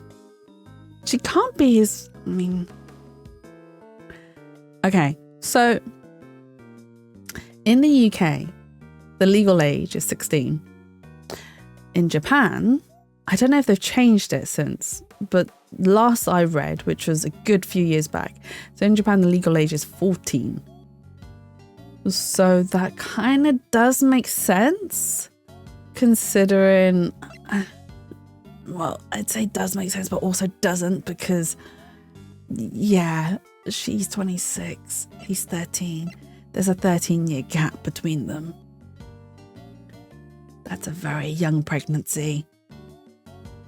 So yeah, I don't know if Japan has changed their legal age since I last looked at it, because I was curious. I was just looking because I was reading loads of articles and I was like, what is the legal age? So that's why I went looking into that sort of information. But yeah, the legal age is very low. And also, I don't know how true this is, but in certain states in America, you can have child marriages. Apparently it's not illegal. And it's a very legal thing in certain states. I did not know that. Is it true? I didn't fact check this. This was in a drama I was watching. And it happened to mention it. And I was like, what? What? Call it what it is, the Southern Redneck states. Oh, do you know what? I didn't even know what states. I didn't, like I said, I didn't fact check it. I didn't even look that far into it because I was so horrified by the idea of it. So I was watching, what was I watching? I was watching New Amsterdam, and there's an episode about it, and I was just like, what the hell? Really? You serious? There are still some states in America that allow for this stuff to happen? I was just really shocked by it. And because of how shocked I was, I didn't bother to go fact check it, but I should have really obviously looked into it a bit more just to be like, is it true? This is not just me being liberal, but any red state will be one pushing for child marriage and shit like that. Yeah, that's just very wrong. It's very wrong. But yeah, that episode touched on that, and I was just like, really? This is modern day world. Like, this is 2025. Shit like that shouldn't still be happening this day and age. But yeah, Gavel is very young. She's a very young mum. I was expecting her to at least be like late 20s, early 30s, at least. But it sort of checks out considering the legal age in Japan. But yeah, there's so many things wrong with the world. Anyway, this is Will Powers. He's an action star I met on an old case. He's also the man behind the mask of the one and only Still Samurai. I totally didn't check the video for Butt Night to see the gameplay. How's the gameplay? Does it look like it'll be fun? Horror? Does it look like it'll be entertaining? Long time no see indeed. Nice to meet you. I'm Kay Faraday. Great thief. Mr. Edgeworth has been working as my assistant. He does actually. Oh, that's good. The name is deceiving. I mean, I don't know. I didn't watch it. Is there a lot of butts in it? Horror? Good to meet you, but thief? Mr. Edgeworth has been assisting a thief. Well, let's not worry about that for now. We'd like to ask you about what happened this morning, if that's alright. Sure. I don't know if I can be of much help to you, but sure. So I'll be one of Sean's work colleagues. I guess we better just dive right in. I did a quick Google search and I don't want to spoil it. Okay, no. We'll find out. Is he adopted? I'm assuming he's adopted. If you don't want to spoil it, which means that they're not biologically related or blood related. They are related by what is the word? For adoption. That's the word I've got. There's like a lot of tongue-in-cheek humor too. No pun intended. Yeah. I see. It's your kind of humor then, Horror. Right up your alley. I heard you're investigating this one, Mr. Edgeworth. Well, yes, but I'm not the prosecutor in charge, of course. But if you're Kay here's assistant, I guess this is her case. No, that's simply... I can see you're an intelligent man. You're right, of course. I'm in charge of this one. Kay's like, yes, I'm in charge. You're absolutely right. Don't encourage her. All right, I'll need you to give me straight answers. First of all, this case. Have you noticed anything? Perhaps you could give me your impressions. Is that supposed to sound like me? My impressions? I guess my main concern is, no offense to the victim and all, but is it all over for the production? Are we done? I can't help but worry. I think it's probably safe to assume that you are, at least for now. Right. I knew it. What a bummer. Like she is not the biological mum, at least, but there is a whole drama about them. Ooh, okay, that makes more sense. Right, we will find out. Okay, we will find out. Gavel's just going around adopting kids, because I bet you she's gonna end up adopting Winner as well, Eustace. We don't have the location for much longer either, because you were due to finish shooting soon. No, because they're due to start building. That lot won't be empty for long. They were letting us use it while they got ready to make a start. I guess the plan was to shoot the rest on a lot back at Global Studios. I've been so worried about everything. What with people spreading all these rumours too. Rumours? Yeah, this journalist keeps coming around. You'll been hiding real monsters on that there set of yours.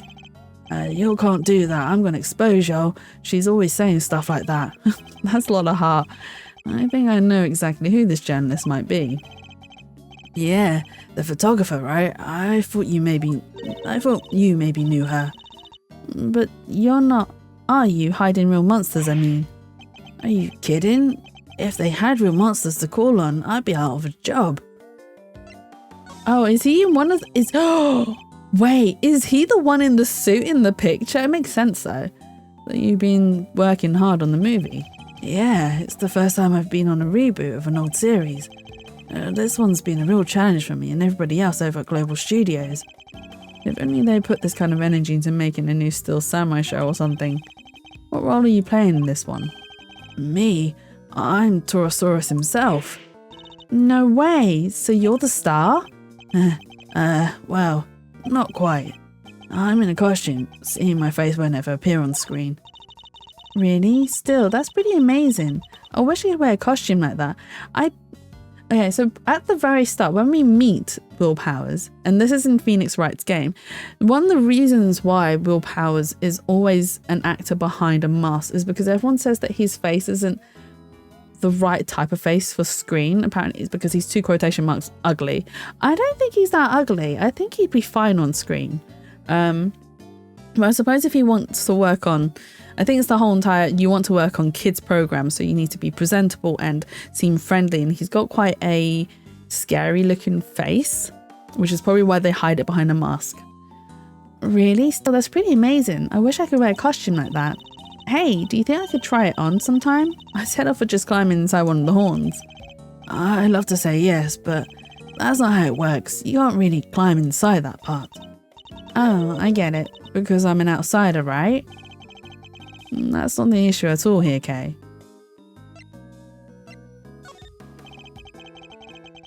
Can I ask you a couple of questions about Sean? Sean? Oh, sure. Benny told me what happened. He just disappeared, right? Yeah, sounds like him. Does he do that a lot? Yeah, kinda.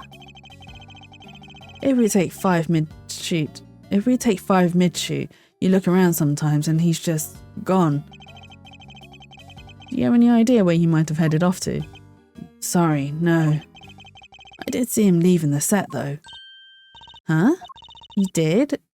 Where was he headed? He got on the site bus. But I was checking some equipment over and by the time I looked back, he was gone. The site bus. I wonder if he left any clues behind. Do you mind if we take a look inside the bus, Mr. Powers?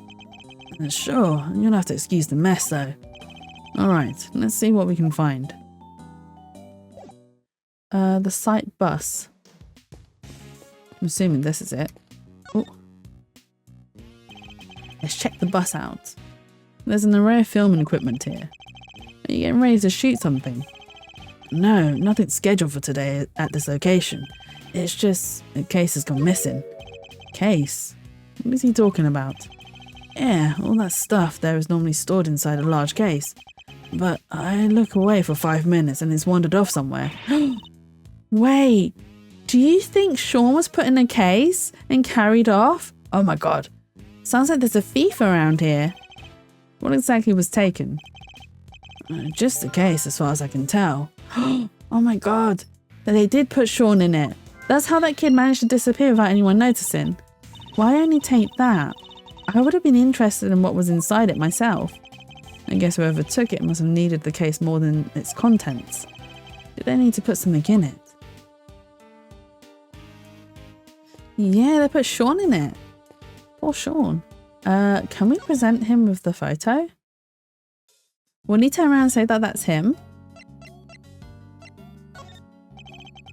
It feels like you're right there behind the scenes, huh? And this has been such a great shoot. Everybody's so into it. Crew, cast, everybody. Sure, it's not always been easy, but we kept smiling right through it all. What an atmosphere. And now this. How did this happen? There's not much we can do right now about the fact that shooting has been suspended. But if we can solve the case, maybe there's a chance the movie can get back on schedule. Another reason to do what we came here to do. Oh, okay, so that didn't really give us much. Okay.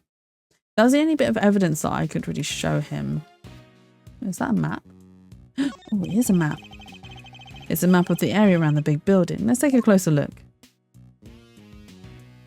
Ooh, so there's a big building. Sunset Station. This is the big building itself, so that's where we are right now. It's kind of cool looking, but I still can't quite bring myself to like it.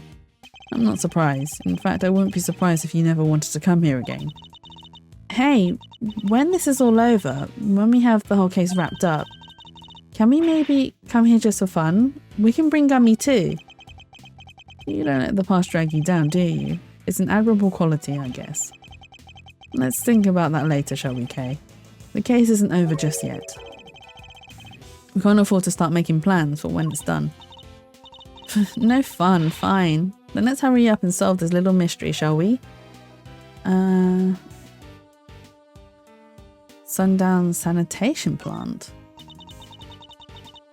the Sundown Sanitation Plant. What did they make cleaning products there or something? Sadly not. I think they just incinerate all the garbage the trucks bring back. By the way, Kay, you seem a little antsy. Oh, it's nothing. Hey, did you see up in the other corner of the map there's another garbage facility? Indeed there is. I imagine it probably fulfills a slightly different function. There seems to be quite a few such facilities in the area. Yeah, the place is littered with them. Oh my god, the puns. Really? That's what you were so excited about, a third-rate pun. Day ends more Mornington Park.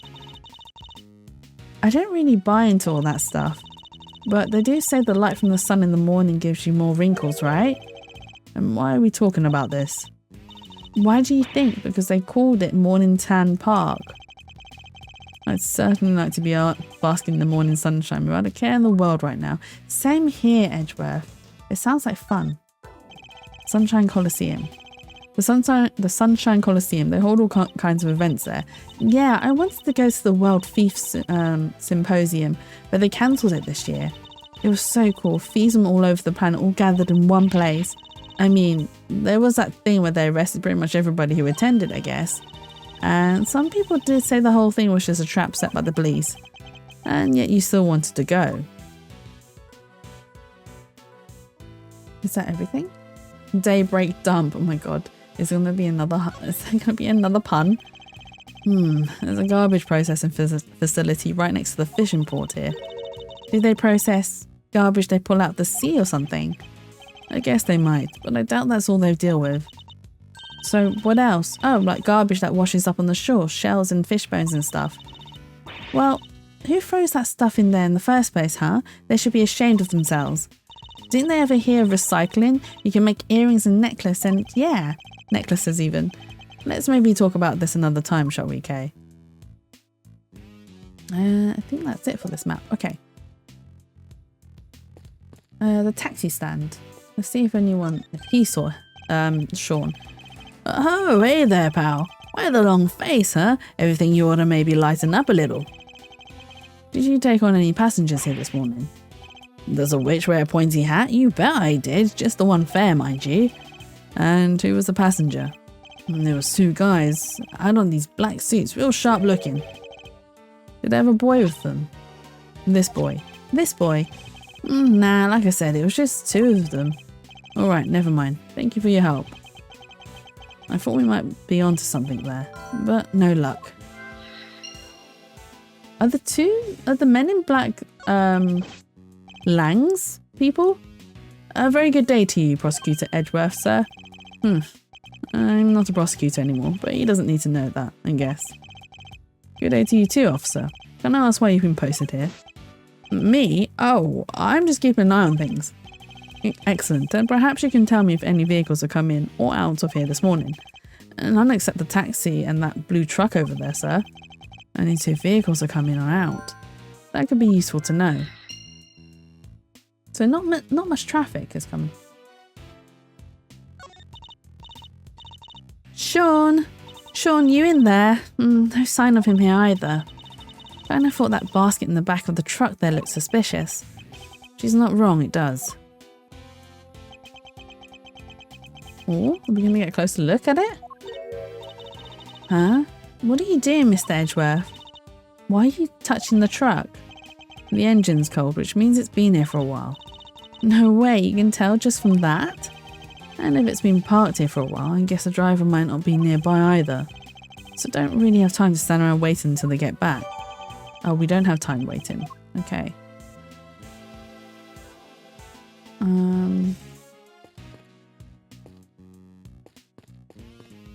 Oh, but we didn't show the taxi driver a picture of Sean. Let's see if... Oh, okay, we did.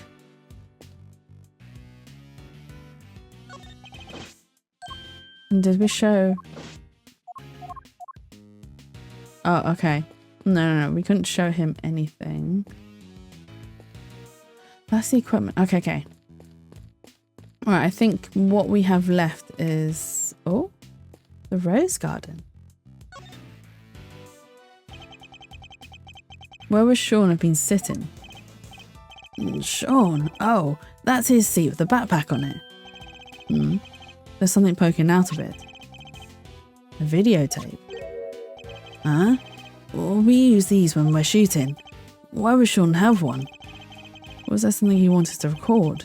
This could be a clue. Do you have a way for us to check what's on the tape?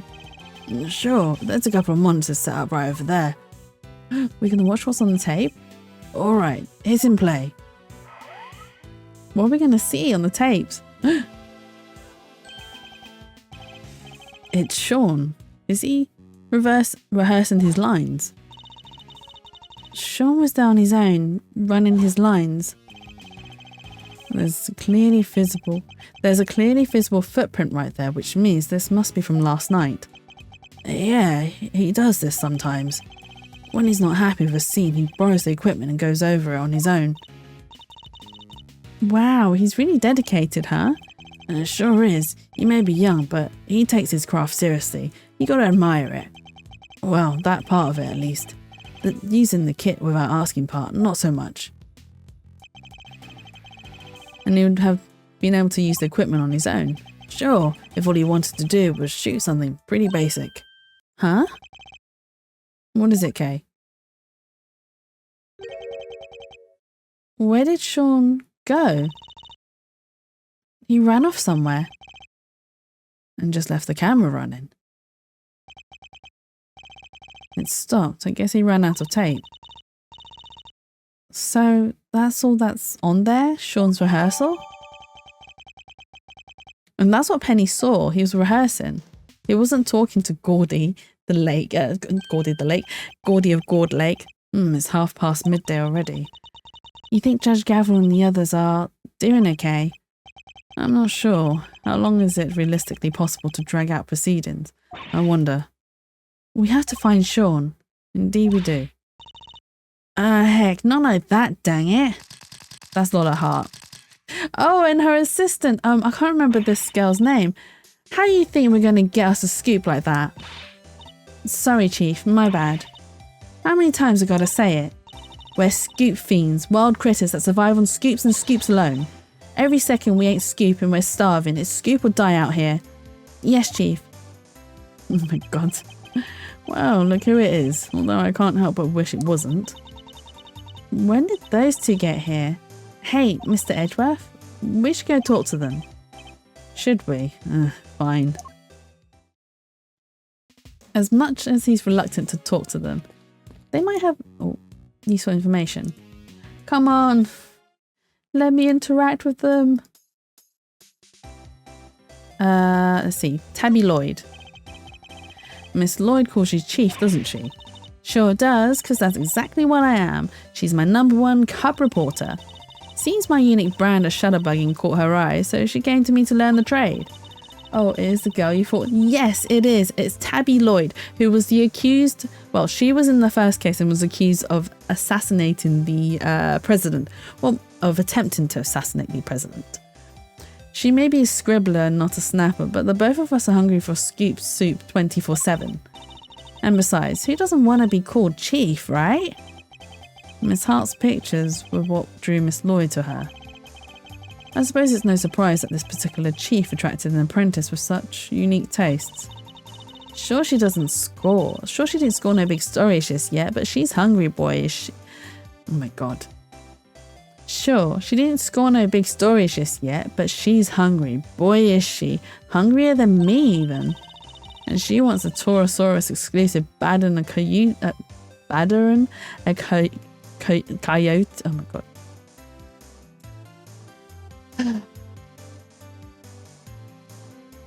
Coyote wants a chicken.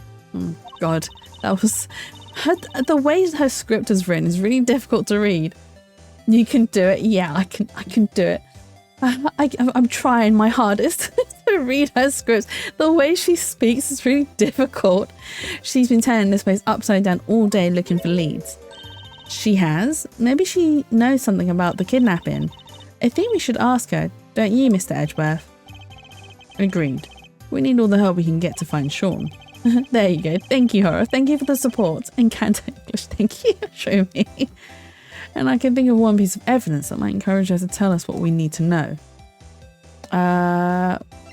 What piece of evidence? So, now that the story of the underground auction is in the bag, what's next? Come on, as if you even need to ask. Torosaurus, that's what. Fate done dropped him right in my dang lap. Snuck out. Oh my god, I'm reading this so stupidly. Fate done dropped him in my dang lap, snuck in upstairs to cover the auction. And then he shows up right on the doorstep and stomps big old footprints everywhere for good measure. And you don't have a particular news outlet in mind for this big scoop. Huh, does a bear do its business in the woods? I got me 2 or 3 in mind. They'll be all over this like a rash. Heck, there's even one right here in the big building. Tabby and me, we're in and out of there all the time. I mean, mostly on account of how they found this, of how fond they seem to be of throwing us out on our ears, but still. Oh my god, this script is so difficult. It sounds as if they're both more out than in. So we need to present her with evidence. What evidence are we going to present? This? Tape? No offense and all, but if you're trying to reel me in here, you'll better have some tasty bait on that hook, by which I mean scoops and plenty of them. You didn't seem interested in that at all.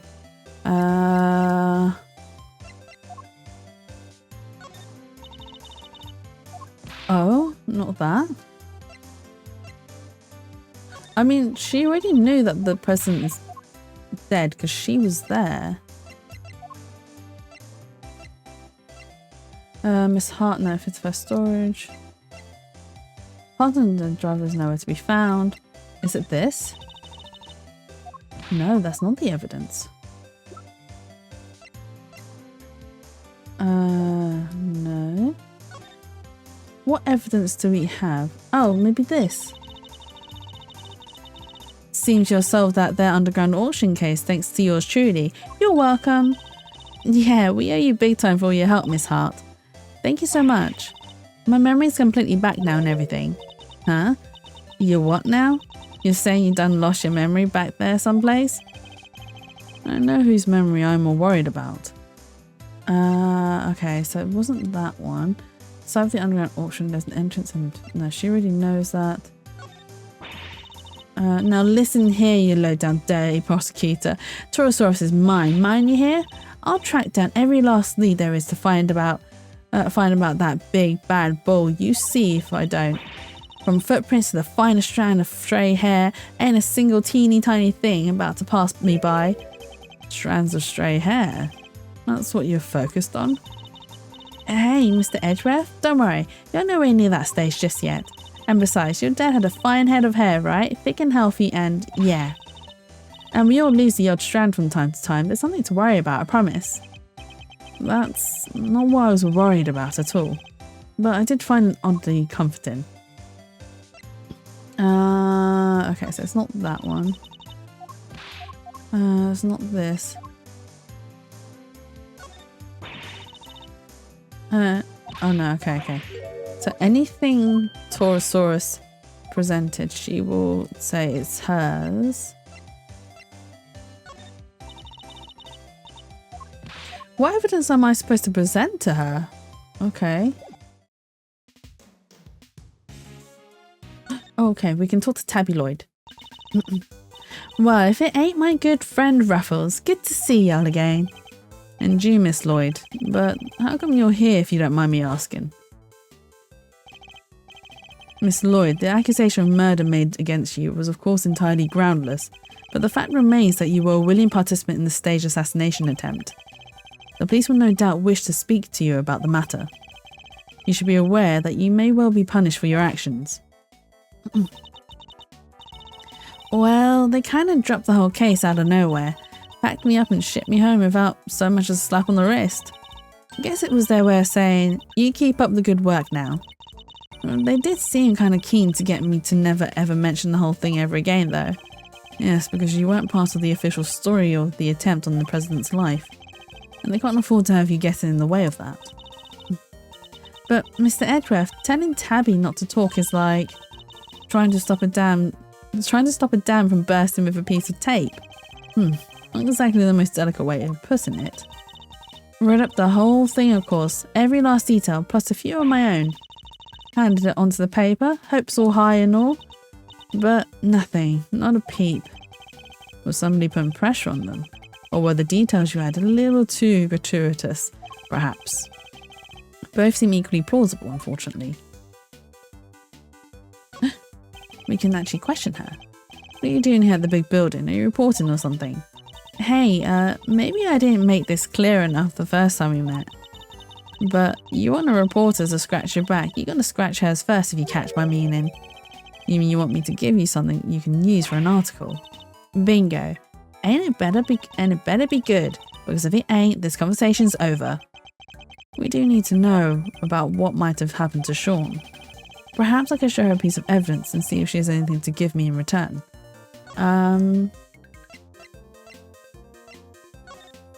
The prosecutor delves into his pocket. After considerable fumbling, he reveals... sorry. You're gonna have to help me out here, Ruffles. Never mind. I guess she knows nothing about that. Okay, so not the president.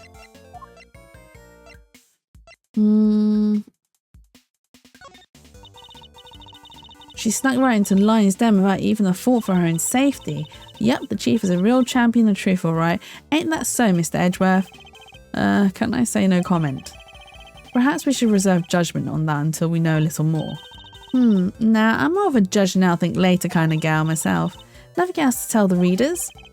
Only that I'd like you to consider being a little more impartial in your reporting. Nah, I'm more of a cater to your audience so they love you more kind of gal. And my audience is mostly the good old chief. I wish you at least try to take things seriously. Okay, so not that. This footage? Okay, not this one.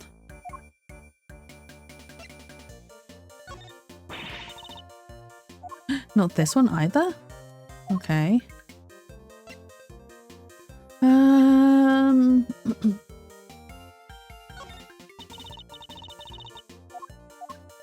Okay, so not this one.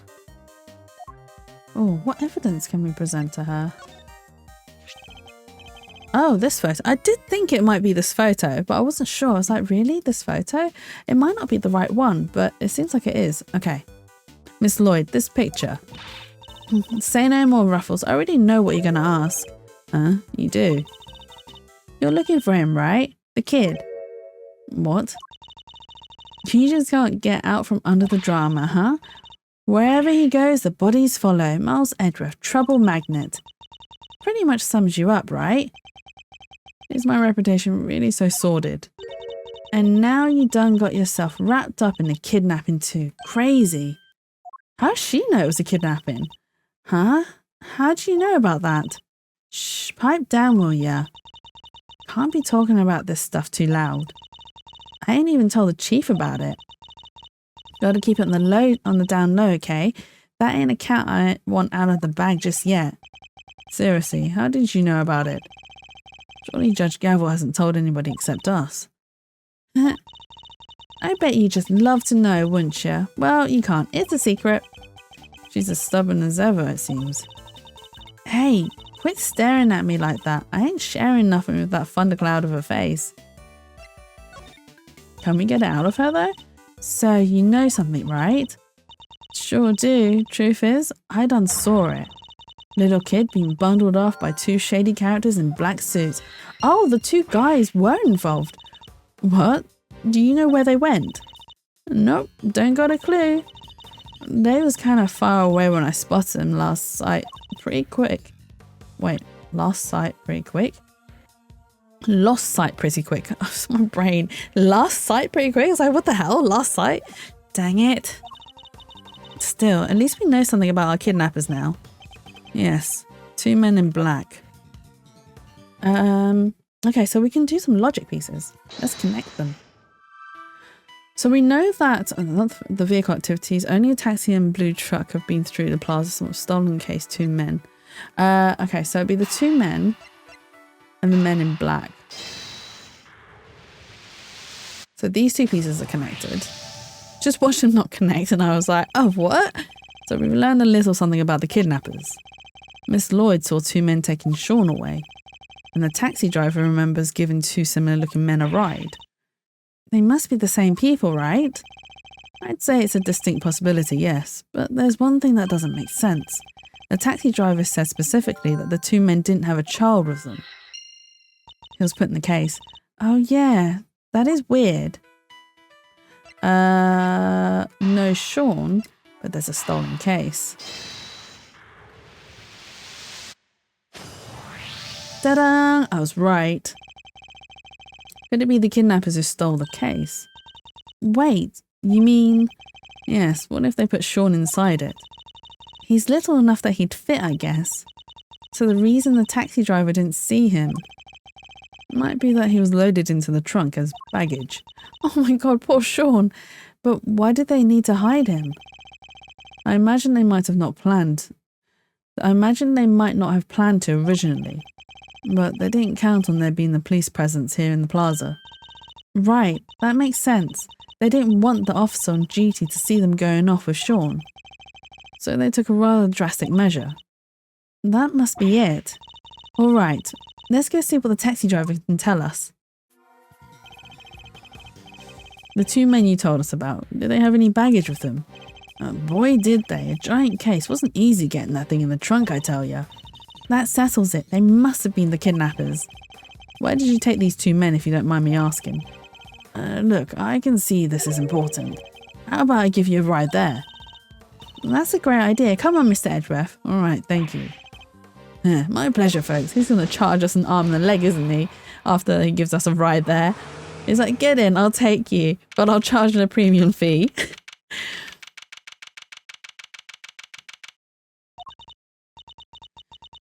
Did he have to drive that fast? I feel kind of queasy. Oh, is Edgeworth alright? Are you okay, Mr. Edgeworth? You look a little green yourself. I'm fine. The driver said he took the men to the garage of this house right here. Which means this must be where they brought the case. No way, look at the name on the mailbox. The name? What? Excelsius winner. Wait. No. This didn't kidnap him, did he? It can't be. Was Shumi right all along? Is it Eustace that's been behind this whole entire time? This must be that chairman guy's house. What? Excelsius winner ordered Sean's kidnapping. Isn't he currently under arrest? Nice, the garage door is unlocked. You spotted that quickly, although I guess I probably shouldn't be surprised.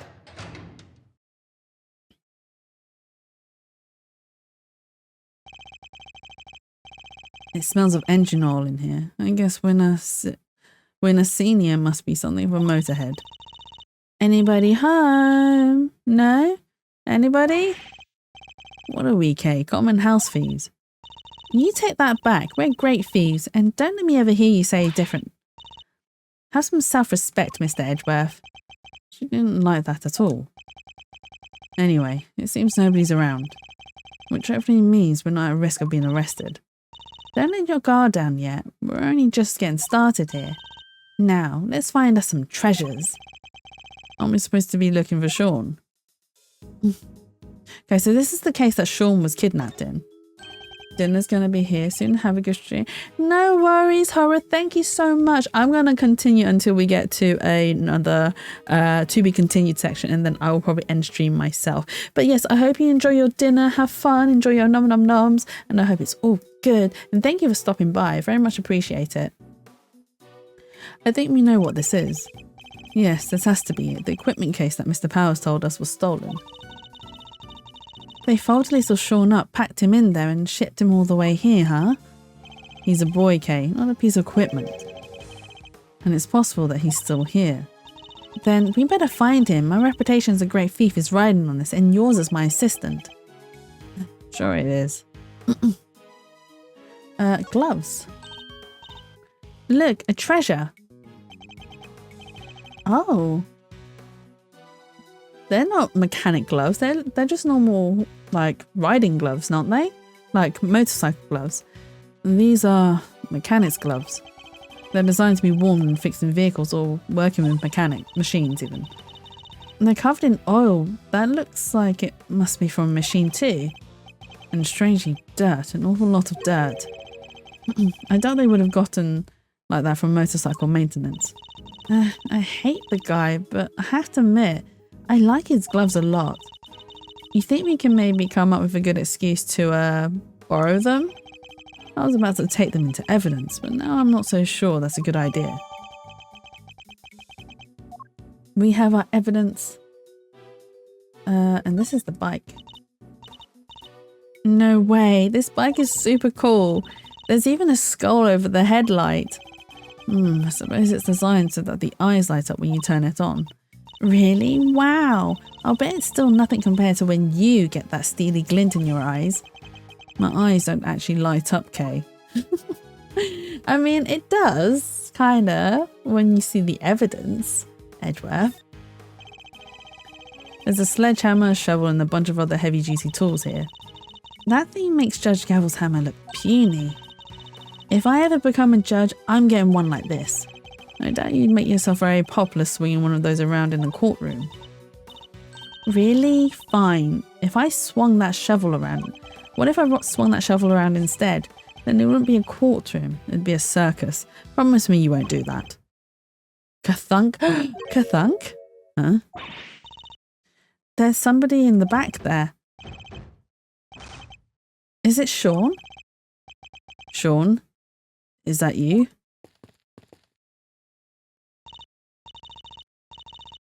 Sean, stay right there, we're coming. Huh? It's Eustace, isn't it? Oh, wait!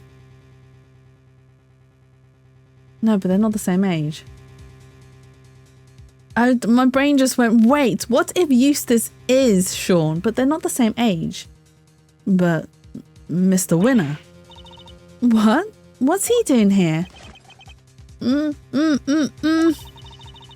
Wait, this is Chairman Winner's house, right? Which means, yes, it's Mr. Winner's home too, presumably. So how did he wind up like this? Untie him, Kay, quickly. A little expert rope work, huh? Leave it to me. All right, like this and through there, and you're free. Are you okay, Eustace? Oh my God, Eustace and his crying face, bless him. Oh, he is so sweet. I'm sorry. He looks like he's been through hell. How did you come to be tied up down there? I don't know. You found me. Why don't you tell me? Because we don't know, which is why we're asking.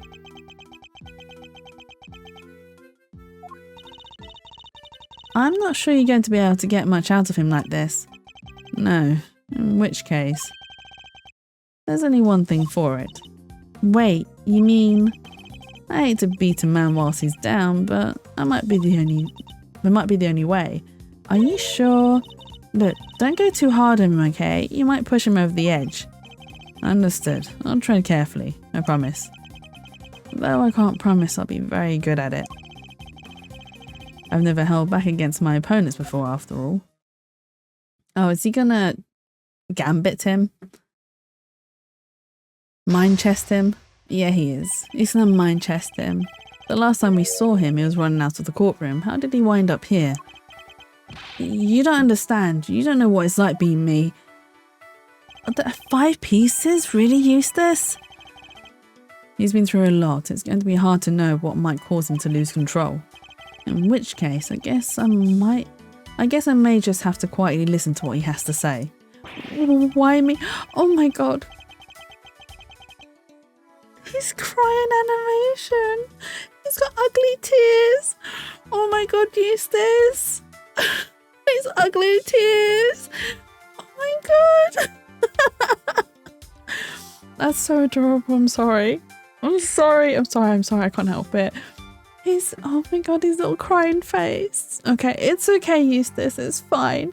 You're safe. Okay, Miles might be a poopy butthead at times, but you're safe with him. You're safe with him. Why me? Why am I always the last one to know? The butt of every joke. He clearly has questions. I'm gonna have to do my very best to try and answer them. But he's also clearly in no fit state for this. I'll need to try and finish this quickly. I should figure out what he needs to hear and try to calm him down. He does... Okay, so I understand. Eustace has probably very low self-esteem. Tell me what's on your mind. Just take a deep breath and tell me what's on your mind, Eustace. No, I will not. Even if I did, it's not like you'd listen to me. Bide my time.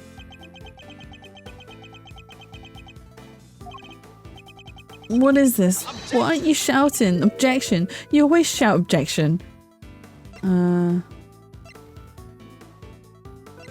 Sure, no, we bide our time.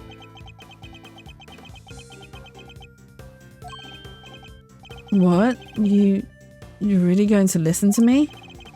Learning the truth about your father can't have been easy. I can only sympathize. That wasn't the hard part. The hard part was losing everything I ever had in a single morning. Oh, poor you. Did someone steal something from you? I won't let up. You realize that, don't you? You're mine until I say otherwise. Okay, we should have... Why don't you just go away? You think I'm going to trust you? I don't trust anybody anymore. Oh no, I'm sorry, Eustace. I'm so sorry. He's extremely sensitive right now. I can't afford to choose my words carelessly. Oh my god, that was bad. Okay. He's crying so much. It's making him hard to read. Is he sad? Angry? I think he's a mixture of everything. He cries either way, so it's impossible to tell. I'll just have to ignore his tears and concentrate on what he says. Tell me what's on your mind. Okay, so we read this bit. Bide my time. Objection. And then bide my time. No, bide my time.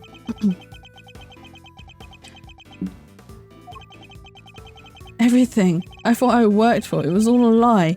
Dad just made it happen. So tell me, Edgeworth, what am I supposed to believe in now? Oh my god, Eustace. You have to believe in yourself. You can lose faith in everything but yourself. That you have to believe in. But you don't have to do it alone. Experience I can't give you, but knowledge, that I'm happy to offer. I had some time to think while I was tied up like that, and I realised something. I'm not cut out to be a prosecutor. I'm incompetent. I don't even know what's the right word. Oh, it's incompetent. Oh, you poor boy. Oh wait, sorry, that's the wrong time to bide my time. I'm sorry. Why are you ignoring me? Is this some game of yours? Are you trying to make me feel even worse? No, calm down, please. It seems I chose the wrong moment to stay quiet. You did. I'm so sorry. Oh my god, I'm so bad at this. Okay. No, it's fine. It's fine. We got time. We can do this. Okay, so it's bide time. Objection. Bide time. Bide time. You have to believe in yourself. Okay, when he's crying, that's when we say something.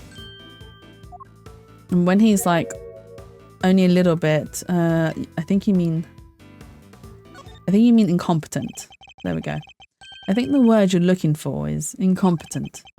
But judging one's own competence is notoriously difficult. So I need you to trust me on something. You're getting better at this, Eustace, day by day, inch by inch. I swear it.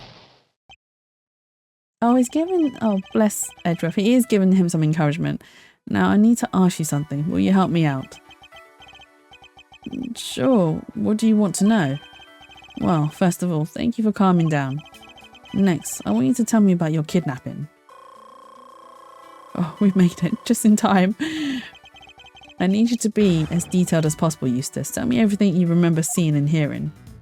Who were you kidnapped by? What were you why did the kidnappers... Okay, no. Who were you kidnapped by?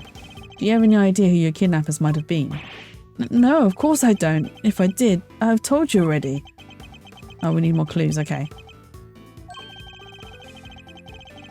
Okay, that's fine. Why were you taken to your own home? Why would someone kidnap you only to take you back to your own home? Don't you think I want to know that too? I'm the victim here. What are you asking me? For how am I supposed to know? By time.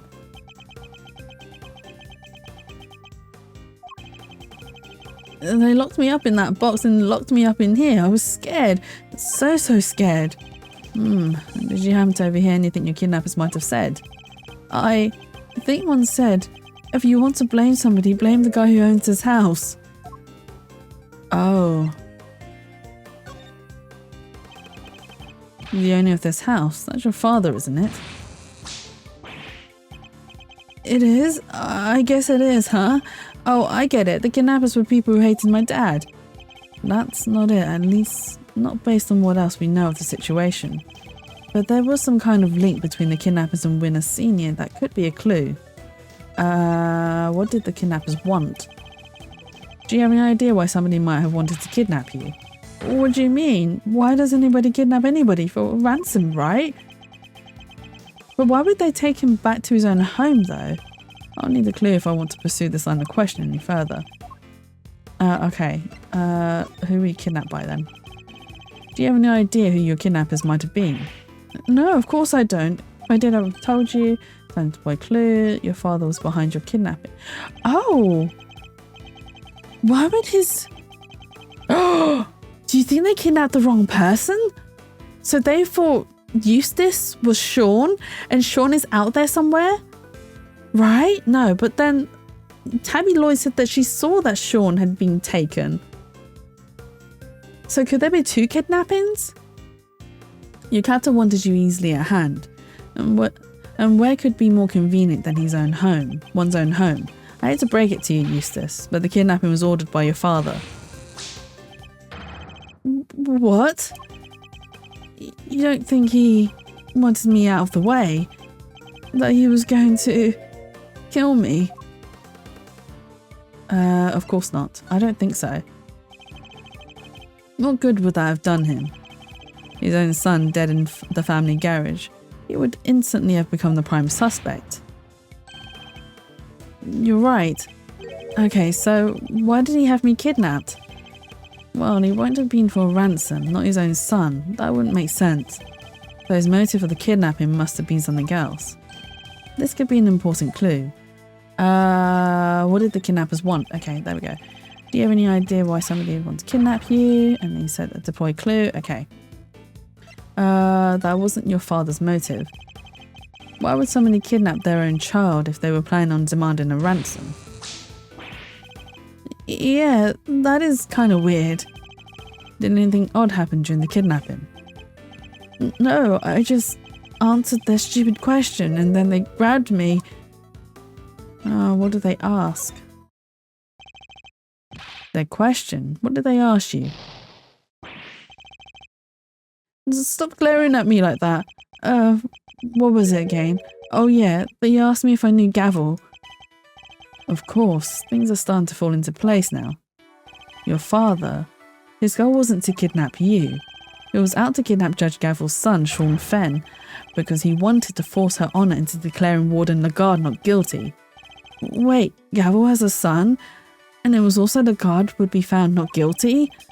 I think you were mistaken for Sean and that's why you were kidnapped. What? You mean I went through all that by mistake? Wait, that kind of makes sense. Yeah, that would explain the part where... Where what? Have you remembered something? No, it's nothing. I'm nothing. I'm useless. Meaningless. Just go. Just leave me alone. This isn't good. I think I've pushed him as far as he can reasonably be pushed. I have to calm him down and get him to listen. What is it he just remembered? Oh, bless Eustace, judging by his fragile demeanour. I'd say he's still suffering considerably. I need to help him get back on his feet. What is it that you remembered? You remembered something just now. What was it? I didn't remember anything. All I remember is him. You mean your father? Him? You mean your father? No, I didn't mean to bring him up. I'm nothing compared to him. I'd never have made prosecutor if you didn't help me. I've been wanting to ask about that for some time. Why did you become a prosecutor? What do you mean? You think it too, don't you? That I wasn't meant to be one, that I'm not good enough. No, by time.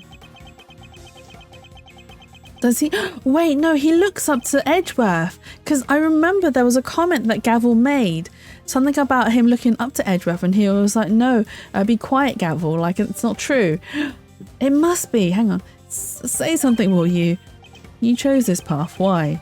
You must have a reason. It's not like that. There's no big reason behind it all. The reason is stupid and dumb and not important. No, bide my time. Like I said, it's stupid. It probably doesn't mean much to anybody except me. I've often felt much the same about my own reasons for becoming a prosecutor. Really? You have? But you're a real one, a good one, a success.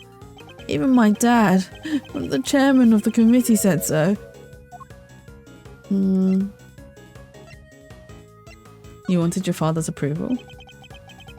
You wanted your father's approval? I can well understand that. You can? I thought if I became the best prosecutor out there, he'd finally accept me for who I am. I just wanted to not be useless. You're not covering for your father in any way, are you? Well, no, I won't cover for him ever again. I mean, why would I after what he's done? Because you want to be of use to your father. You have a strong desire to be of use to him, so he'll approve of you. Is that fair to say? I mean, why can't I be just once in my stupid life? Why can't I make it better? Why can't I clean his name? Clean his name? Whose name? It's clear his name. It isn't possible to clean a name, Eustace, but you can clear one. Huh? I never knew that. In your father's case, though, it's going to be hard. His crimes continue as your kidnapping shows. Knowing that, do you still think you can help him? But what else do I have? What else am I supposed to do? Why don't you be the better man and rise above the father who made a fool of you? Stare him straight in the eyes and stop him from committing any more crimes. Hey, you're right. I'll prove him wrong about me. I'll prove him wrong about everything. That seems to have calmed him down again. Now I just need to get him to tell me what happened to the evidence. Oh, this is a long one. Let's see if I can't give him the courage he'll need to stand up to his father. What's some evidence? What connects Lagarde? You're coming from, you're an accomplice. Where's the evidence from the case? Key pieces of evidence from the Lagarde trial failed to make it to the courtroom. As the prosecutor in charge, they were your responsibility. Did you misplace them somehow? No, that's not what happened. You haven't heard my side of the story. Bide my time. So what did you do with them?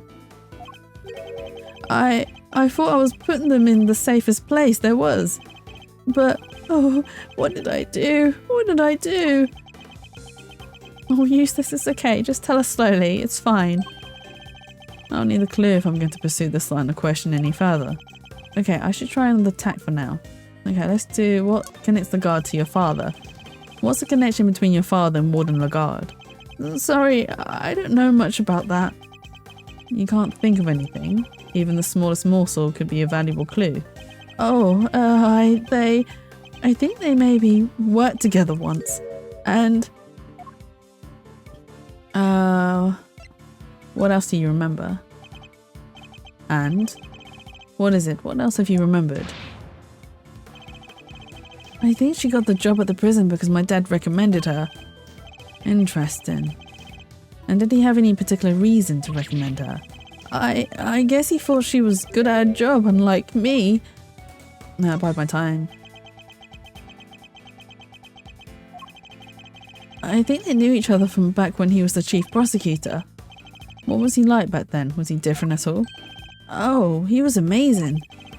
There wasn't a piece of evidence he didn't know, or a case file he hadn't read. An intimate knowledge of cases and the evidence pertaining to them. That could be an important clue. If you're covering for him, you're an accomplice. Alright, I need you to tell me more about what your father was up to. If you continue to cover for him, you can only be considered an accomplice in his crimes. What? Come on, Edgeworth, that's a little harsh. I said I'd talk, didn't I? Why are you threatening me? You're just a big bully, I hate you. Oh, was that the wrong thing to do? Okay, he's extremely sensitive right now. I can't afford to be careless with my choice of words. Okay, that was the wrong choice. I'm sorry, Eustace. Key pieces of evidence in the Lagarde. Okay, we can do that. And we can deploy our clue. No, by the time. Seems he's drowning in his own self-doubt again. Wait, hang on, what's it say? Wait, don't see. No, that's not what happened. You haven't heard my story. I thought I was putting them in the safest place there was, but oh, what should I do? What do I do? Seems he's drowning in his own self-doubt again. Guess I better send out a lifeboat and bring him in.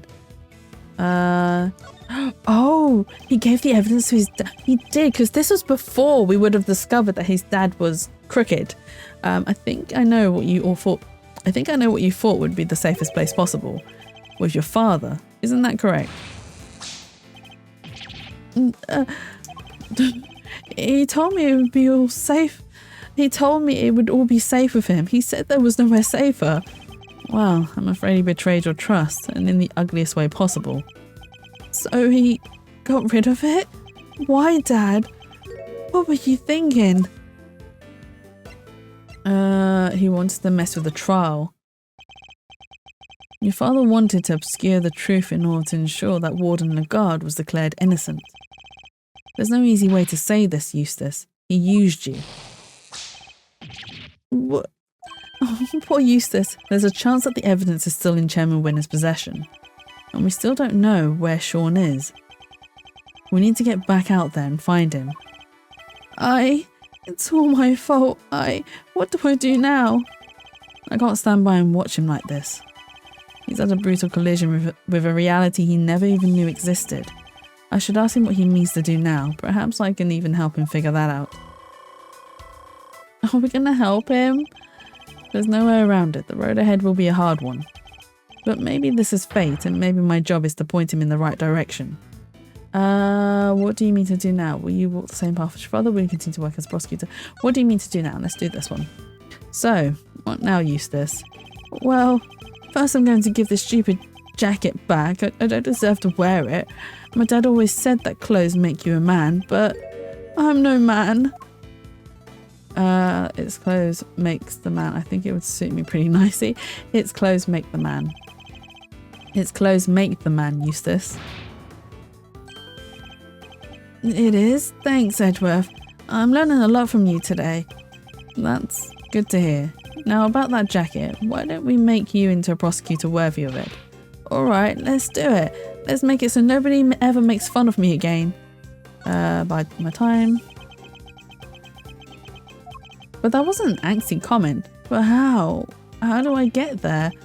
Tell me, what do I need to do? I just don't know.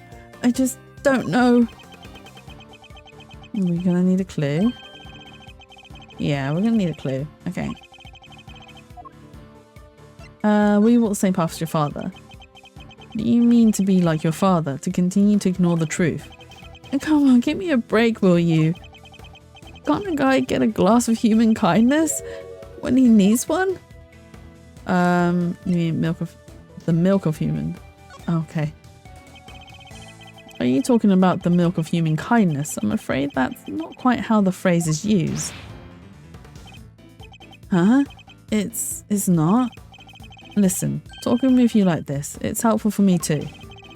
There was a time where there were truths I didn't want to face up to either. But a good friend taught me the error of my ways. That's Phoenix! That's nice, but I don't have anybody like that. I guess you don't, huh? That's mean. I can be that person for you. I guess you don't, huh? That's super mean. If you could muster the courage to try to find your feet again, I'd be happy to help. Do you think Miles is going to take him on as an apprentice? You would, but only if you really mean to try. I don't want to be like my dad. You want to be better than him, don't you? Yes, Eustace, I see it now. Will you continue to work as a prosecutor? Do you mean to continue working as a prosecutor, Eustace? I don't even want to think about that yet. After all, I only ever became one because of my dad. I probably shouldn't even think about carrying on, should I? Only you can answer that. The only person who can answer that question is you. Only you can decide what path you choose to walk. Then, I don't want to stop being a prosecutor. If I give up now, I'll regret it for the rest of my life. I just know it. So he intends to see this through. I'll bear that in mind.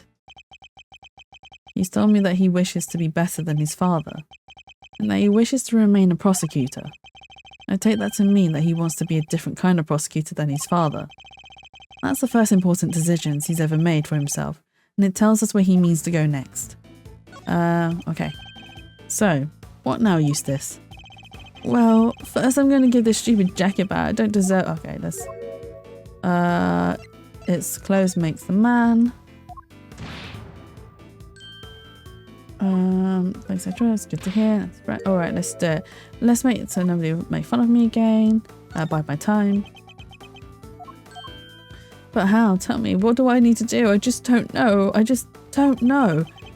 If only he'd remember his own words from a few minutes ago. The decision he made should serve as a good guide as to what he should do next.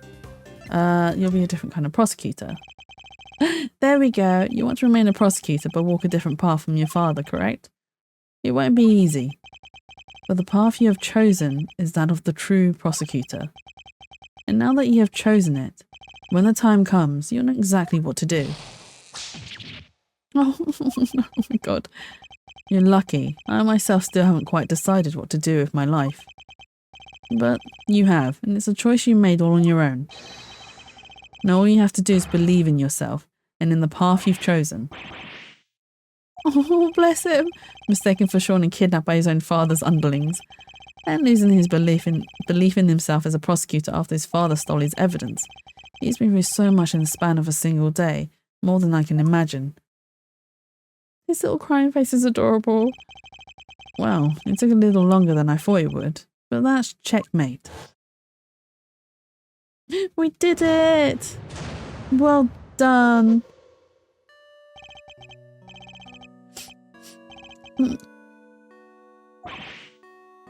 No.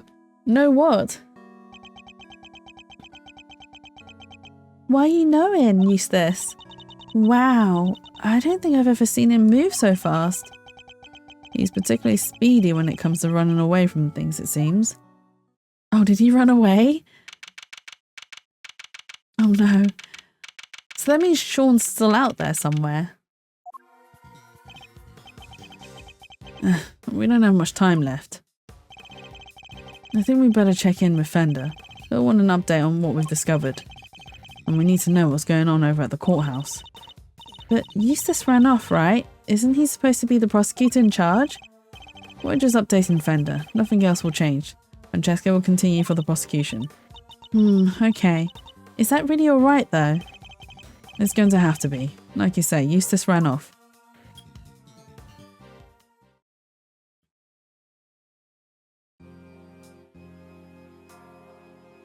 Is he going to take a phone call whilst in court? Look, I hate to be a stickler for the details, but let's go over this one more time, shall we? No murder weapon means no conclusive proof, means no conviction. That's all there is to it. That makes no sense. The lack of a murder weapon doesn't prove your client's innocence. Don't make me come over there and whip it into you. Eddie, darling, how much longer is this going to take? It's almost as if you're trying to drag this out for as long as possible. Sorry, thieves, it's our friend, the prosecutor over there. She's stubborn as a friggin' mule. Then give me a satisfactory explanation. Or I'll just have to keep whipping you until you can. Seriously, I've already taken more licks than I've had birthdays. Come on, Miles, what's taking so long? I'm happy to buy you some time and all, but I'm taking a beating here. Dun dun dun. Oops, sorry, G. This was important. Mind if I take it? Fine.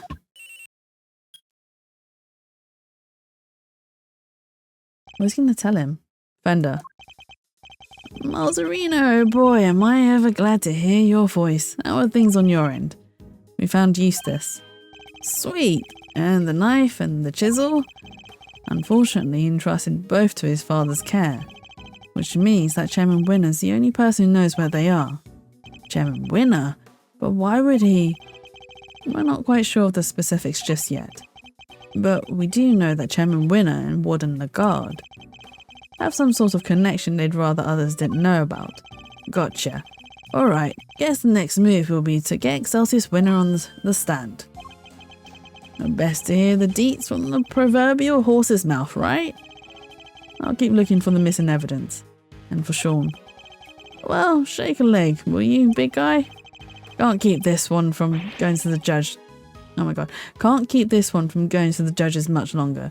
We're a gnat's whisker from a verdict here. Understood. I wonder how long Judge Gavel's nerve can hold. This can't be easy for her. We need to hurry. How are things over at the courtroom of doom? They're going to call Chairman Winner to the stand. Who knows how that will go for them? Yeah, he's already stooped to evidence stealing and kidnapping. What else is he capable of? Exactly. Perhaps we should look over any evidence we have relating to him, just in case it might help. Good idea. Alright, leave it to me. Presenting a hot new piece of evidence, fresh from the evidence oven. The gloves we found in his garage. Yes, I was thinking about... oh wait, hang on, that was Edgeworth's voice, not Kay's. The gloves we found in his garage. Yes, I was thinking about those. Anything else? What about the case files from the IS-7 incident? Chairman Winner was involved in that, right? Yes, he helped suppress the evidence. It's probably a good idea to have the notes on hand.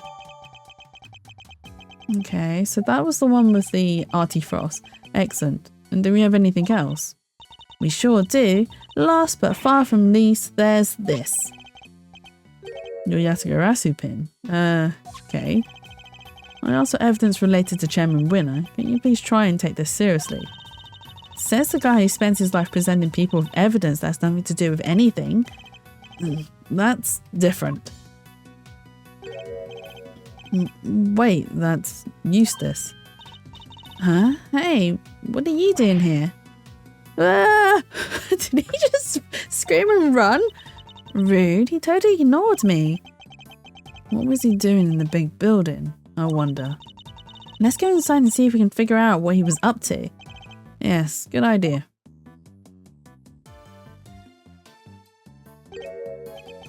Huh? The hatch is wide open. Oh, do you think? No, that would be a silly place to put it, right? Right? Do you think his dad put it into that space? Maybe Eustace opened it. Did Eustace really come down here? Mr. Edgeworth, look! The safe, it's open. I guess maybe he did come down here. We better take a closer look. What did he take from the safe?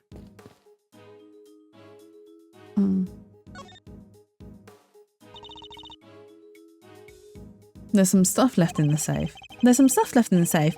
I think we better take a look, don't you? The owner will just have to forgive our prying. Is it a document of some kind?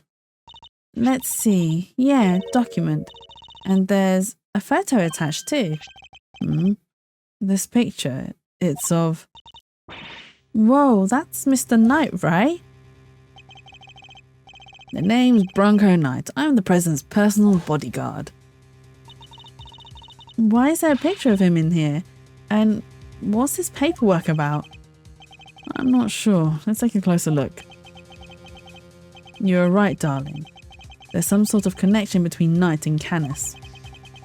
As you know, we've been trying to find out who Canis plays his silly correspondence chess games with. Well, now we know. I'll be pulling Knight into my office for a thorough grilling tomorrow. And I'll make that worm admit his Canis' lackey if it's the last thing I do. So you do your bit too and retrieve the package we laid to rest 12 years ago. I'm sure it's still right in front of the planter where we left it. It seems to be some sort of report on Knight. Yeah, and it must be from right around the time he was killed. We know that Knight was killed while being interrogated in prison, in the prison warden's office. I think we can safely assume that this document was written by Fifi Lagarde, don't you? I'd say so, but who was it written for? Oh, I guess whoever owns the safe. And I'd say that's likely to be the auctioneer, Excelsius winner himself. Proof that they really did know each other. Indeed, and not only that, it proves another connection. Huh? Lagarde and Winner were trying to flush out Mr. Canis's henchmen. Oh, so you mean Bodhidharma Canis, right? The assassin guy with a soft spot for dogs. Yes, something links the three of them, something they don't want anybody to know. But what? I don't know yet, but I suspect it has something to do with this case.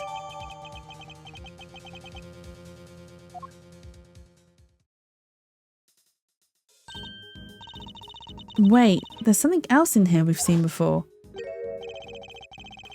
There's something on his finger. Let's take a closer look, Mr. Edgeworth. I keep mixing their voices, sorry. It's a ring, an expensive looking one at that. Don't even think about it, Kay.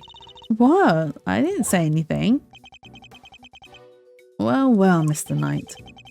Your chess set and your ring are here too. All your possessions in one place. So basically, the safe was full of evidence from the murder of that prison. It would seem so. Wait, was that Kay? I'm getting so tired. So basically the safe was full of evidence from the murder at the prison. It would seem so, which means the missing knife and chisel might be here too. Knife, chisel. No dice. There's something else here apart from Mr. Knight's stuff. Really? Curses. Knight may be dead. Curse you, Edgeworth. Our game isn't over yet.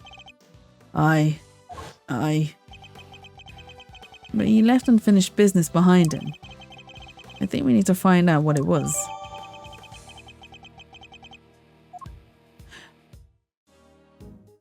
Can we look for anything else? I mean, this is the transceiver Tequila contacted us on. This is Yatagarasu. Repeat, Yatagarasu. Come in, Mr. Edgeworth. Over. What was that? We have successfully infiltrated floor 51 of the big building. Over. Transmitting my position now. I'm standing right next to you, Kay. There's no need to transmit anything. No way. You got here already? How did you do that? I have no idea what you're talking about. But can we please get back to our investigation? Request to regroup and reconnoiter? Duly received. Can do. Over. Good. Let's get to it. Roger that. Over and out. I don't think there's anything else we need to look at here. Okay. Let's climb back up. Oh. No. It's done. Then we're done. Let's head back up to the roof and leave. Roger that. You don't have to tell me twice to shimmy back up that ladder. Ladder climbing's the best.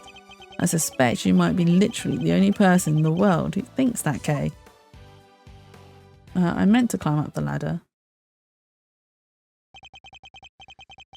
Could I interest you two in some cotton candy, perhaps? Oh, it's Shelly the Killer! I have ice cream too, but if I recall correctly, you weren't much of a fan. You. The Killer. It's wonderful to see you looking so well, Mr. Edgeworth. What are you doing here? It's just as I said, I'm selling cotton candy. Can I really not interest you in some? Parting Clouds, it's called. Very apt. Sweeter than death itself and so delicious. You'll feel your part in the clouds en route to heaven. He's the last person on earth I'd accept candy from. I was hoping to ask you about my little message. Did you manage to figure it out yet? Congratulations on another case solved. Yet I can't truly say it's been fully resolved, can you? Have you been watching us this whole time? Watching you? No, I prefer to think I've been watching over you. The stand here really is the most marvellous little vantage point. are the two things any different? And what does he want with us? The president's murder. Was that you? Oh no, my contract elapsed a little while ago. He was rather famous among us assassins, you know. The man no one could kill, notoriously stubborn, despite multiple attempts over the years. And it wasn't just his brawn that kept him safe. He used bodyguards, body doubles, you name it. It certainly wasn't his brawn that kept him safe.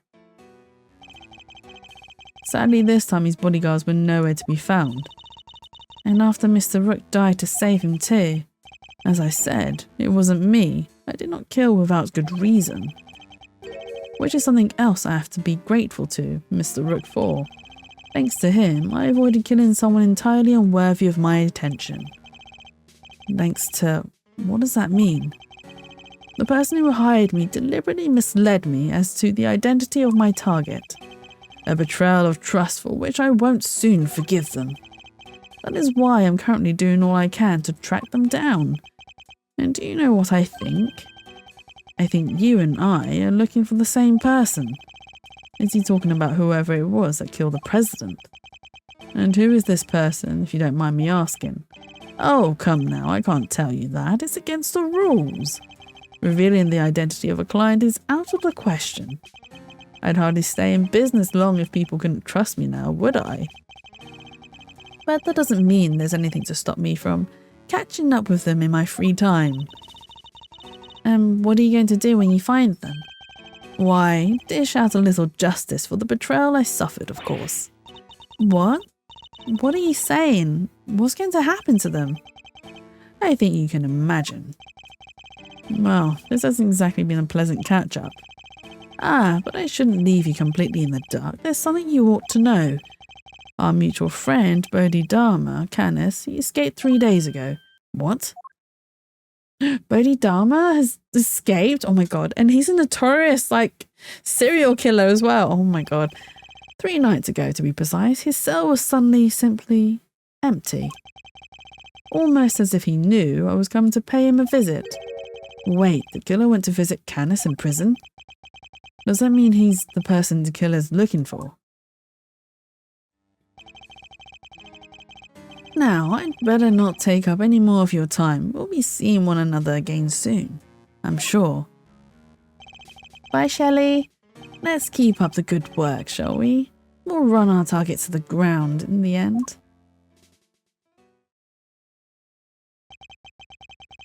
First the killer, now Canis. 2 assassins on the loose. It's a rather dangerous situation. Huh? That sound. Mr. Edgeworth, it's Judge Gavel's cell phone. Could it be Sean?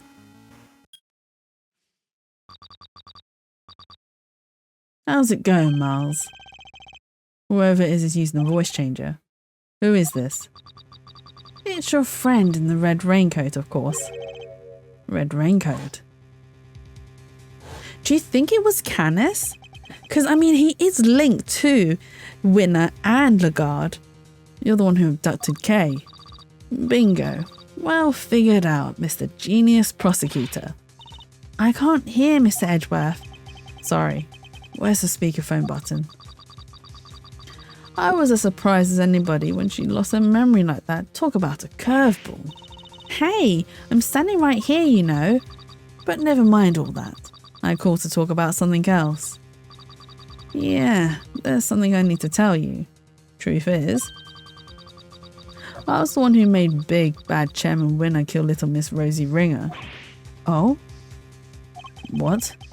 This must be the person the killer was talking about. I also called to say thank you. I neither want or need your thanks. Sure, but you deserve them anyway. Guess the penny didn't drop yet, huh? You're right. I abducted Kay, as you put it, but why would I do that, That's right, because I needed you to help me make sure that Winner got caught. No. If Kay was a suspect, you'd have to look into it. And if you looked into it, you'd be sure to unmask him eventually. After all, you're a genius, right?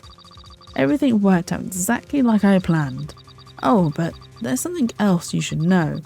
Something you didn't figure out yet. It wasn't Winner who kidnapped Judge Gavel's boy. You. How do you know about that? You and the good judge are more similar than you know. I think you might even be becoming friends. After all, she visited you at the detention center, right? Seems pretty pally to me. How could they possibly know about that? She didn't even use her real name when she visited. She pretended to be Detective Gumshoe. Anyway, you want to know how I knew about the kidnapping? That one's nice and simple, at least. Because sweet, innocent little Sean is here with me right now. What? No. Oh, sounds like that one was a real surprise. Ah, if only I could see your faces. Well, Kay, what do you say? Why don't you come and steal him back just like you said you would? You wouldn't want the amazing Yatagarasu's first commission to be a failure, would you? They even know about that? How can they possibly know so much? Oh, don't get the wrong idea about dear old Excelsius, by the way. Papa Win is still a villain through and through. He wanted to kidnap Sean. I just got there first. So there were two kidnapping plots. Oh, what a bunch of clowns. His goons kidnap his own son by mistake. Is Sean really there with you? Prove it. Put him on the phone. Oh, he's here. I'm afraid I can't do that. He's sleeping. So sweet. Then why should we believe you? You might not be the kidnapper at all. Look, if you don't want to believe me, that's up to you. What do you want? What's the end game here? Are you just trying to get Lagarde acquitted? Nope. I couldn't care less about whether they find her guilty or not. So whoever it is, they're not after the same thing as Chairman Winner. My end game is going to have to stay a secret for now. Alright, nice talking to you. You kids have fun, okay? Don't think for 1 second you'll get away with this. Oh, don't worry. I'm counting on you at least trying to track me down. That'll be half the fun. Not that I rate your chances of bringing me to justice very highly. Oh, what was that bang? There was a banging sound. Who was that? I wish I knew, but they didn't give us enough to figure that out, deliberately, I imagine. What? So we really have nothing to go on? That's not fair. They sure knew a whole lot about us. Indeed they did. You're right. It was uncanny how much they seemed to know. How is it possible that they were party to so much that happened in private? Right? They knew everything about the whole kidnapping situation too. We need to figure out how. Where were they getting their information from? Let's consider this carefully. What were the things they knew? You and the good judge are more similar than you know. I think you might even be becoming friends.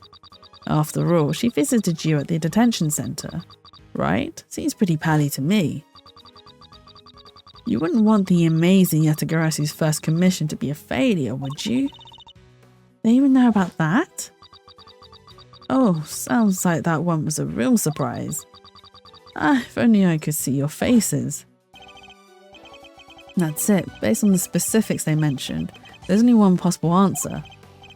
I've got it, Kay. I know who they knew. I know how they knew. Huh? Really? Whoever it was, they were listening in on us. They must have been able to hear us somehow. It's the only possible answer. What? Like they were eavesdropping on us? Think about what the kidnapper said. Oh, sounds like that one was a real surprise. Ah, if only I could see your faces. If only I could see your faces. That means they couldn't, so they weren't filming or following us. Okay, so what? They hid a bug somewhere? Let me take a look at the stuff in my bag.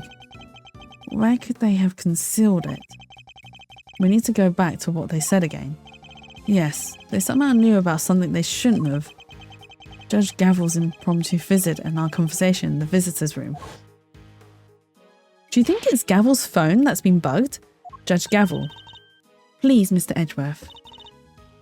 Take a seat.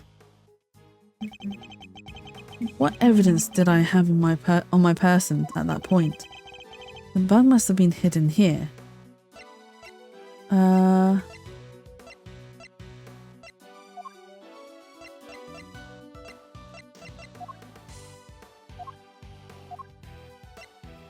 Wait.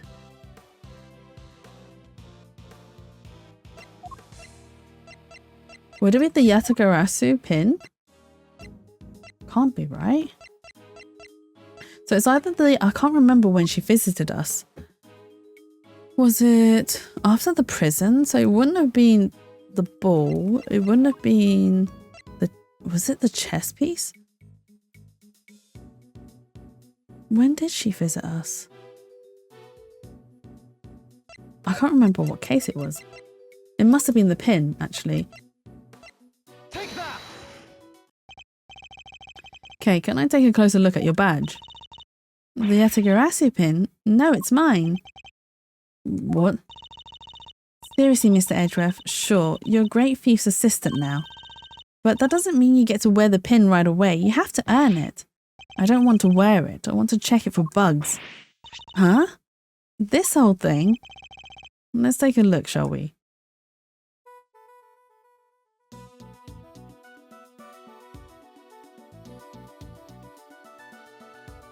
Could it be on here?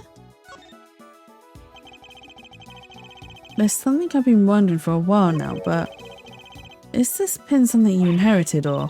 No, there wasn't one, so I made it myself. I suppose that makes sense. It is quite flashy. I can't imagine any other thief wanting to wear it. What? You don't want to be so mean, you know. You don't have to be so mean, you know. No, you don't want to be. You don't have to be so mean. It is in the pin. We found it. They found the bug. Huh? Whoa. So I was right.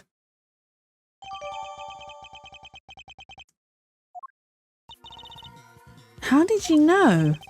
Whoever it is we're dealing with, they came into close contact with you recently. When they knocked me unconscious, you mean? Precisely, which made me think the bug must be in one of your possessions. But they also overheard my conversation with Judge Gavel when she visited me. Something that would have been impossible if I didn't have the bug on me, on my person at the time. I get it. So you fought back over what they let you keep. Hold of when they locked you up. Yes, all the case evidence I was carrying had been confiscated. Meaning the only thing it could possibly have been was your pin. So they were listening to us this whole time, and they heard everything we said. I suspect so, everything to do with this case and more. Wait, they're probably listening to what we're saying right now. They may well be, yes. Hey, jerkface. Hey. Eavesdropping coward, why don't you come out and show yourself? I mean, she is ballsy. Huh? What was that sound? Ow, ow, ow, ow, ouch, dang it. Huh? Oh, look, it's Tabby. You're sure know how to surprise a girl. You gonna shout that loud without a word of warning? Made me jump halfway out of my skin. Sorry. What's got you so ornery? As ornery? Anyhow. Get a load of this, seriously, it'll make your blood boil. It will, huh? I'm all ears. I wonder if we might be better off keeping it to ourselves, Kay. Assuming we don't want to be all over the front page of tomorrow's paper, that is. Oh, thanks. Nearly walked right into that one. Ah, come on. You're no fun at all. I was counting on you opening up and spilling the beans all over this here plaza. I better switch off the bug before I forget. So, did y'all find out their kidnapped kitty? Speaking of which, the child you saw being taken away. Was it the boy in this photograph? Huh? Nah, that ain't him. The kid I saw looked dumber than mud. Oh, dumber than mud? Oh my god, she just said he looked dumber than mud. Bless! Even if he did have on some fancy school uniform. No prizes for guessing who she means. So Miss Lloyd managed to confuse matters once again. I think we better take another look around. Back to square one. Hopefully we'll turn up some new information soon. There are only 20 minutes left until 2. Are we going to make it in time? Are we? Wait, Mr. Edgeworth, I just had a thought. It's about that phone call. There's a weird noise in the background, right? There was. Don't think for a second you'll get away with this. Oh, don't worry, I'm counting on you at least trying to track me down. That'll be half the fun. Not that I rate your chances of bringing me to justice particularly highly. Yeah, there was a bang. Wait, she's right. You heard a loud bang right at the end. Could that provide a hint as to the kidnapper's location? A loud bang, you say? I see. Will you stop eavesdropping? Boy, you never get any cuddlier, do you, Ruffles? I guess I'll need to speak with Miss Lloyd too, much as I don't want to. Begin investigation? Okay. Hopefully. Oh, come on. How about that? A little help from little old me, and Jill made a giant leap closer to solving the case. Closer? Sure, if by closer you mean we wound up going after the completely wrong kidnap victim. She must have barely looked at the photo at all. Oh, really? And here I thought I'd given you the tip of the century. My bad. It's not your fault, it's ours for putting our trust in an unreliable source. We'll just have to learn not to do that again. Hey, that ain't nice. I don't gotta give you any tips at all, you know, and I won't not if you're gonna be like that. Alright, fine. Maybe just this one, but only because I got a real scoop for y'all this time. A real scoop, This should be good. Let's see what she's got to say. Fine. I'm not expecting much, but you got my attention. What is this scoop of yours? Proof, that's what. Proof that Torosaurus really is real. Alright. Okay, we're leaving.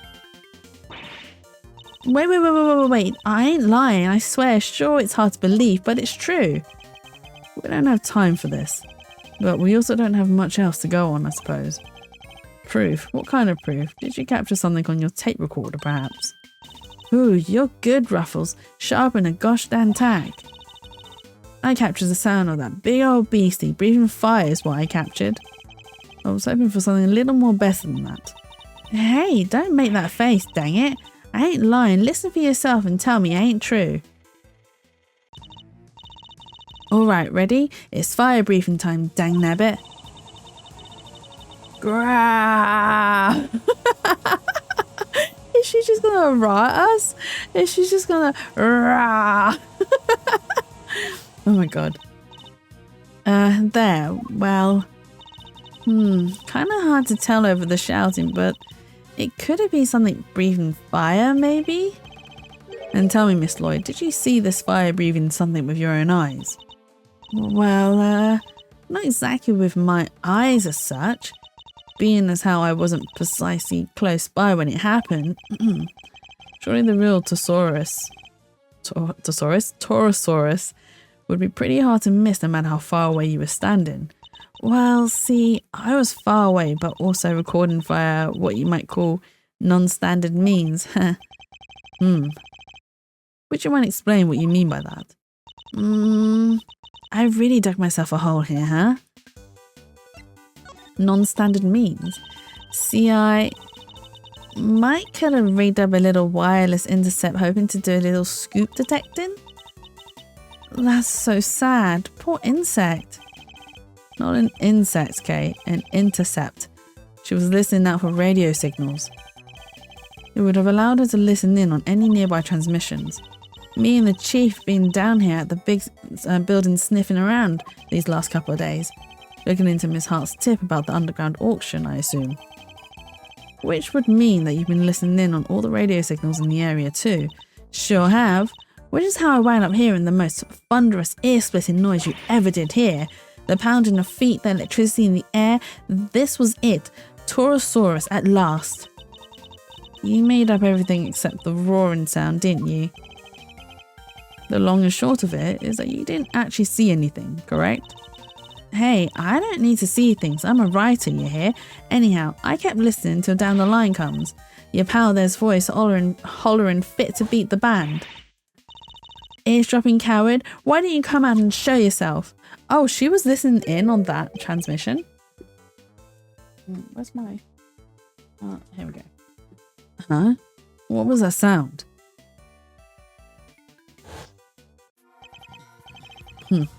Apologies for that. I'm sure Kay didn't mean to bowl you over with her little outburst. I assume it was as shocking as it was because you didn't hear it directly. It came through your headphones while you were listening to the signal from the bug, didn't it? What? Are you saying she planted it? Hey, come on now. I ain't into no bugging, just a little light-hearted intercepting is all. Would you mind if we borrow the tape of what you recorded, Miss Lloyd? Do what you're danged well pleased. Oh, maybe we can find out something from the tape. Oh, Mr. Edgeworth. Mr. Saint, Miss Berry. How's the search going? Did you find him? Not yet. Poor Sean. Sean? Oh, nothing. Just a slip of the tongue. I guess they still don't know about the kidnapping. We did manage to find Eustace, yes. You did? That's great. Thanks so much. Now maybe they won't arrest me again. But they found Eustace, which also means that Verity can still deliver her guilty verdict because it's no longer... Because they now know that Sean isn't in Winner's... hasn't been kidnapped by Winner. So, yeah, Verity can still do the guilty verdict. Why doesn't she? Because the real kidnapper said he doesn't care about the verdict. He wants something else. You're amazing, Mr. Edgeworth. How did you find Prosecutor Winner? With some serious investigative magic, that's how. It was pure luck, actually, but never mind. You didn't even need our help, huh? That's not true. Thanks so much for joining in the search. Where did you look, by the way? Oh, this place is a little way away called Sunshine Coliseum. Do you know it? Sunshine Coliseum? That's over by the harbour. There were a whole bunch of people there for a big event. We thought it might be worth a look. You mean like a festival? Oh, that sounds fun. Wish I could have gone and checked it out. Oh yeah, it was super fun. There were food stands and fireworks. Simeon didn't like the crowds much, but... Hey, you don't have to tell them that. Alright, it's decided. When this case is finally over, we're all going to the festival together. That's where Sean is, isn't he? He's at Sunshine Coliseum. It's kind of lucky you found Prosecutor Winner so quickly. Lucky? In what way? We have to go practice soon for the show. We wouldn't have been able to help for much longer anyway. You see, I'm sorry to have kept you from your duties at the circus. Oh no, it's nothing to worry about, really. We were glad to help. I'll do anything if it helps make sure they don't arrest me again. You really helped me out by finding him. I'm so relieved. Of course, just because they found him doesn't mean they'll find Warden Lagarde guilty. What? You mean they might still throw me back in jail? No. I can't go back. I can't. Come on, Kay. You really have to torment the poor boy. Wait. What logic pieces do we have left? 3 footprints, vehicle activity, explosion sound, and the festival at Sunshine. They must be linked. I think he's there. Mr. Saint, you mentioned fireworks before. Huh? Fireworks? Yes, at the event at the Coliseum. Were they setting them off even during daylight hours? Oh yeah, a bunch went off while we were there. What are you thinking, Mr. Edgeworth? The loud bang we heard. What if that was a firework? Huh? Don't think for 1 second you'll get away with this. Oh, don't worry, I'm counting on you at least trying to track me down. That'll be half the fun. Not that I rate your chances of bringing me to justice particularly highly. For the bang to be clearly audible over the telephone, it must have been pretty loud. Which means fireworks, which means the Coliseum, so the kidnapper was near there, right?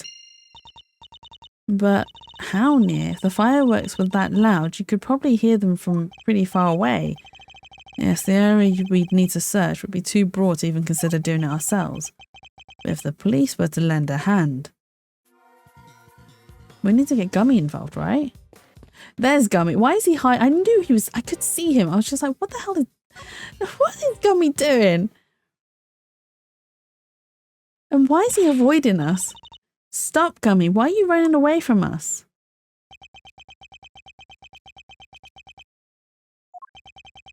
Detective Gumshoe. When you gave up your badge, sir, I didn't know what to do with myself. You stay right where you are, Detective. So I thought if you weren't going to be a prosecutor anymore, then maybe I shouldn't be a detective either. Oh, Gummy. But I was wrong. Even if you're not around, I'll always be a detective. My job will always be to investigate crimes. And us detectives don't just investigate when prosecutors ask us to. We have to be able to look into stuff ourselves too. Is that what you were doing just now? And back then too. You should thank your former subordinate for what I'm about to share. In his desperation to help Kay Faraday, he gave me a valuable piece of information. Detective Gumshoe did that. So Rosie Ringer's autopsy report. When I went down to the detention centre to see how Kay was doing, When you get to my level, you don't uncover the truth, you make it, little by little. Kay Faraday, murderer, that's the truth I created. Yes, my boy, that's what I like to see. You overheard that? Yeah, so I went back and looked over the evidence, dug out a little something I thought might help. No way, Gummy, you're the best. I'd be in prison right now if it wasn't for you. My pleasure, kid. Good to see you got your memory back, by the way. Thanks. So anyway, like I said, I'm investigating stuff for myself these days, and that's that. Wait, Gummy, don't run off again. We get it. You can look into stuff for yourself now, that's great. And it helped me right when I needed it most. Oh, Gummy. But right now, we need you to work with us. I'm no longer a prosecutor or indeed in anything, but we're investigating the case regardless. And I ask you this not as a prosecutor, but as a friend. Detective Gumshoe, will you help us? Oh my god.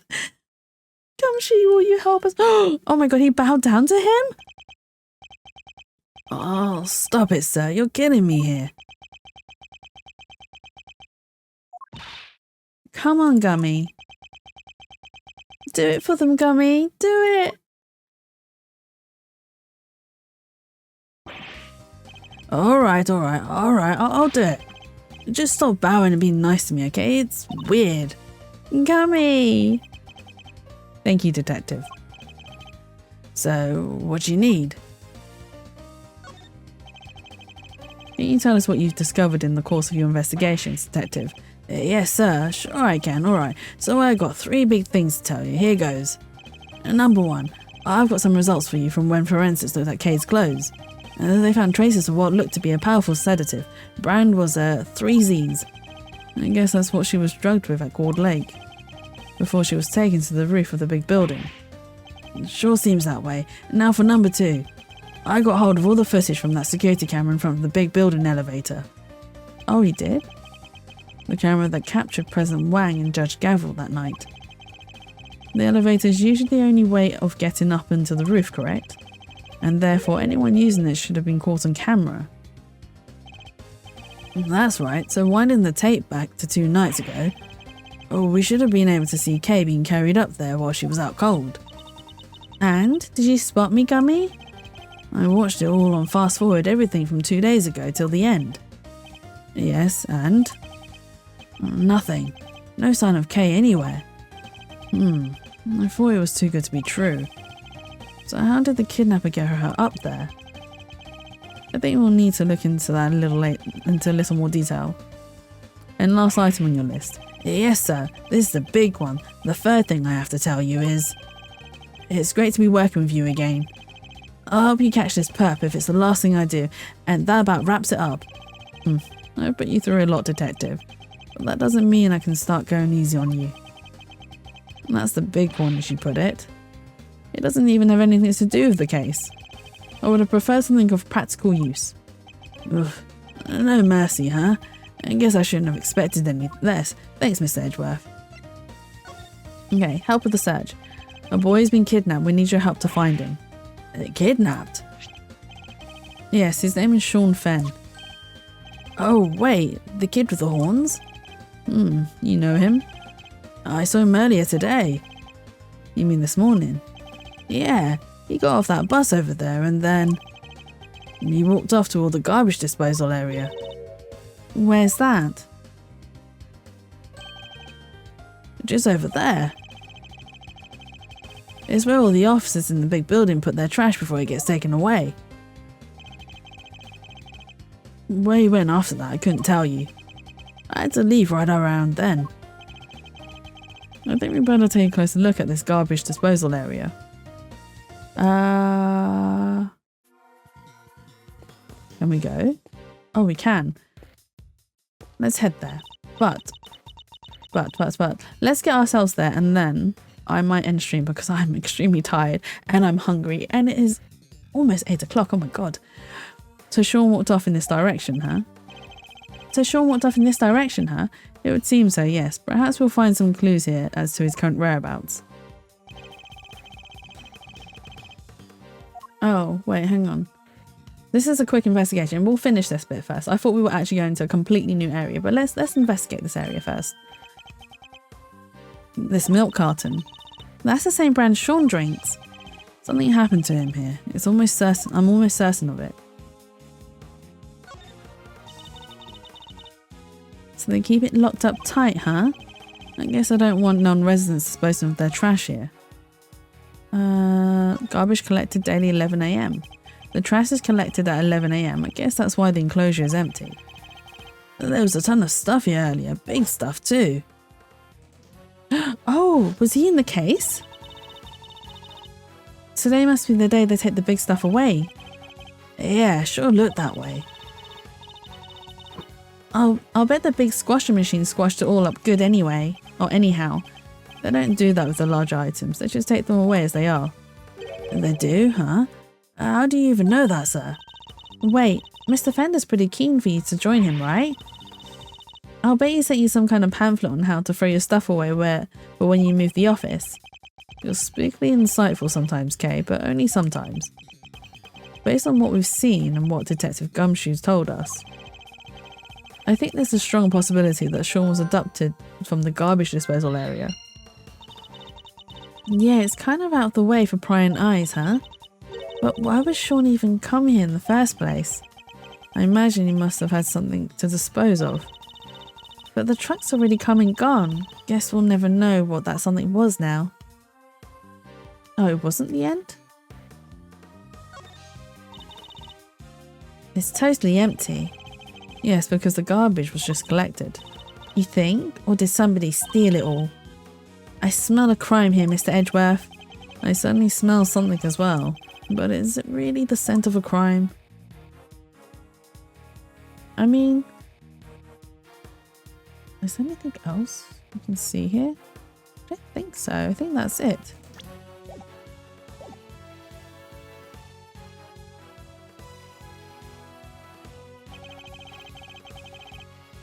Oh, I don't believe there's any more to be found here. Okay, yeah, that's all. That's all we need to find. Okay, no, we're gonna end stream because I'm so tired. But thank you for joining. Thank you so much, guys. Let's save first quickly. Records, save. Oh, I can't believe I've been going for almost 6 hours. Okay, save done. We are gonna go back to title. Wait, and then we'll put on some music. Don't save because we've already saved. Back to title. Let's go. And I'm hungry. I'm so hungry. Right, let's go to the gallery. Thank you once again for joining me today. I'm going to send you guys off on a raid. Let's see who we can raid. But let me put the music on first. Okay, this is fine. Okay, Let's see who we can raid. I need to be a little bit quick because an ad is going to come up soon. Who have we not raided in a while? Oh, Rin is playing, but I've raided Rin quite a bit. I want to send you guys to someone new. Do you know what? I'm going to send you guys off to Mia VT. She is playing Jackbox. I'm assuming she's doing community streams at the moment, which would be quite cool. So let me send you guys off to her. Let's snooze the ad. Okay, that's fine. We've snoozed the ad. We got time. Mia VT. Open tabs. Start raid. She's also another British streamer as well, actually. So thank you for joining once again. I hope you guys had fun. I will be back on Tuesday, I believe. I don't know if I'll be continuing with more puzzle games or we'll do something new. I will decide then. But thank you again. We will continue more Ace Attorney next week, Saturday. So hopefully we'll maybe finish this game. I don't know. I do feel like we are halfway. But if you are sub, please use this raid message. If you are not subbed, please use this raid message. I hope you enjoy the rest of your day and the rest of your evening. And I hope you all have a lovely and wonderful day. But yes, I will see you guys again on Tuesday. So bye-bye for now. Look after yourselves and see you again soon.